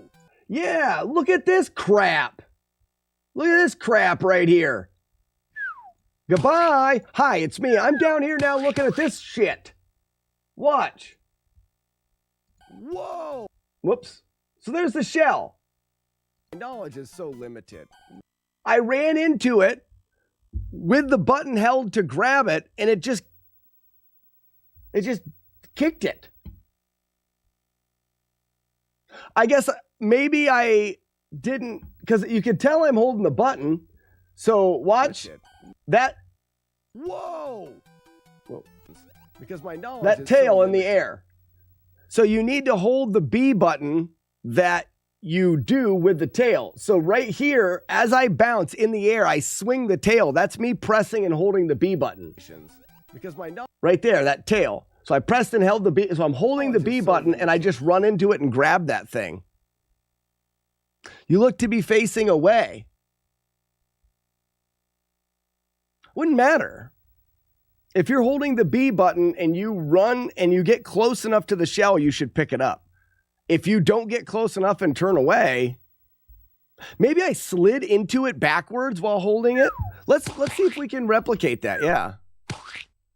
This is interesting. Interesting. Goodbye. Hi, I'm up here now. We'll do it now from up here. Could it be the incline somehow? Could be. We can do it on this first hurdle. Okay, turtle right here. Squish. If I hold B, you see how I was holding B, but I slid into it. I still grabbed it. Oh, I missed him. Are you back? Aha. But if you don't hold B, you hit it. But the thing is if you don't hold B, you kick it, which means in that clip, it would have kicked it, not knocked it off of the world. That's what happens when you hit it with your tail. Right? Hold on.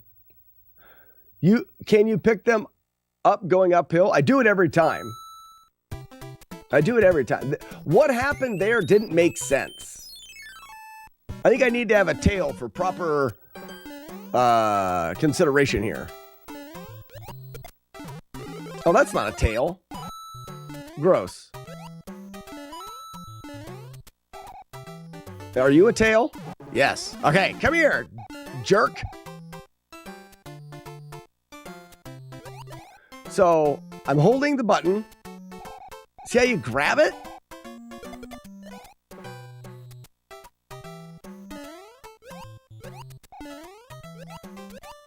But if I don't hold anything, when you run into it, you kick it.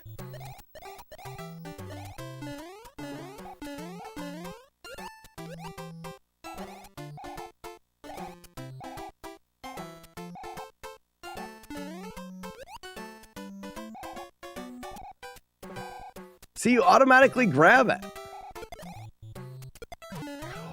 Whatever happened there was dirty cheating done by a dirty cheating game. That's the only way it could ever make me lose is by cheating. The turtle shell looked like it got caught in a subpixel in the clip. Doesn't look lower than usual. So you're saying when I stomped on it, it was lower than usual. Because my knowledge is so limited. Whoa! Shut up, me. Goodbye. Hi, I'm down here again. So right here, you're saying that is lower than usual right there? That's a stretch. My knowledge. See, I've held the button because if I didn't hold the button, I would just ninja kick this.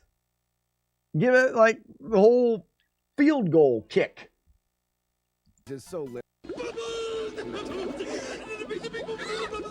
I just touched it and it broke. Vintage Game said, did my first speed run this AM. The Taco Bell last night was tough. What'd you do a speed run of? Diarrhea with Taco Bell? People say I cheat because I rewind. But what about when the game cheats? No one ever talks about the game cheating, right? Let's see if we can recreate it on that stage. Goodbye. I'm up here now again. Slack, pick up the Bagoo phone. Ooh, Frosted Pears redeeming, calling Bagoo's House of Ragu. Hold on, we'll get there. Where's it at? I have to drag, you're in the waiting room, stupid. Okay. Is it here? Is this what no, caller. Confirm. Hello? You've called Bagoo's House of Ragu. Slack speaking. How are we doing, Frosted Pears? Doing well. Man, that's quite a delay. I have to mute the stream. But that's just the internet for you. Yeah, well, my internet's terrible. About the race I did last night. Yeah, talk about it while I'm going to go back to that spot and see if I can figure that out. Do that. So it was in EverQuest, and I know you don't really know that game. But if you imagine like Skyrim, but there's like 1,000 people sharing the same world, that's not a million miles off. So I played the first EverQuest, like the old ones that were the 2D side scroller. Yep. That's what you were playing? Not 2D. No, it's the 3D one. Like if you know. Well, it wasn't a side scroller, but like, yeah, it was because it went 3-dimensional at one point. The version prior to that, the older versions out in the 90s, like that's the ones that I played. There was Ultima Online, which was kind of the. That's what it was. That's what I played. Okay. Ultima Online. Unrelated, but similar. Yeah. Okay, so I'm thinking Ultima, not EverQuest. Okay. Yeah, so it was basically like that, but in 3D. So, there's all these guilds. So our guild leader is decided to throw an event for the whole server. It's a halfling race. So you make a level 1 halfling, and then you race through these dangerous zones. With the idea being that you're going to get killed by all these monsters and everything in one hit, so there's this crowd of halflings just trying to run through without getting killed. Oh, that's weird because you guys are all playing at the same time then. Right, yep. Okay, that's fun. And so there's challenge mode. So you had to turn on solo self-found, which just means that nobody can buff you or give you items or anything like that. You're on your own. So that means nobody could buff your speed or your resilience or anything like that. You had to go with no buffs at all. And so somebody asked could you kill some monsters and get a few gold to buy low-level spells and stuff like that? And he said, yeah, as long as you're level 1 when you start the race, I'm fine with that. That's all. And I said, okay. There's something, I can do something with that. So how do I get some money without getting experience and leveling up to level 2? And I was thinking, what items could I end up buying that would really help me out in this? And there was one standout, which was an invisibility potion. Because then you could just be invisible and you just walk right past all the monsters that are killing all the other players. The only problem is that an invisibility potion is 11 platinum. So you don't have enough money. Which is way too much.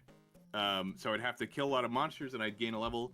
But I found there's this one farm where every 10 minutes a jum stalk appears on the ground, basically like a turnip.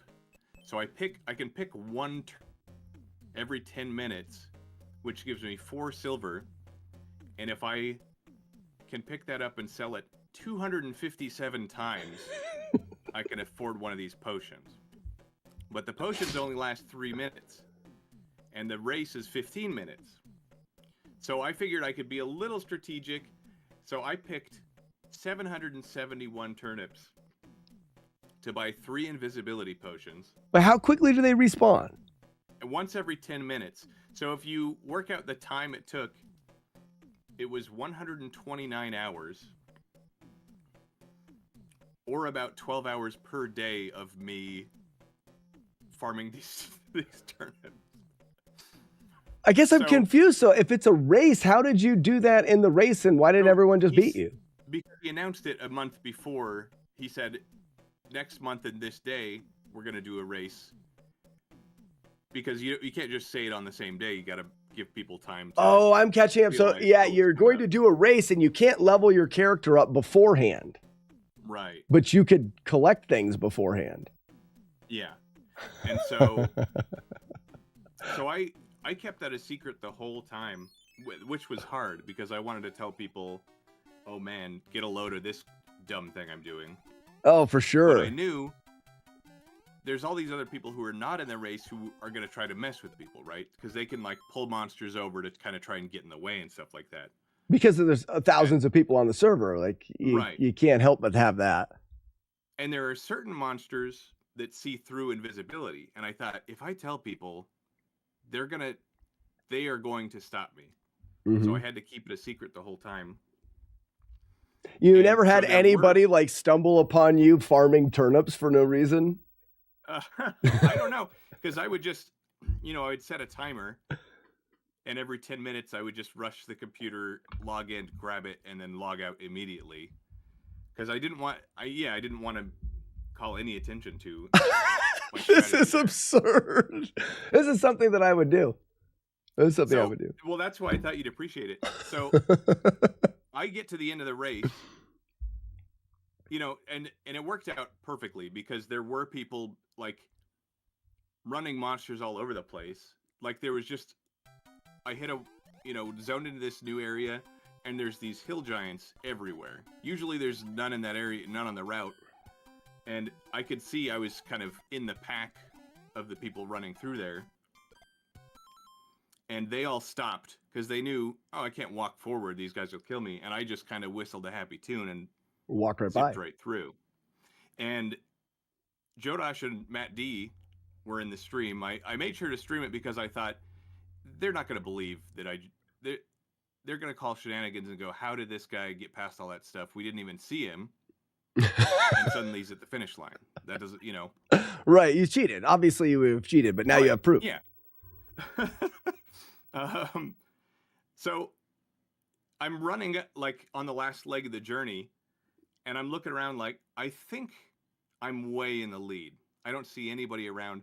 They're streaming, they have an official stream that's like, we're following the leader, like we got a person looking at first place, so they have like a cameraman. Did they know that you were where you were? No. So they thought where first place was, but meanwhile you're over here. Yeah, so they're announcing like, oh, it's this guy in first. Oh, it's a tight race. Oh, these guys got killed. And it's like, those aren't me. So you're not really looking at first place. So I make it to the finish line, and I announce myself like, hey, here I am. And silence. Like, basically they said, okay, what's this doofus doing here? We're waiting. Please move aside because we're waiting for the racers. Thank you. Yeah, the actual people playing. I mean, you cheat. Well, they didn't even think you cheated. They probably didn't think you were even in the race. No, and so that's what kind of the silence was, right? Because it's like a loop, so you could easily just be like, just go backwards and say like, yeah, it's me. I just won the race. So I think that's the first thought. But they have people along the route. And as players, it's pretty easy to get a spell or something that you can see invisible. Yeah. And there is a way to like sneak that turns you invisible, but you walk super slow. So they kind of expected, oh, well, we got to be able to see people that are invisible just in case. But they said like, yeah, we saw this guy run past invisible, but he was way too fast. So like he obviously, something was up. He wasn't one of the racers because they don't have that ability. Well, you can though. No one thought about it, but you can. So they said like, okay, we'll interview the winner, to be, verified. Mm-hmm. And I just laid it out. I'm like, this is what I did. Yep. You said, oh, what if he used an invisibility potion? It's like, yeah, that's what I did. I collected, I spent 129 hours collecting turnips. And so. Oh, it's so good. You completely broke. I mean, there was probably a competition for second and third and fourth or whatever, but how far were you ahead of second? I think, so it was like a 15-minute race. I think at least 3 minutes ahead. So you just blew everybody away. That's so funny. Yeah. And you've got it. You should link the VOD. Oh, yeah, I'll do that. Link it in the chat so people that are listening and they're curious about what we're talking about. You explained it well. Like I think everyone could follow along, but if they want to actually watch it, that's so funny. Yeah. And so, yeah, I was talking to the race organizers basically, and I said, like, I don't need the prize. I understand that this was like not with the spirit of the competition or whatever, right. But you cannot, I won. You can't take that away from me. You did, yeah, for sure. And they said, no, if you work that hard, I said it was allowed. I didn't realize somebody would do that with the rules, but yep, you're within the rule set. What was the prize? It was a nice chunk of change. I mean, it's just in-game money kind of thing. So. Oh, I see. Just something that you can use in the game. Yeah. That's fun. Yeah, I don't know what I did here. I don't think I can replicate this. I wanted to not hype it up too much, but I was happy that I was really just trying to decide, like, should I have fun and like flaunt it or keep it under the radar because people would try to stop me. So you did it exactly right. You found a loophole in the system, but instead of giving into the desire to be like, hey guys, look what I found, you were patient enough to let it pay off, which has that's hard to do. It's like when we were looking through Zelda 2 for different manips and stuff there. As soon as we found something, it's so juicy. How do you not tell people about it? But you were patient and you put in the work, and you should definitely win. It's their fault for not vetting out all of the possibilities. And I think part of it was like, okay, like technically he cheated, but he did work harder than anybody else. So we can't say he doesn't deserve to win. Mm-hmm. Yeah, I don't think I can replicate this. Well, very cool, Frosted Pears. I'm definitely going to check it out. Yeah, I'll link it as soon as I hang up here, and then that's what you got to know. All right. Mm-hmm. Very cool. You use your superior intellect to beat everybody. Very fun. Yep, and so, and the announcers I've talked about, breaking Zelda 2 and stuff, so they knew, oh, this guy. This guy. The guy that wants to put it. I mean, we put in. Tell you what, to do some of that stuff, it's the hours and hours and hours that you're willing to put into it to figure it out. Not only figure it out, but to accomplish it too. So. And yeah, I mean that's speedrunning in a nutshell. Like I would spend 100 hours to save 3 minutes. Mm-hmm. And you did. Yep. All right, thank you so much for calling. You're welcome. Thanks for having me. And that is, ladies and gentlemen, Bagoo's House of Ragu. If I could just figure out how to turn it off. There it is. Goodbye. Did it. That's a redemption that not very many people use. If you guys save up your Brazilian Nialers, you can that's a redemption. You call Bagoo's House of Ragu, and you basically can chat in the Discord call on the stream and talk about something that you're doing. If you've got an event coming up, if you've got a cool story like Jaggy Man had, give it a chance to jump on here and tell everybody about it. Sometimes Matt D does it, but then he sits there and talks and talks and talks. I eventually have to cut him off because he talks way too much. So you talked about spinning the tail before I landed. I don't know what happened in that clip. I can't replicate it again. Because even if I hit it with my tail, it doesn't fall off of the world. So the only way that it does that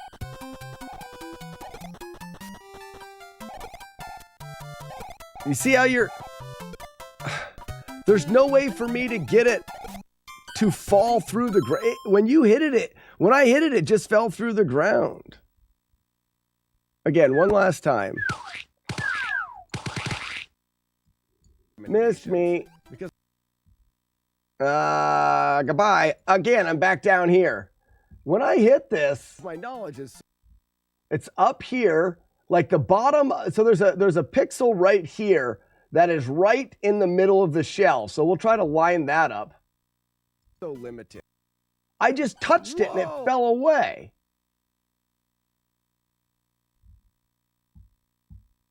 Yeah, I don't know. So that pixel that we were on is like right here. So it's that pixel. So that's too low. That's a little bit late. That's almost right. There it is.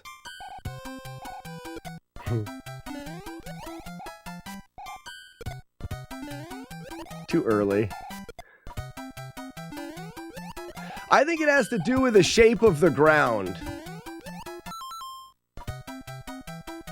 So if we look right underneath, like at the tip of my toe, that is the pixel, and he was exactly centered.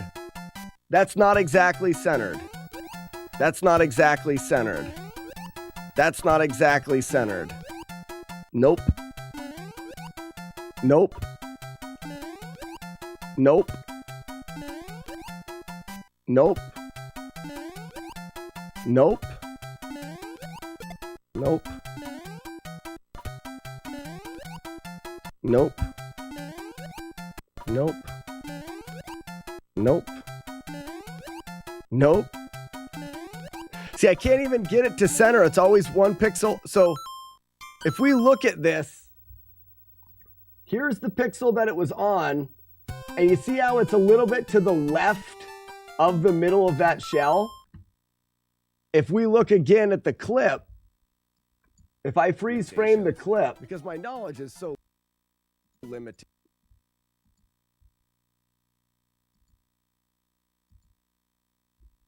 It's hard to tell,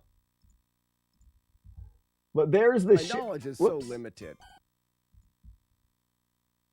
Because there's the shell, and maybe it's on the left, but it looks like that pixel is centered directly in the shell.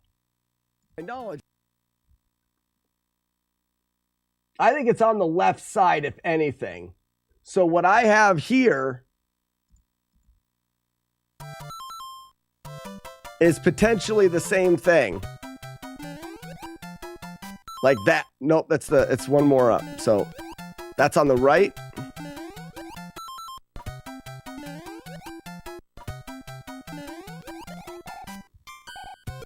So it's a little bit later.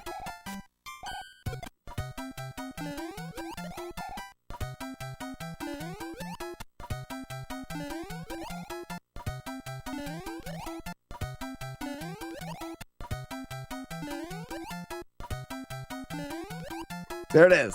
Oh, and then I loaded it.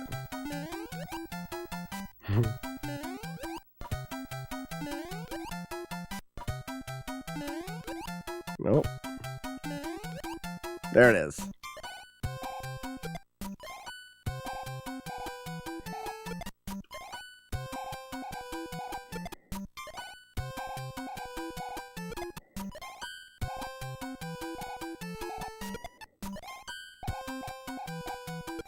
Hey! Did it!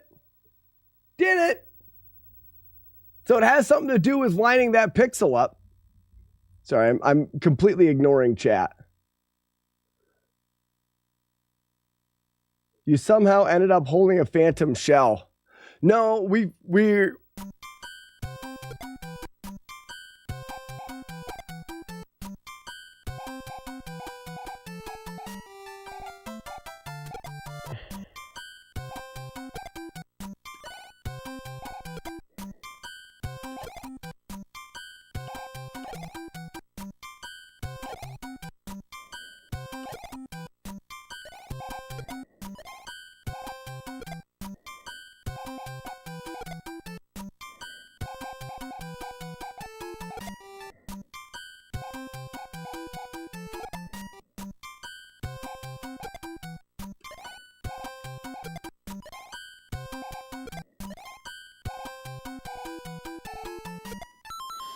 It's weird. I don't know what caused it. And people are probably going, well, why the hell do you even care? Well, the reason why I care is because I want to know what caused it so that if there is a way to make it happen, I can make sure I don't do it again. Through checking this, I can be pretty sure that I'll never have it happen again. It seems very random and very unlikely that I'm ever going to be able to have that happen again.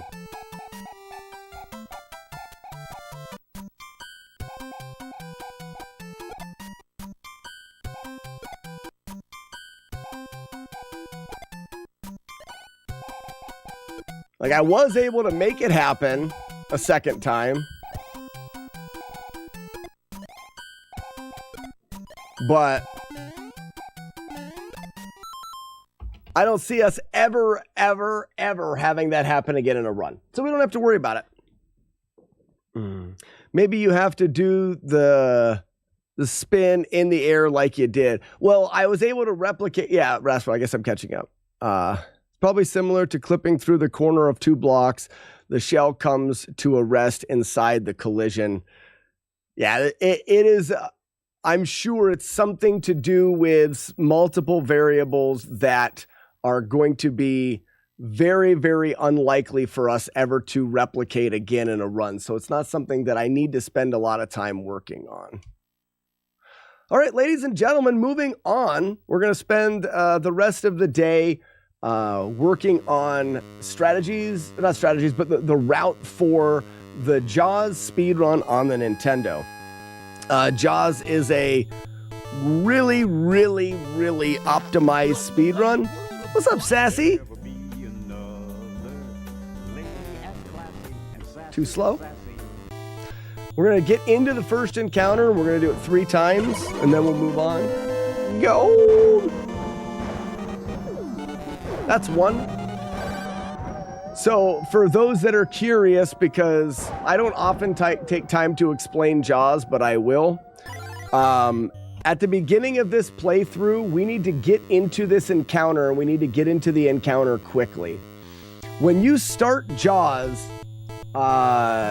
you essentially, right now, there is a list of events that can happen. It's the list of RNG. It's an RNG table.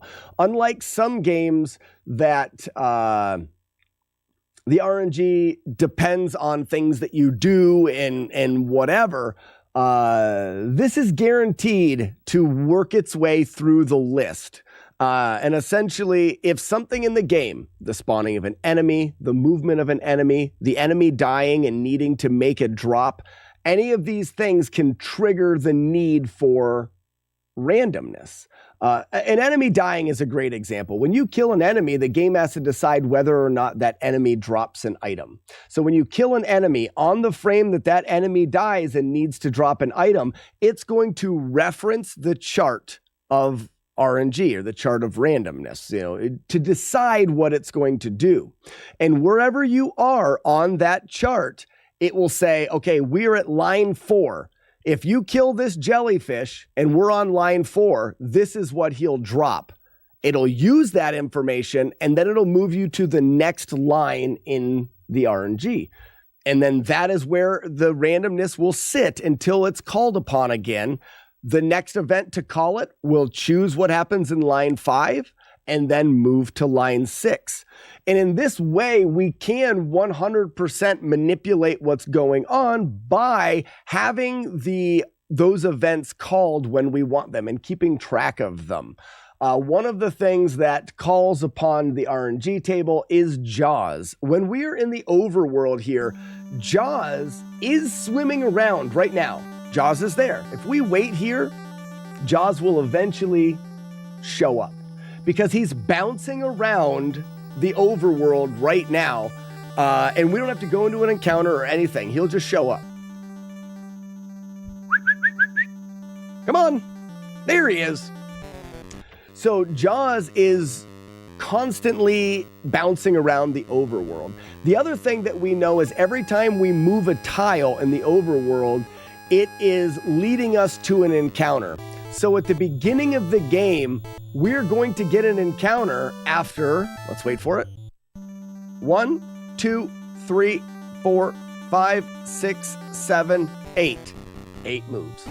So we're going to get an encounter after a certain amount of tile movement. When this encounter is over, the RNG tells us how many moves we get to make again before we get another encounter.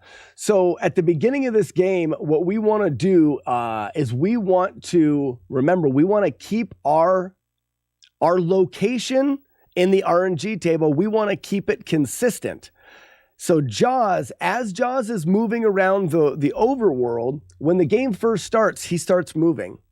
When he hits a wall or a barrier, he triggers the RNG to tell him which direction to move next. So he moves, he hits a wall, he looks at the table of RNG and says, I'm going to move right now. And then that RNG is moved to the next spot. We work our way through the table.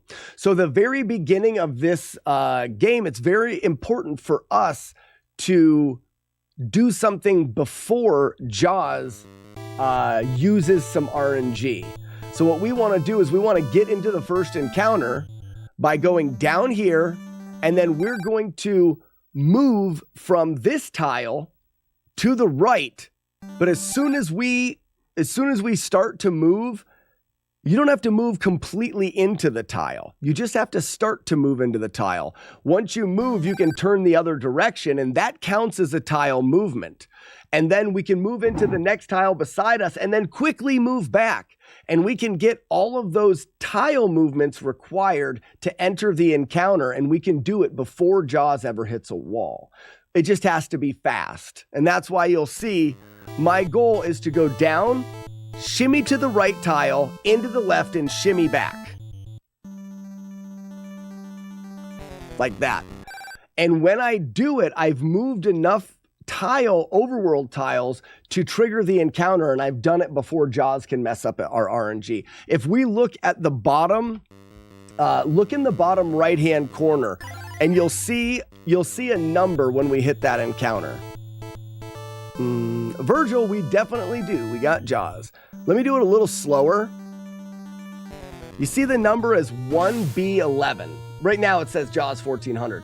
But right before we went into this encounter, it said 1B11. That's too slow.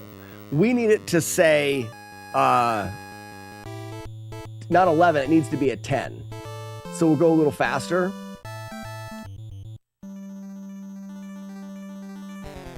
(1B11). That's too slow. I'm not getting into the encounter before Jaws is messing up the RNG. So I gotta make my shimmies faster. That was a little bit too fast. I missed the actual. I'm not getting far enough into the tiles to make them count. I missed the right input.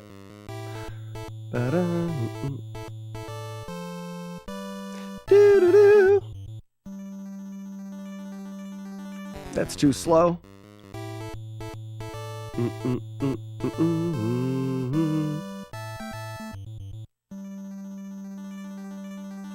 That was almost perfect. Canasto says, oh my God, love Jaws. This is a great game. Casually, I think this is a really good game. The speed run it's absurd. It's fun, but it's absurd. There it was. So you could say it said 1B10 in the corner. So now I know that I've entered this encounter with the RNG at the spot in the table that I want it to be.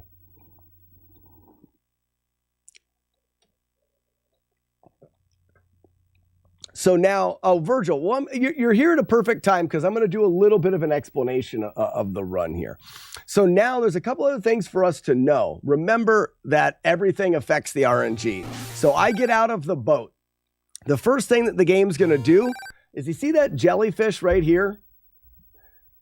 The game's code says spawn a jellyfish. Well, when a jellyfish spawns, it can spawn in one of 16 locations. 0 or 1, all the way on the side, and then working to 15 or 16 over here. 0 through 15 or 1 through 16, depending on how you want to label it.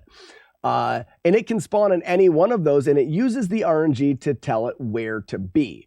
Now, here's a good example of how the table goes. If I'm right here, the game is going to say, because of where we are in the RNG, the game is going to say, spawn the jellyfish in location 16, which is right here. Now, there's some conditions to the spawning. If the character is over top of the location, so this is 16. If I'm in 16 position myself on my X, if I'm in 16, 15, or 14, when the jellyfish tries to spawn, it will look at that position in the table, say, I need to spawn at 16. Wait, the character is above me. Go to the next layer of the RNG, and where should I spawn there? And we could probably see that. Oh, I can't do it because I can't get in his way soon enough. So we can't actually do it there. But I'll show you here with another one.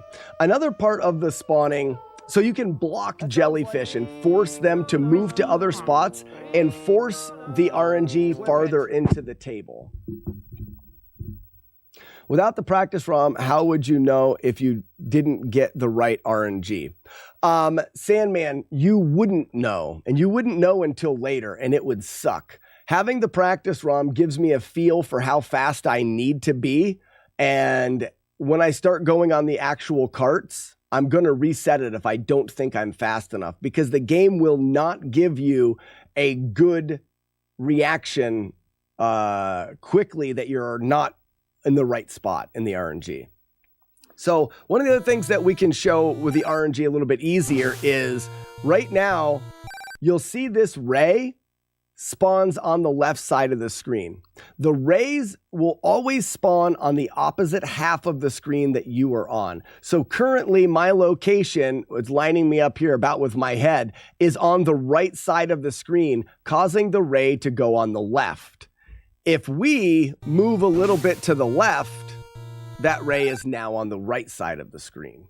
Similar to being able to affect where the jellyfish are, we can also affect where the ray is going to spawn. But remember, when they're spawning, they're using the RNG. So by movement, we affect their spawn, but also we're affecting how quickly or how slowly we're working through each of the layers of the RNG. It's at the fifth spot in the RNG and goes to 6, 7. Every time the RNG is used, it moves down one spot in the table. So to begin this, we're going to move to the left a little bit. That's going to spawn the ray on the right. And we're also going to shoot to kill that jellyfish as he's moving up. Boom. And that's the first spot of the movement of this encounter. Now, I'm going to start shooting when this ray is at this little bush, and I'm going to shoot 3 times. So it goes 1, 1, 2, 3. And what that's going to do is those 3 shots are going to kill the ray and the jellyfish that is spawning right here, but it's going to make sure that the ray dies sooner. Let's say that we killed the jellyfish before the ray died. If that case, this ray would not be dropping this crab. Because if the ray dies and we're on the 3rd row of the RNG, it's supposed to drop the crab.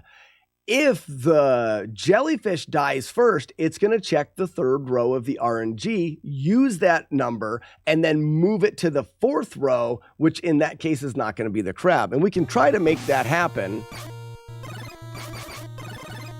It's going to be very hard to do, I think.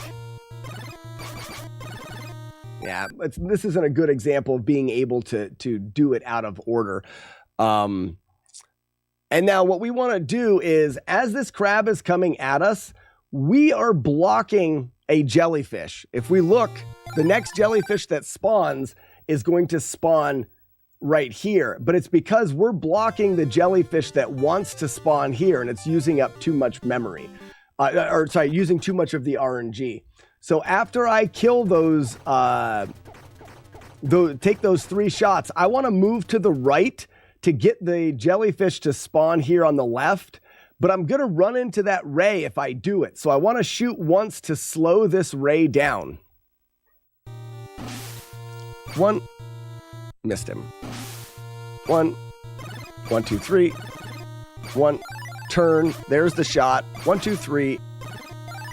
So there's a very important thing that has to happen there. As I'm shooting through here, I got to make sure that not only am I in the right position and that I'm killing the right enemies in their right positions, but they're also dying in the right order. I was saying it just a second ago, but one of the things that I need to do is I need to let this ray die and drop a shell before I collect the crab. So you'll see I move to the left. We'll see it right here. So right here, the game is dropping a crab, and I've shot enough to kill that ray. The RNG is in a spot where if the ray dies, it's going to drop a shell. If I collect this crab, the game will spawn another enemy, and that enemy is going to use the RNG from the table that I want the ray to use to drop the shell. So if I collect this, it actually happened quick enough there. But if I collect that quicker than it dies, I won't get the drop I want. So the amount of precision in the actual gameplay, and I'm not going to go through every step, it would just take really long, but the amount of precision in my location, where I'm killing, where the enemies are spawning, is all creating the exact outcomes that we want. It's funny because it looks like you're kind of playing the game, but instead every move you make is and to a and Virgil, exactly, and it's to such a high degree. Let me collect that quicker. I move too fast. Go. 1, 2, 3. I shot too quickly. Go. Missed it. Shoot. 1, 2, 3. Move. Shoot. Turn. Shoot. 1, 2, 3. Grab. And now you get a jellyfish on the left because I moved too quickly. So the jellyfish that's supposed to spawn right here that I get a shell from is over here. And because I collected the crab early, that ray that I shot didn't drop a shell. We need a certain amount of shells. Every shell that we're getting is scripted. We need every one of them to be exactly right. Not only does it keep the RNG intact, but it gives us enough for the power level we want to fight Jaws. So when I turned here and collected that crab too early, it ripped the whole thing.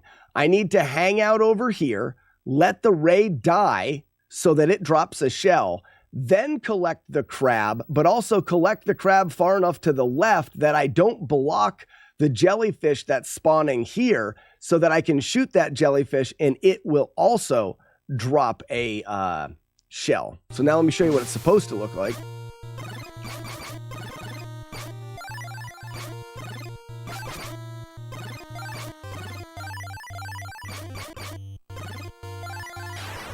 All of that is exactly what we need to do. So that's the first encounter. I'm going to save it right here. So similar to the first overworld section, we're in the second overworld section, and we need to do those little shimmies out of tiles and into tiles, and we need to do them very, very precise again so that we can get into the next encounter exactly where we want for the RNG. We're going to move to this tile here, and then what we want to do is we want to break into the next tile by a pixel, maybe 2 pixels, and then we're going to immediately turn around to break back into the tile behind us and then turn to move forward again. So you shimmy in, out, over. So you're going to do kind of like 2 shimmies in there, 2 quick movements in there. Then we're going to continue traveling to the right, and we're going to go up 1 tile, shimmy out of that tile twice, very, very fast. So it's 4 different shimmies, and they all need to happen in less than 30 frames. So we need to shimmy in and out of these tiles 4 times in less than half of a second. It happens incredibly fast. Let me see if I can do it.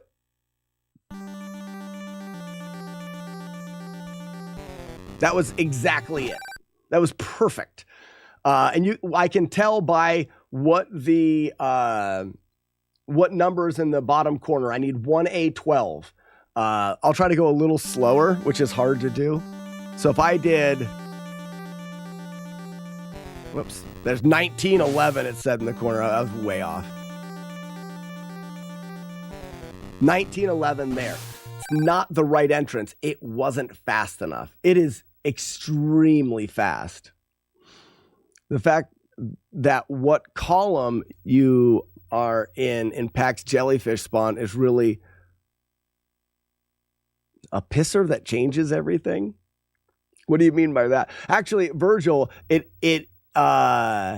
makes the game. Is this an SMB3 hack? Death Clonic. No, we did a couple playthroughs of Mario Brothers 3 this morning. We've moved on. I just didn't change the channel. We had a full run of Mario 3 with 2 hits. It was a new PB. Knowing that the jellyfish will never spawn underneath you is a huge tool that you can use in casually playing Jaws. As a casual playthrough of Jaws, the jellyfish can never hit you. I'll show you what I mean. The only way a jellyfish hits you is if you move into it. If we go over here, as long as we don't move left, the jellyfish will never spawn underneath our feet because the game's code won't allow it. If it tries to spawn underneath our feet, it chooses different RNG and it moves. And the ray will always spawn on the opposite side of the screen. In the corner, you're completely safe. So that knowledge kind of breaks the game as a casual standpoint. The reason why we get hit casually is because we swim around. As long as you're not swimming, you really won't get hit. You can just collect shells and just sit in this corner. But that's not very much fun. So we're going to go back to what I was showing before. All right, let me try to do it again. Okay. The first one wasn't correct. I missed the second one as well. There it was. So again, that was a perfect, there's 4 different shimmies in less than a half a second. So just don't play and you're safe. Death Clonic, almost exactly. Don't play and you're safe there. A lot of games have small loopholes in it that people don't. Who's going to try to play this game and not move? Nobody. You're going to play the game and move around. It's moving around that's what makes it difficult. It's kind of ironic, really. Jaws no hit is easy. Yeah. I'll show you. We'll play through Jaws. I know we're doing the speedrun stuff, but let me show you what you can do to beat Jaws without taking damage. We're going to let one ray there move down. So we're going to do what I did just a second ago.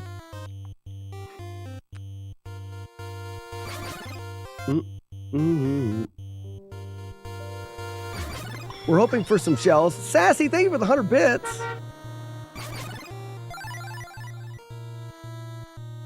Wow, speaking of extremely fast, NES Fest is coming up soon. The contact form is now live in the Conventionally Talk channel. I can't fucking wait. Oops, fucking pooped. Thank you, Sassy. That is right. I should bring that up.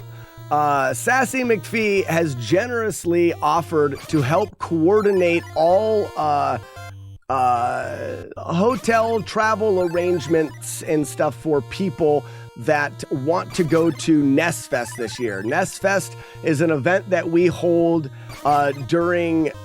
All right, so from here, we're just going to move. Jaws is going to be right to the right there, and we're going to go around this island to avoid him. Getting an encounter right there, and then doing the same thing. I guess I'll want to kill these guys. There we go. We'll do the same thing. So NES Fest is held during Retro World Expo, which is in August in Hartford, Connecticut.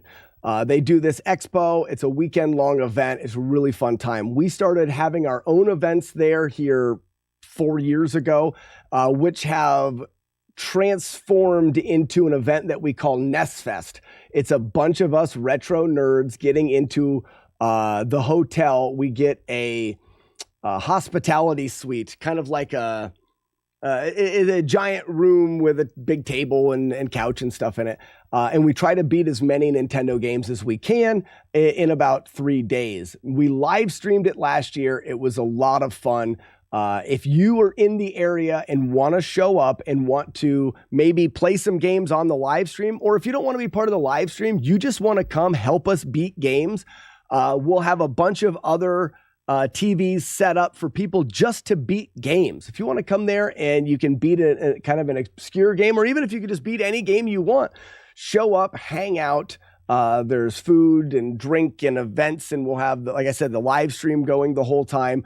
At any time, you can go to the expo, which is, we hold our event in the same hotel as the convention is. So you just take the elevator downstairs and go to the convention, and there's vendors, and it's just a really, really good time. But because we had such a boost in popularity of the event last year, we're figuring there's going to be a lot more people this year. So we are encouraging everybody, and probably going to require everybody, if you want to go to our little event and be part of it, you reach out on the Discord to Sassy. She has a form to fill out. You're letting us know, it's just some basic things, when you're going to show up. Have you got a hotel room? She can help you with the hotel room. We're not really scheduling who's playing what games. This isn't games done quick. This isn't is it Murig? Thank you for the raid. I'm pronouncing that wrong. Murig. Thank you so much for the raid and welcome in, everybody. We're just talking about NES Fest a second. As far as the event goes, it doesn't matter how fast you play the game. Doesn't matter at all. We're just trying to have fun and play the games. It's more about hanging out and a bunch of people getting into the same room and playing. So there's no schedule for who's playing what and at what time they're playing. Mr. Nintendo, thank you for the gifts. Murig, welcome and enjoy your complimentary bag of nuts. And again, thank you for the raid. But as far as keeping track, get a hold of Sassy so we know who's going to be there, when people are showing up. If you have hotel rooms, this will help us when someone says, hey, I'd like to go too, but is anybody have an extra room at the hotel, an extra bed in a room? People can save money by pairing up, but we can't do that if we don't know who all's coming and where they're going to be and stuff like that. So it'll be really, really helpful for everybody. Even if you've been there before and you're like, oh, well, I'll take care of it all. Please reach out to Sassy so that we have it all written down and we know where people are going to be and stuff like that. So that is my spiel on NES Fest this year. It's going to be a really, really fun time. So if you're going to be in the area of Hartford, Connecticut this summer, consider making the trip. I know there's a lot of people that are traveling from across the country to make it. It's a really, really good time. Okay, what was I doing? Oh, I'm beating Jaws without damage, the easy way.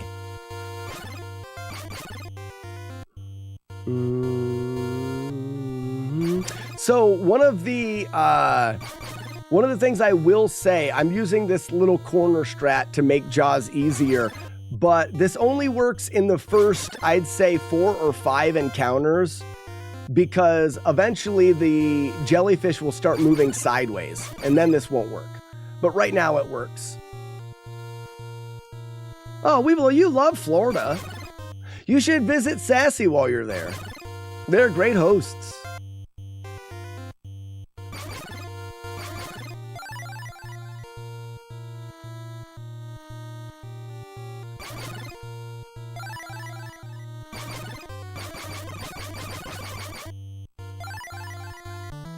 And as far as you want, as far as it goes, just press the button here. What does it really matter?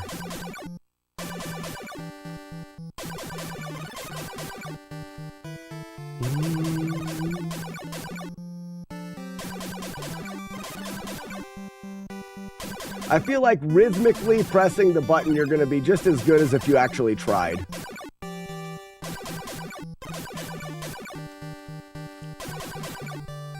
So you didn't wreck my entire childhood with this strat, just the first portion. Well, so there's no reason to go any farther, though, so it still kind of does. Yes, you don't have to worry about, or you can't sit in the corner for all of the encounters. Game just froze up. Weird. We'll do it again. How's the stream been today? It's been very good. Murik, we did our Super Mario Brothers 3 attempts today. Had a... Where are you at? Pew pew. Had a 2-hit playthrough, which is our first 2-hit. So a new PB. That was weird that the game froze up. It's kind of a boring way to play Jaws.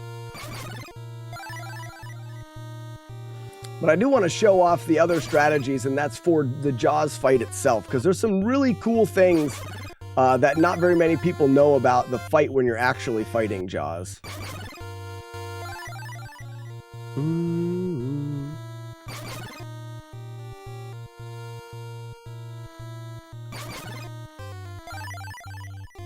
Now, if you want to get a higher power level than power 3 for the Jaws fight, then you are going to have to go into more encounters. But the way that I'll show you to fight Jaws, there's no reason to have a higher power level than 3. Hello. Avoid him around this side. Same thing.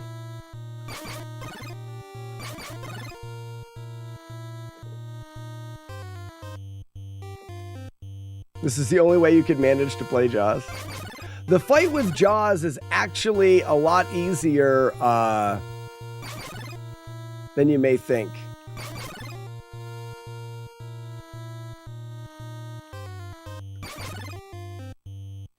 We'll get there in a moment. We only do, we'll do the bonus scene and then one more encounter. And then we'll fight Jaws.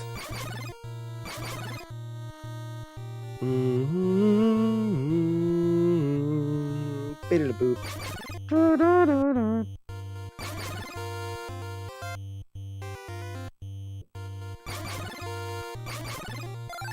I've always struggled with the second phase, never got a good lineup. Klitz, I'm saying that wrong, am I? Klizzit.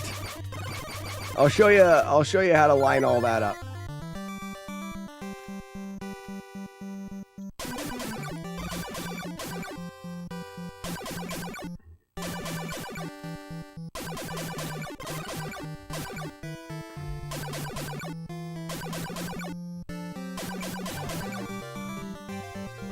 No, I won't. It froze up again. I'm not going to show you. So,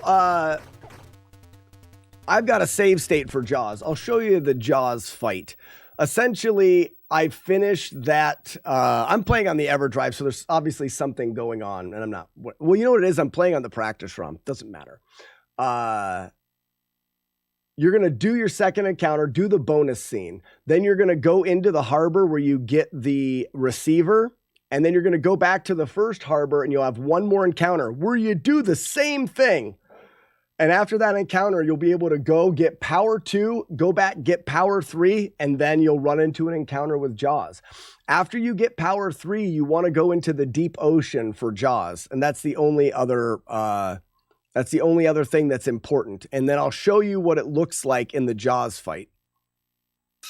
And then I'll show you a speed run of Jaws, a speed run fight of Jaws.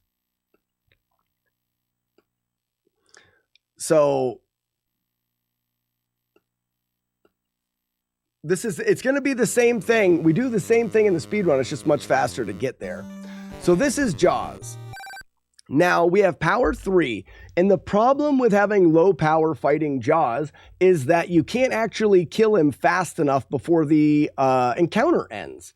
But what we found out was it's not really what you think when you're thinking about how long the encounter will last. The encounters don't last a specific amount of time. the encounters will last as long as the enemies are still there, besides Jaws. So essentially, with the Jaws fight encounter, it has, I think, 23 different enemies that it will spawn in. After they've spawned in and you've either killed them or they've unloaded, the encounter is over. So if we sit here, fun fact, you can sit on the top of the screen and Jaws can't hit you.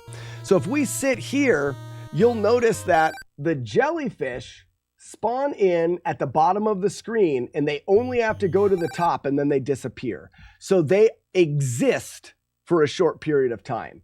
The rays are going to spawn at our Y level and all they have to do is travel across the screen and then they are done. Jellyfish, gone. Rays, gone. Now, if I move down here, the rays now will spawn in at my Y level. Also, the jellyfish will spawn lower and it'll take them longer to get to the top.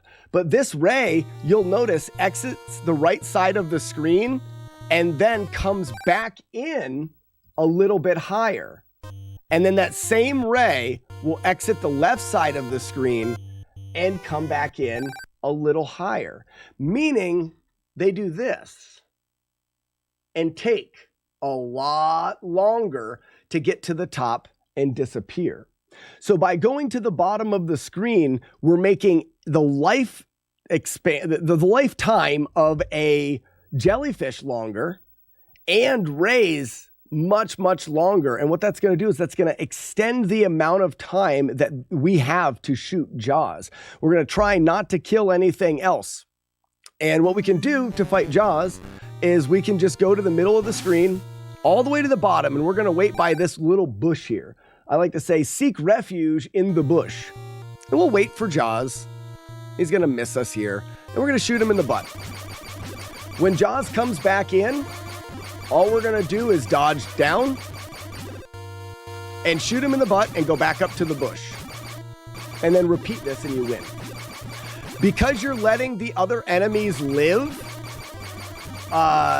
see how long it's taking for those jellyfish to unload? They're still there. So we're just going to go down and back up, shooting Jaws in his butt. We don't have to chase Jaws. We don't have to do anything.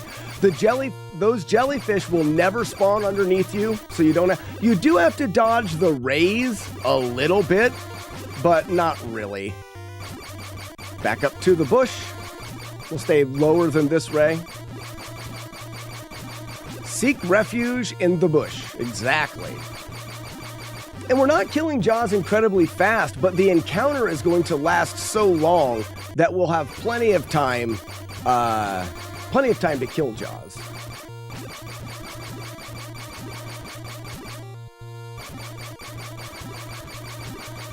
Well, actually, this encounter's a little bit different because this is the speed run. I'm sure it will still work, but there may be a little quirk to it, but I think we'll be fine. You can see Jaws is almost dead, and I've really done nothing.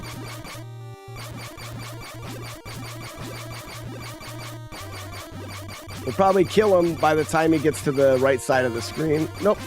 Before he gets to us, he'll die, though, I'm sure. Yeah, there it is. That's Jaws. Now, here's the kicker, just so you know, this screen will last forever. Most people are trying to line up this shot, and they're so nervous that they're forcing it.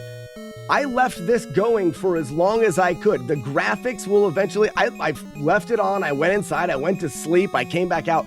Eventually the graphics will glitch out a little bit, but you're not rushed for time. And you have 3 strobes. The strobe is what makes Jaws pop out of the water. So what you want to do is you want to just choose one side to be on. Just choose a side. I'm going to choose the right side. I'm going to stay on Jaws' right side. And I'm just going to follow the right. And there he is. He's going. And he goes right. I can line up. Boom. I would have hit him. If he goes straight, you just stay on his right side. If he goes right, you can follow him to the right. So right now, follow him to the right, and he's going left, and we couldn't hit him. Essentially, we're taking and we're getting a 2 out of 3 chance of being able to hit him. If he moves left, there's nothing you can do. I'm going to stay on the right, he goes right, and he's going left. Nothing I can do. That's fine. So if he moves straight, we can move over and hit him when he's straight. If he moves right, we can hit him there. What we're trying to do is, you see this black line that's about at the tip of my boat? We're waiting for the bottom of Jaws' fin to line up with that black line, and that's when we strobe. So I'll give you an example. All right, we're on the right side. Jaws moves right. I missed him there, so we're not going to waste a shot. Stay on the right side. Wait for him. He's moving left. He's moving right. Well, move back left. That's no good. Actually, I could have got him there, but I wasn't doing that.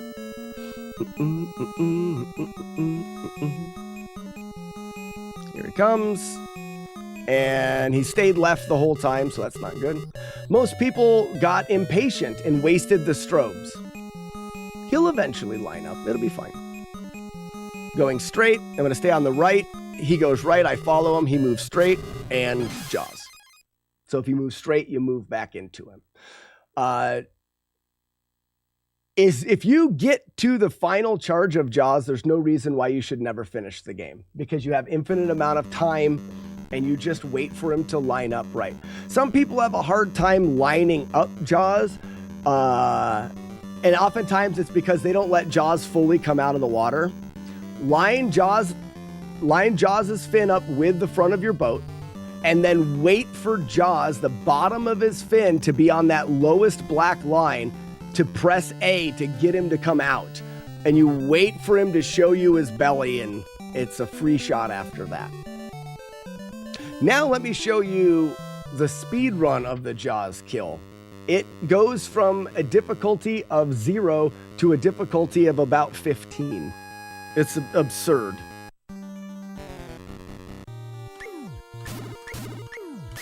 Reset. Rip.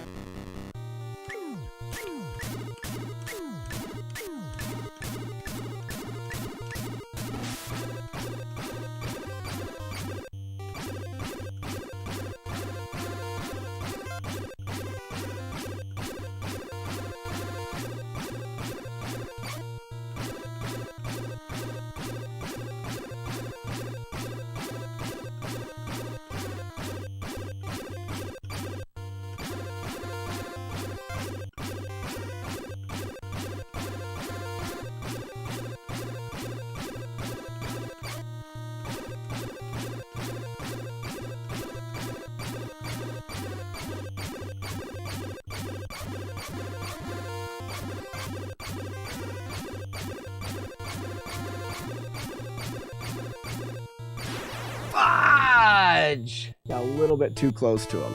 Wasn't bad. It was a little bit of a slow fight, but not a bad fight. Right, Weevil of Doom. We yacht him right directly in his gill hole. Right in his gill hole.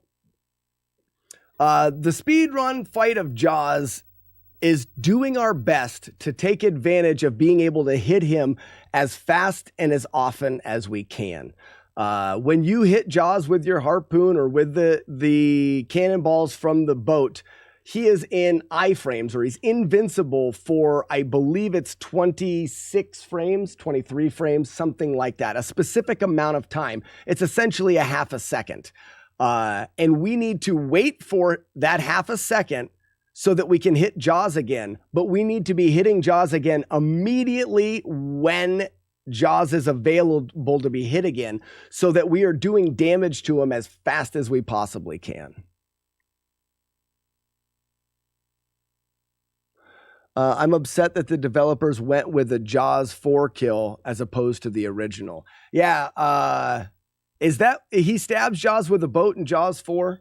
I can never chronologically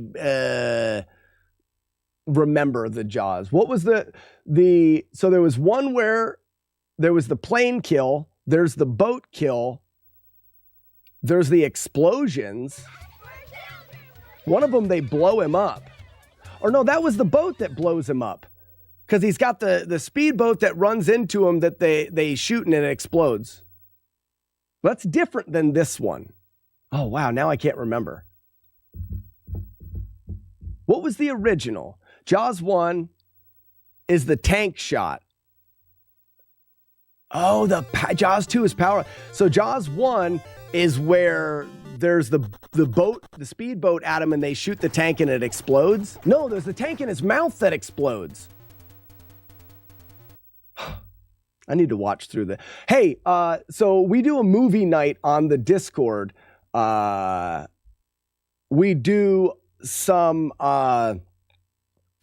movie themed movie nights. So April 14th, every year we do National Burt Gummer Day, where we watch all 7 Tremors movies back to back to back to back. And then on St. Patrick's Day, we watch Boondock Saints. We should watch the Jaws trilogy, or well, how many Jaws were there, even with the bad ones? We should sit down and do the Jaws marathon where we watch through all of the Jaws movies. What day of the year would it make sense to do that? Well, isn't there Jaws week?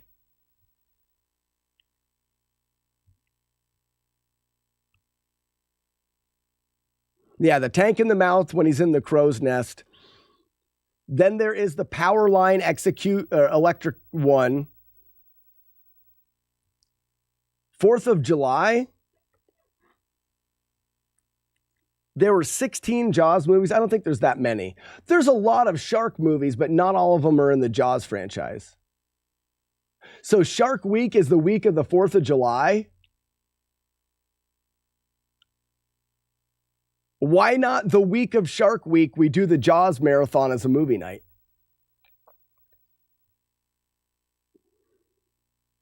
So whatever that Friday is, well, actually, if it's a marathon, it may have to be on Sunday. I feel like our marathons, if we can do them, should be on Sunday. Sharknado is a different movie. Jaws 3 was the 3D one where they blew him up. Jaws 4 is where he got stabbed by the boat. And I think also exploded.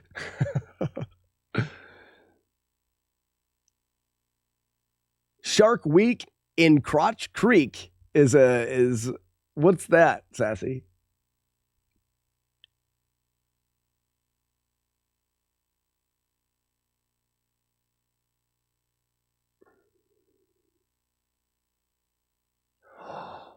Oh, wait a minute.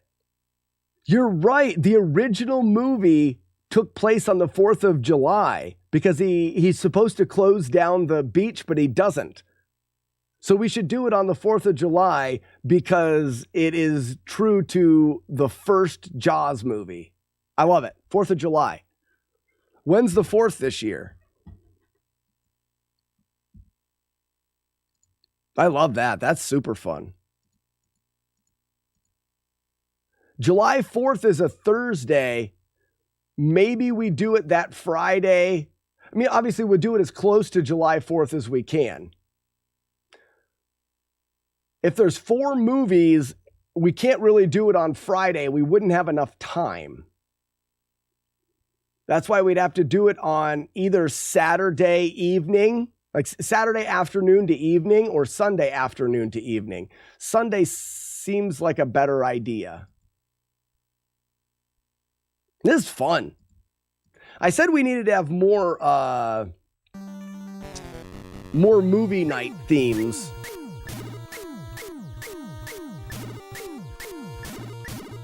Way too slow.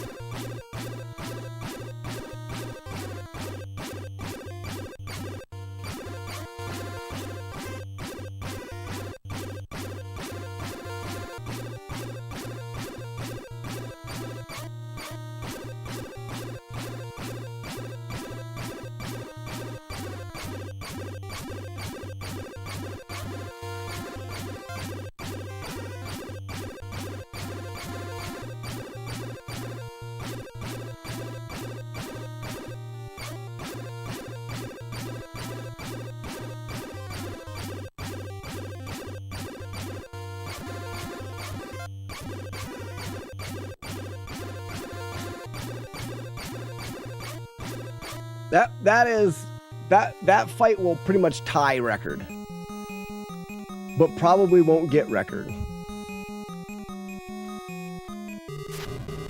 All right, all the time.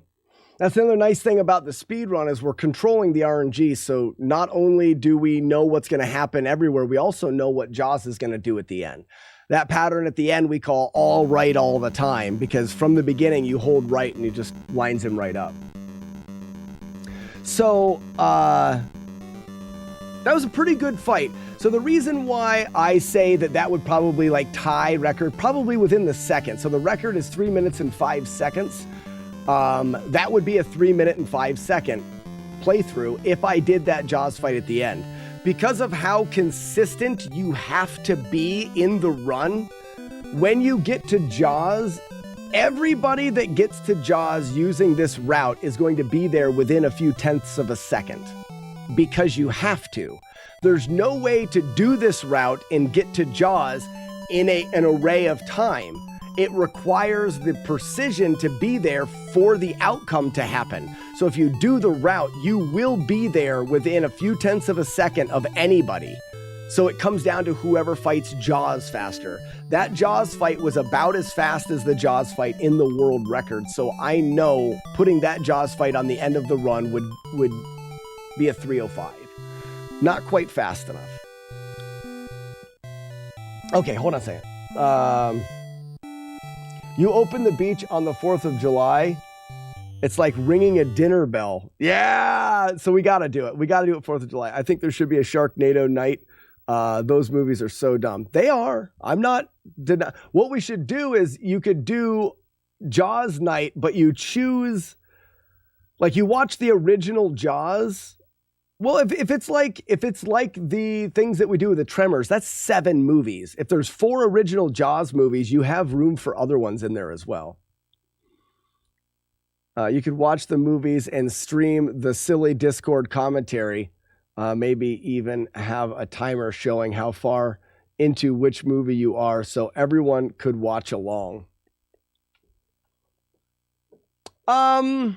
It's a kind of an exclusive thing. Movie night is for Tier 3 subscribers on the Twitch stream. Tier 3 subscribers are a huge part of what allows me to stream, because unlike a normal $5 or $5 subscription, Tier 3 subscribers are like $25 a month. And to have that is one of the main reasons why I can stream. So I want to do something extra. These movie nights are for Tier 3 subscribers. Now, I do say this, we like to have, and it doesn't always happen, but we like to try to have one movie night a month. If you go to the movies, just period, if you go to the movies, you're going to spend $25 or more. So I like to say, movie night itself pays for itself, because you get the stream all month long, but you also get to have movie night with us, which is a bunch of us dorks hanging out, eating snacks, drinking beer, and having fun watching movies. And we normally watch more than one movie. So it's really worth your subscription to the channel to be part of that. Mm-hmm. I see the Tier 3s still get the benefit of being in the Discord call.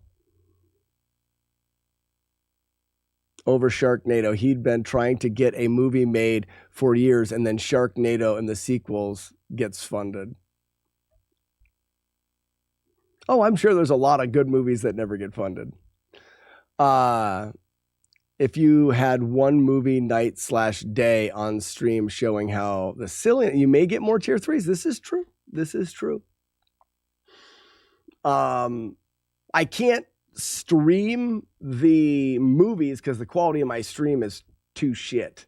But we could record the audio. Nah, it's exclusive. It's exclusive. If you want to know what it's like to be at a movie night, you know how to get into the movie nights. That's how I'm going to do it. It's also easier for me at that point. All right, let's go. We're going to keep jawsing it up. One more Jaws fight.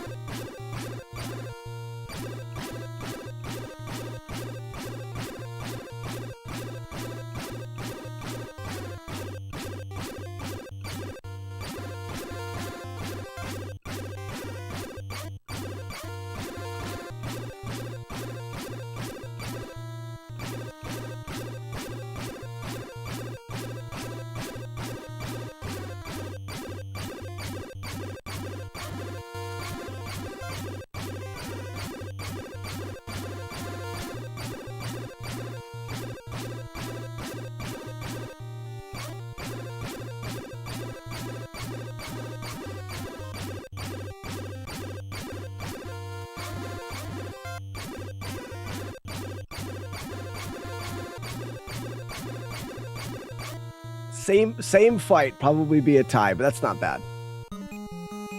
Oh, forgot to move. I'm probably gonna miss. Get there. Nope, we got it. I forgot to move. You learn fun things on movie night, like beware of Joey Primo's. Yeah, you gotta beware of Joey Primo's box. Also, the strength and the bond that can be developed by two people over reg nudes. How would anybody ever know the power of reg nudes? You'll never know. Movie night. If you had one movie night, oh, I already read that.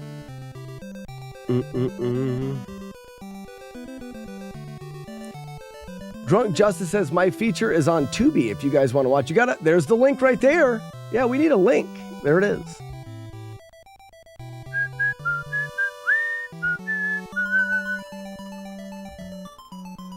Oh, I watched this. Yeah, Drunk, you sent that to me a long time ago. But that's the trailer. That's not the full. Was there a full feature?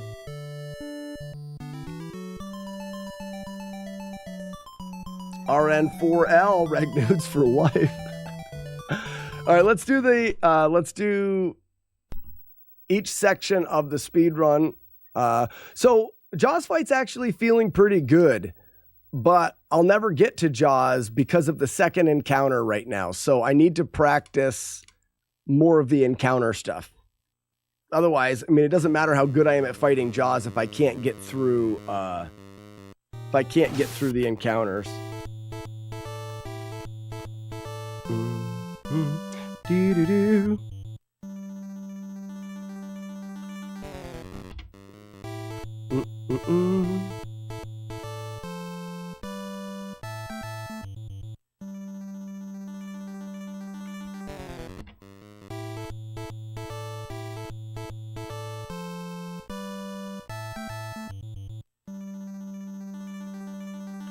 There it was.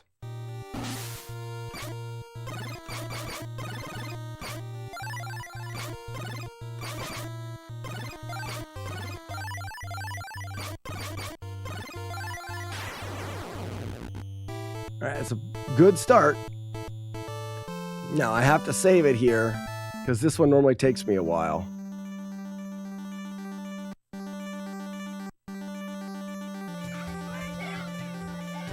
Nope. My first shimmy was bad. Second shimmies were bad. First shimmy was bad. There it was. All right, tap.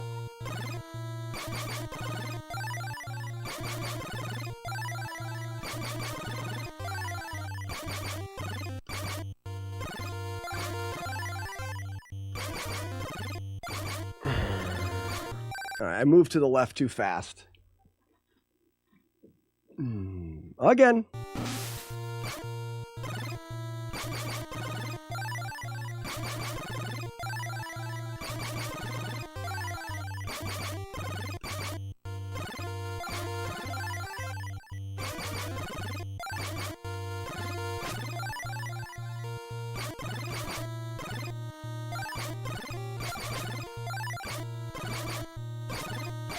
I moved to the left. It was the right timing and everything. Piss. So right now I'm upset because this jellyfish needs to spawn about where I am. It needed to spawn earlier. I needed to wait after this kill. I can never remember to wait after the kill. What's up, Cards fan? Where you been? Oh, is it broken? The internet has dropped, I don't know, 12 times today, so I'm not surprised that it's broken.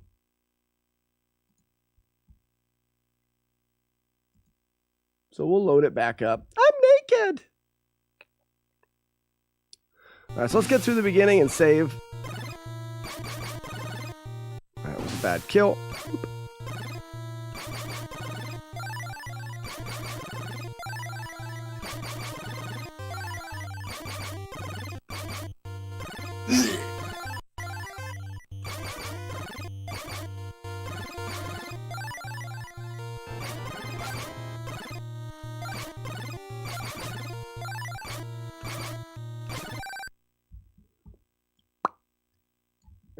Wrong game. The claw. Claw's our master. Claw chooses who will go and who will stay. I have been chosen. Where have I been? Been busy with my work. Been reduced to lurking. How did SMB3 go? New PB got a 2-hit. Got a 2-hitter with 2 silly hits. It was a really, really pretty good playthrough. That's any day now. Any day now.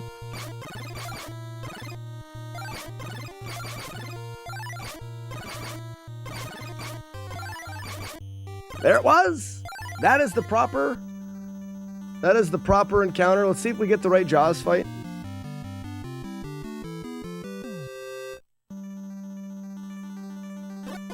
So we have one more shimmy, but it does not have to be lightning fast. It's right there. That's fine. So we should see Jaws' fin come out of the water right there. There it is. That guarantees us that we will get a deep encounter Jaws with him coming from the left in all of the spawns, and it'll happen in 3, 2, Jaws. You see Jaws is flashing orange or yellow there. That's because this ROM is a practice ROM, and it shows us Wallies in iframes. So you can see how fast Jaws moves, but when I shoot him, whoops, let me get up here. We gotta go 1 pixel down. When I shoot him, he turns yellow and slows down. But the yellow is the half a second he's in iframes. So we want to keep him in iframes.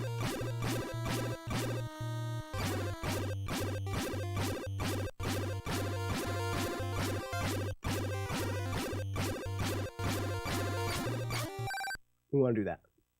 And this allows us to see. I actually do not prefer to play with Jaws on the practice ROM. I don't like that he changes colors. It throws me off. It's weird. But I do need the practice ROM to practice this ending.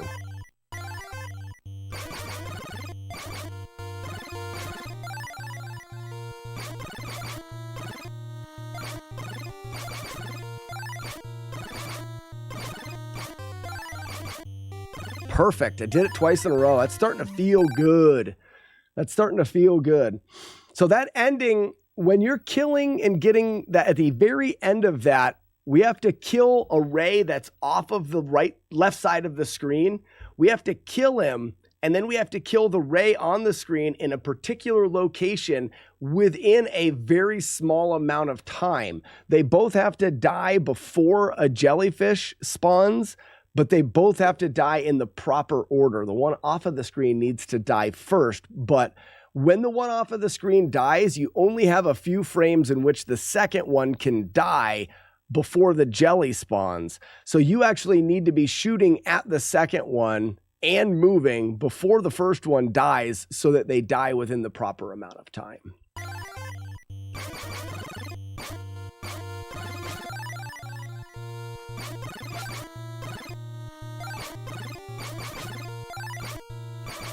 So I shot too early there.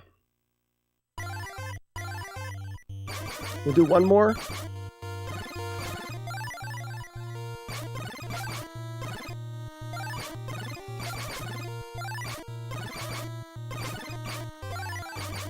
Did it again. It's perfect. All right, let's go back to Jaws fights. We'll do a couple more Jaws fights, and that's going to do it for the stream today, guys. We had a 2-hit PB in Super Mario Bros. 3, which is very cool. I need to edit some videos. On the YouTube channel, I still need to put up the Street Fighter 2010 Flawless Run. It's not up there yet. So I've got to look back and find that. And then I should put up one of the Battletoads playthroughs that's decent. I haven't edited a Battletoads yet. And then I should put up this 2-hit because this 2-hit was pretty good today. Well, there was a lot of weird conversations and I stopped for a long time. Maybe I won't do the 2-hit. I gotta go back here. Jaws, select only. fight. I think that we have a chance. If we started doing Jaws runs, I have a chance to get to Jaws. I have a chance of doing everything right. It's pretty low, and that's why I'd like to practice the encounters more. I don't want to do a ton of Jaws runs. I want to do practice, and then when I go to do runs, I want to get it. So, too fast.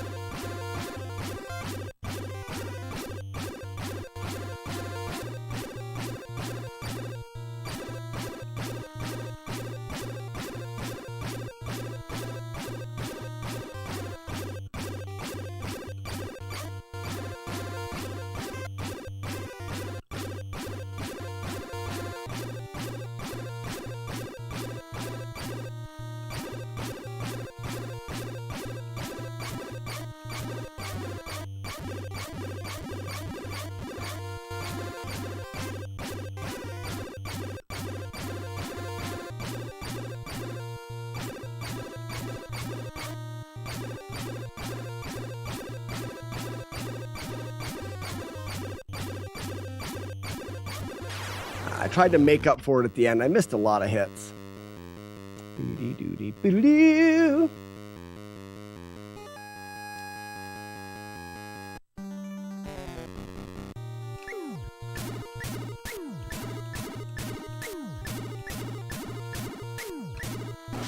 Missed.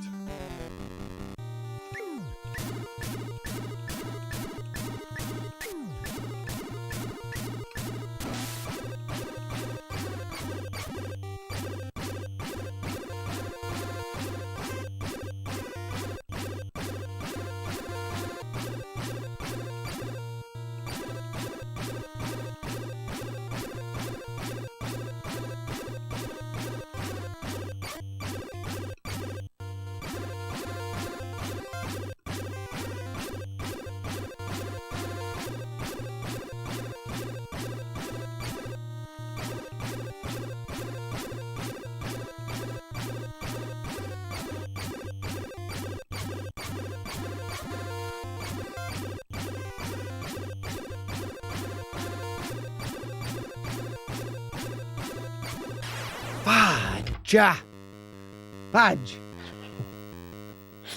This is one of the most nerve-wracking fights and the most nerve-wracking spots in a speedrun ever. The highest heart rate I've ever documented on stream is like 182 beats per minute, and it was in a Jaws fight.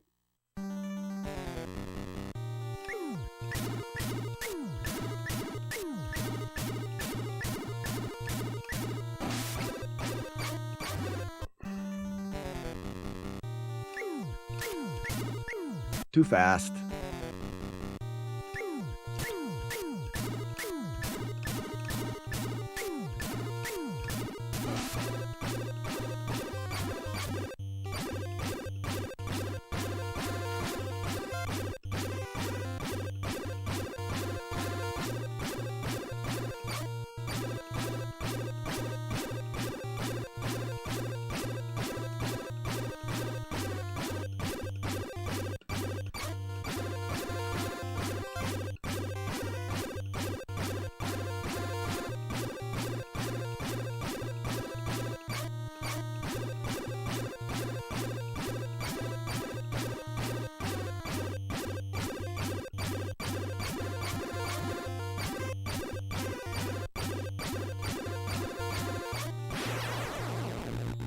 My hands are hurting now.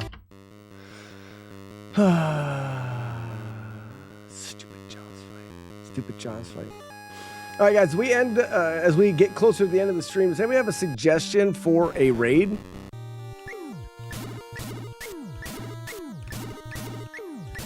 Too fast.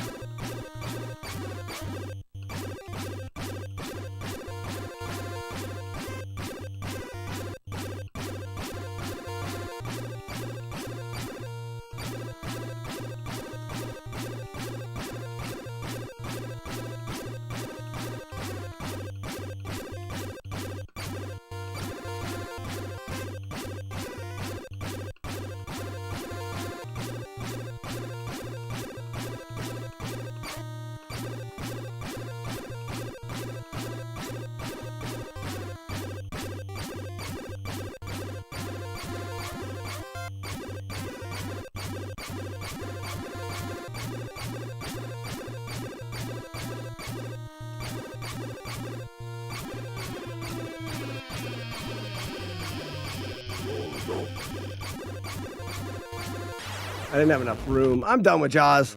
That would have been really, really, really, really good.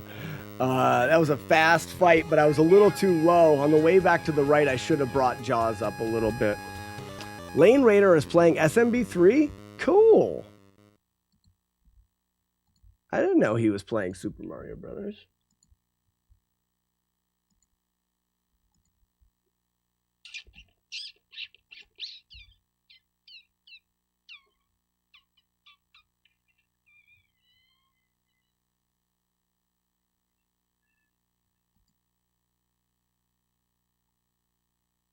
I don't see him on. Well, maybe, I really don't know. Maybe I'm not following Lane Raider. It looks like it. How does that happen? That's crazy. Back in Ninja Gaiden and in the MASH and the competitions and stuff, I know I was following Lane. No, Lane Raider is a good suggestion for a raid. All right, ladies and gentlemen, that is going to do it for the stream today. I've got a couple meetings to go to. I got to get up with Ugly Owl. Hopefully it works out. Our plan for Ugly Owl is to, we're going to try to work out him coming here from Canada before NES Fest, and he's going to help me brew beer for NES Fest. So we'll do a live brew stream from the brewery here for the beer that we're going to brew for NES Fest coming up in August. So that'll be really cool. Hopefully we can get that worked out. All right, first off, we're going to say goodbye to TikTok. No, but I don't even say goodbye. I just stop it. Like, goodbye. You're out of here. So TikTok is now gone. Let's give the raid message here to Lane Raider. If you're unfamiliar who Lane is, looks like he's doing speed runs of Super Mario Brothers 3. Really, really good. See you, Weevil. Bertha. Let's get rid of that. Today, my name is Bertha, but tomorrow, my name will not. So let's get rid of that. He's a really, really good Ninja Gaiden speedrunner. He's done some mashing and some kills in Ninja Gaiden that I don't think have yet been repeated, which is really cool. And if you guys are following along with me in my no damage Mario Brothers 3, it may be fun to watch a speed run. I don't know much about the speed runs, so there you have it. Ladies and gentlemen, if you got the Slack Pack Wolf, be sure to drop it in the chat and wish Lane good luck on his speed runs. And we will see you guys tomorrow. Goodbye. Goodbye. See ya. What the hell are you doing here?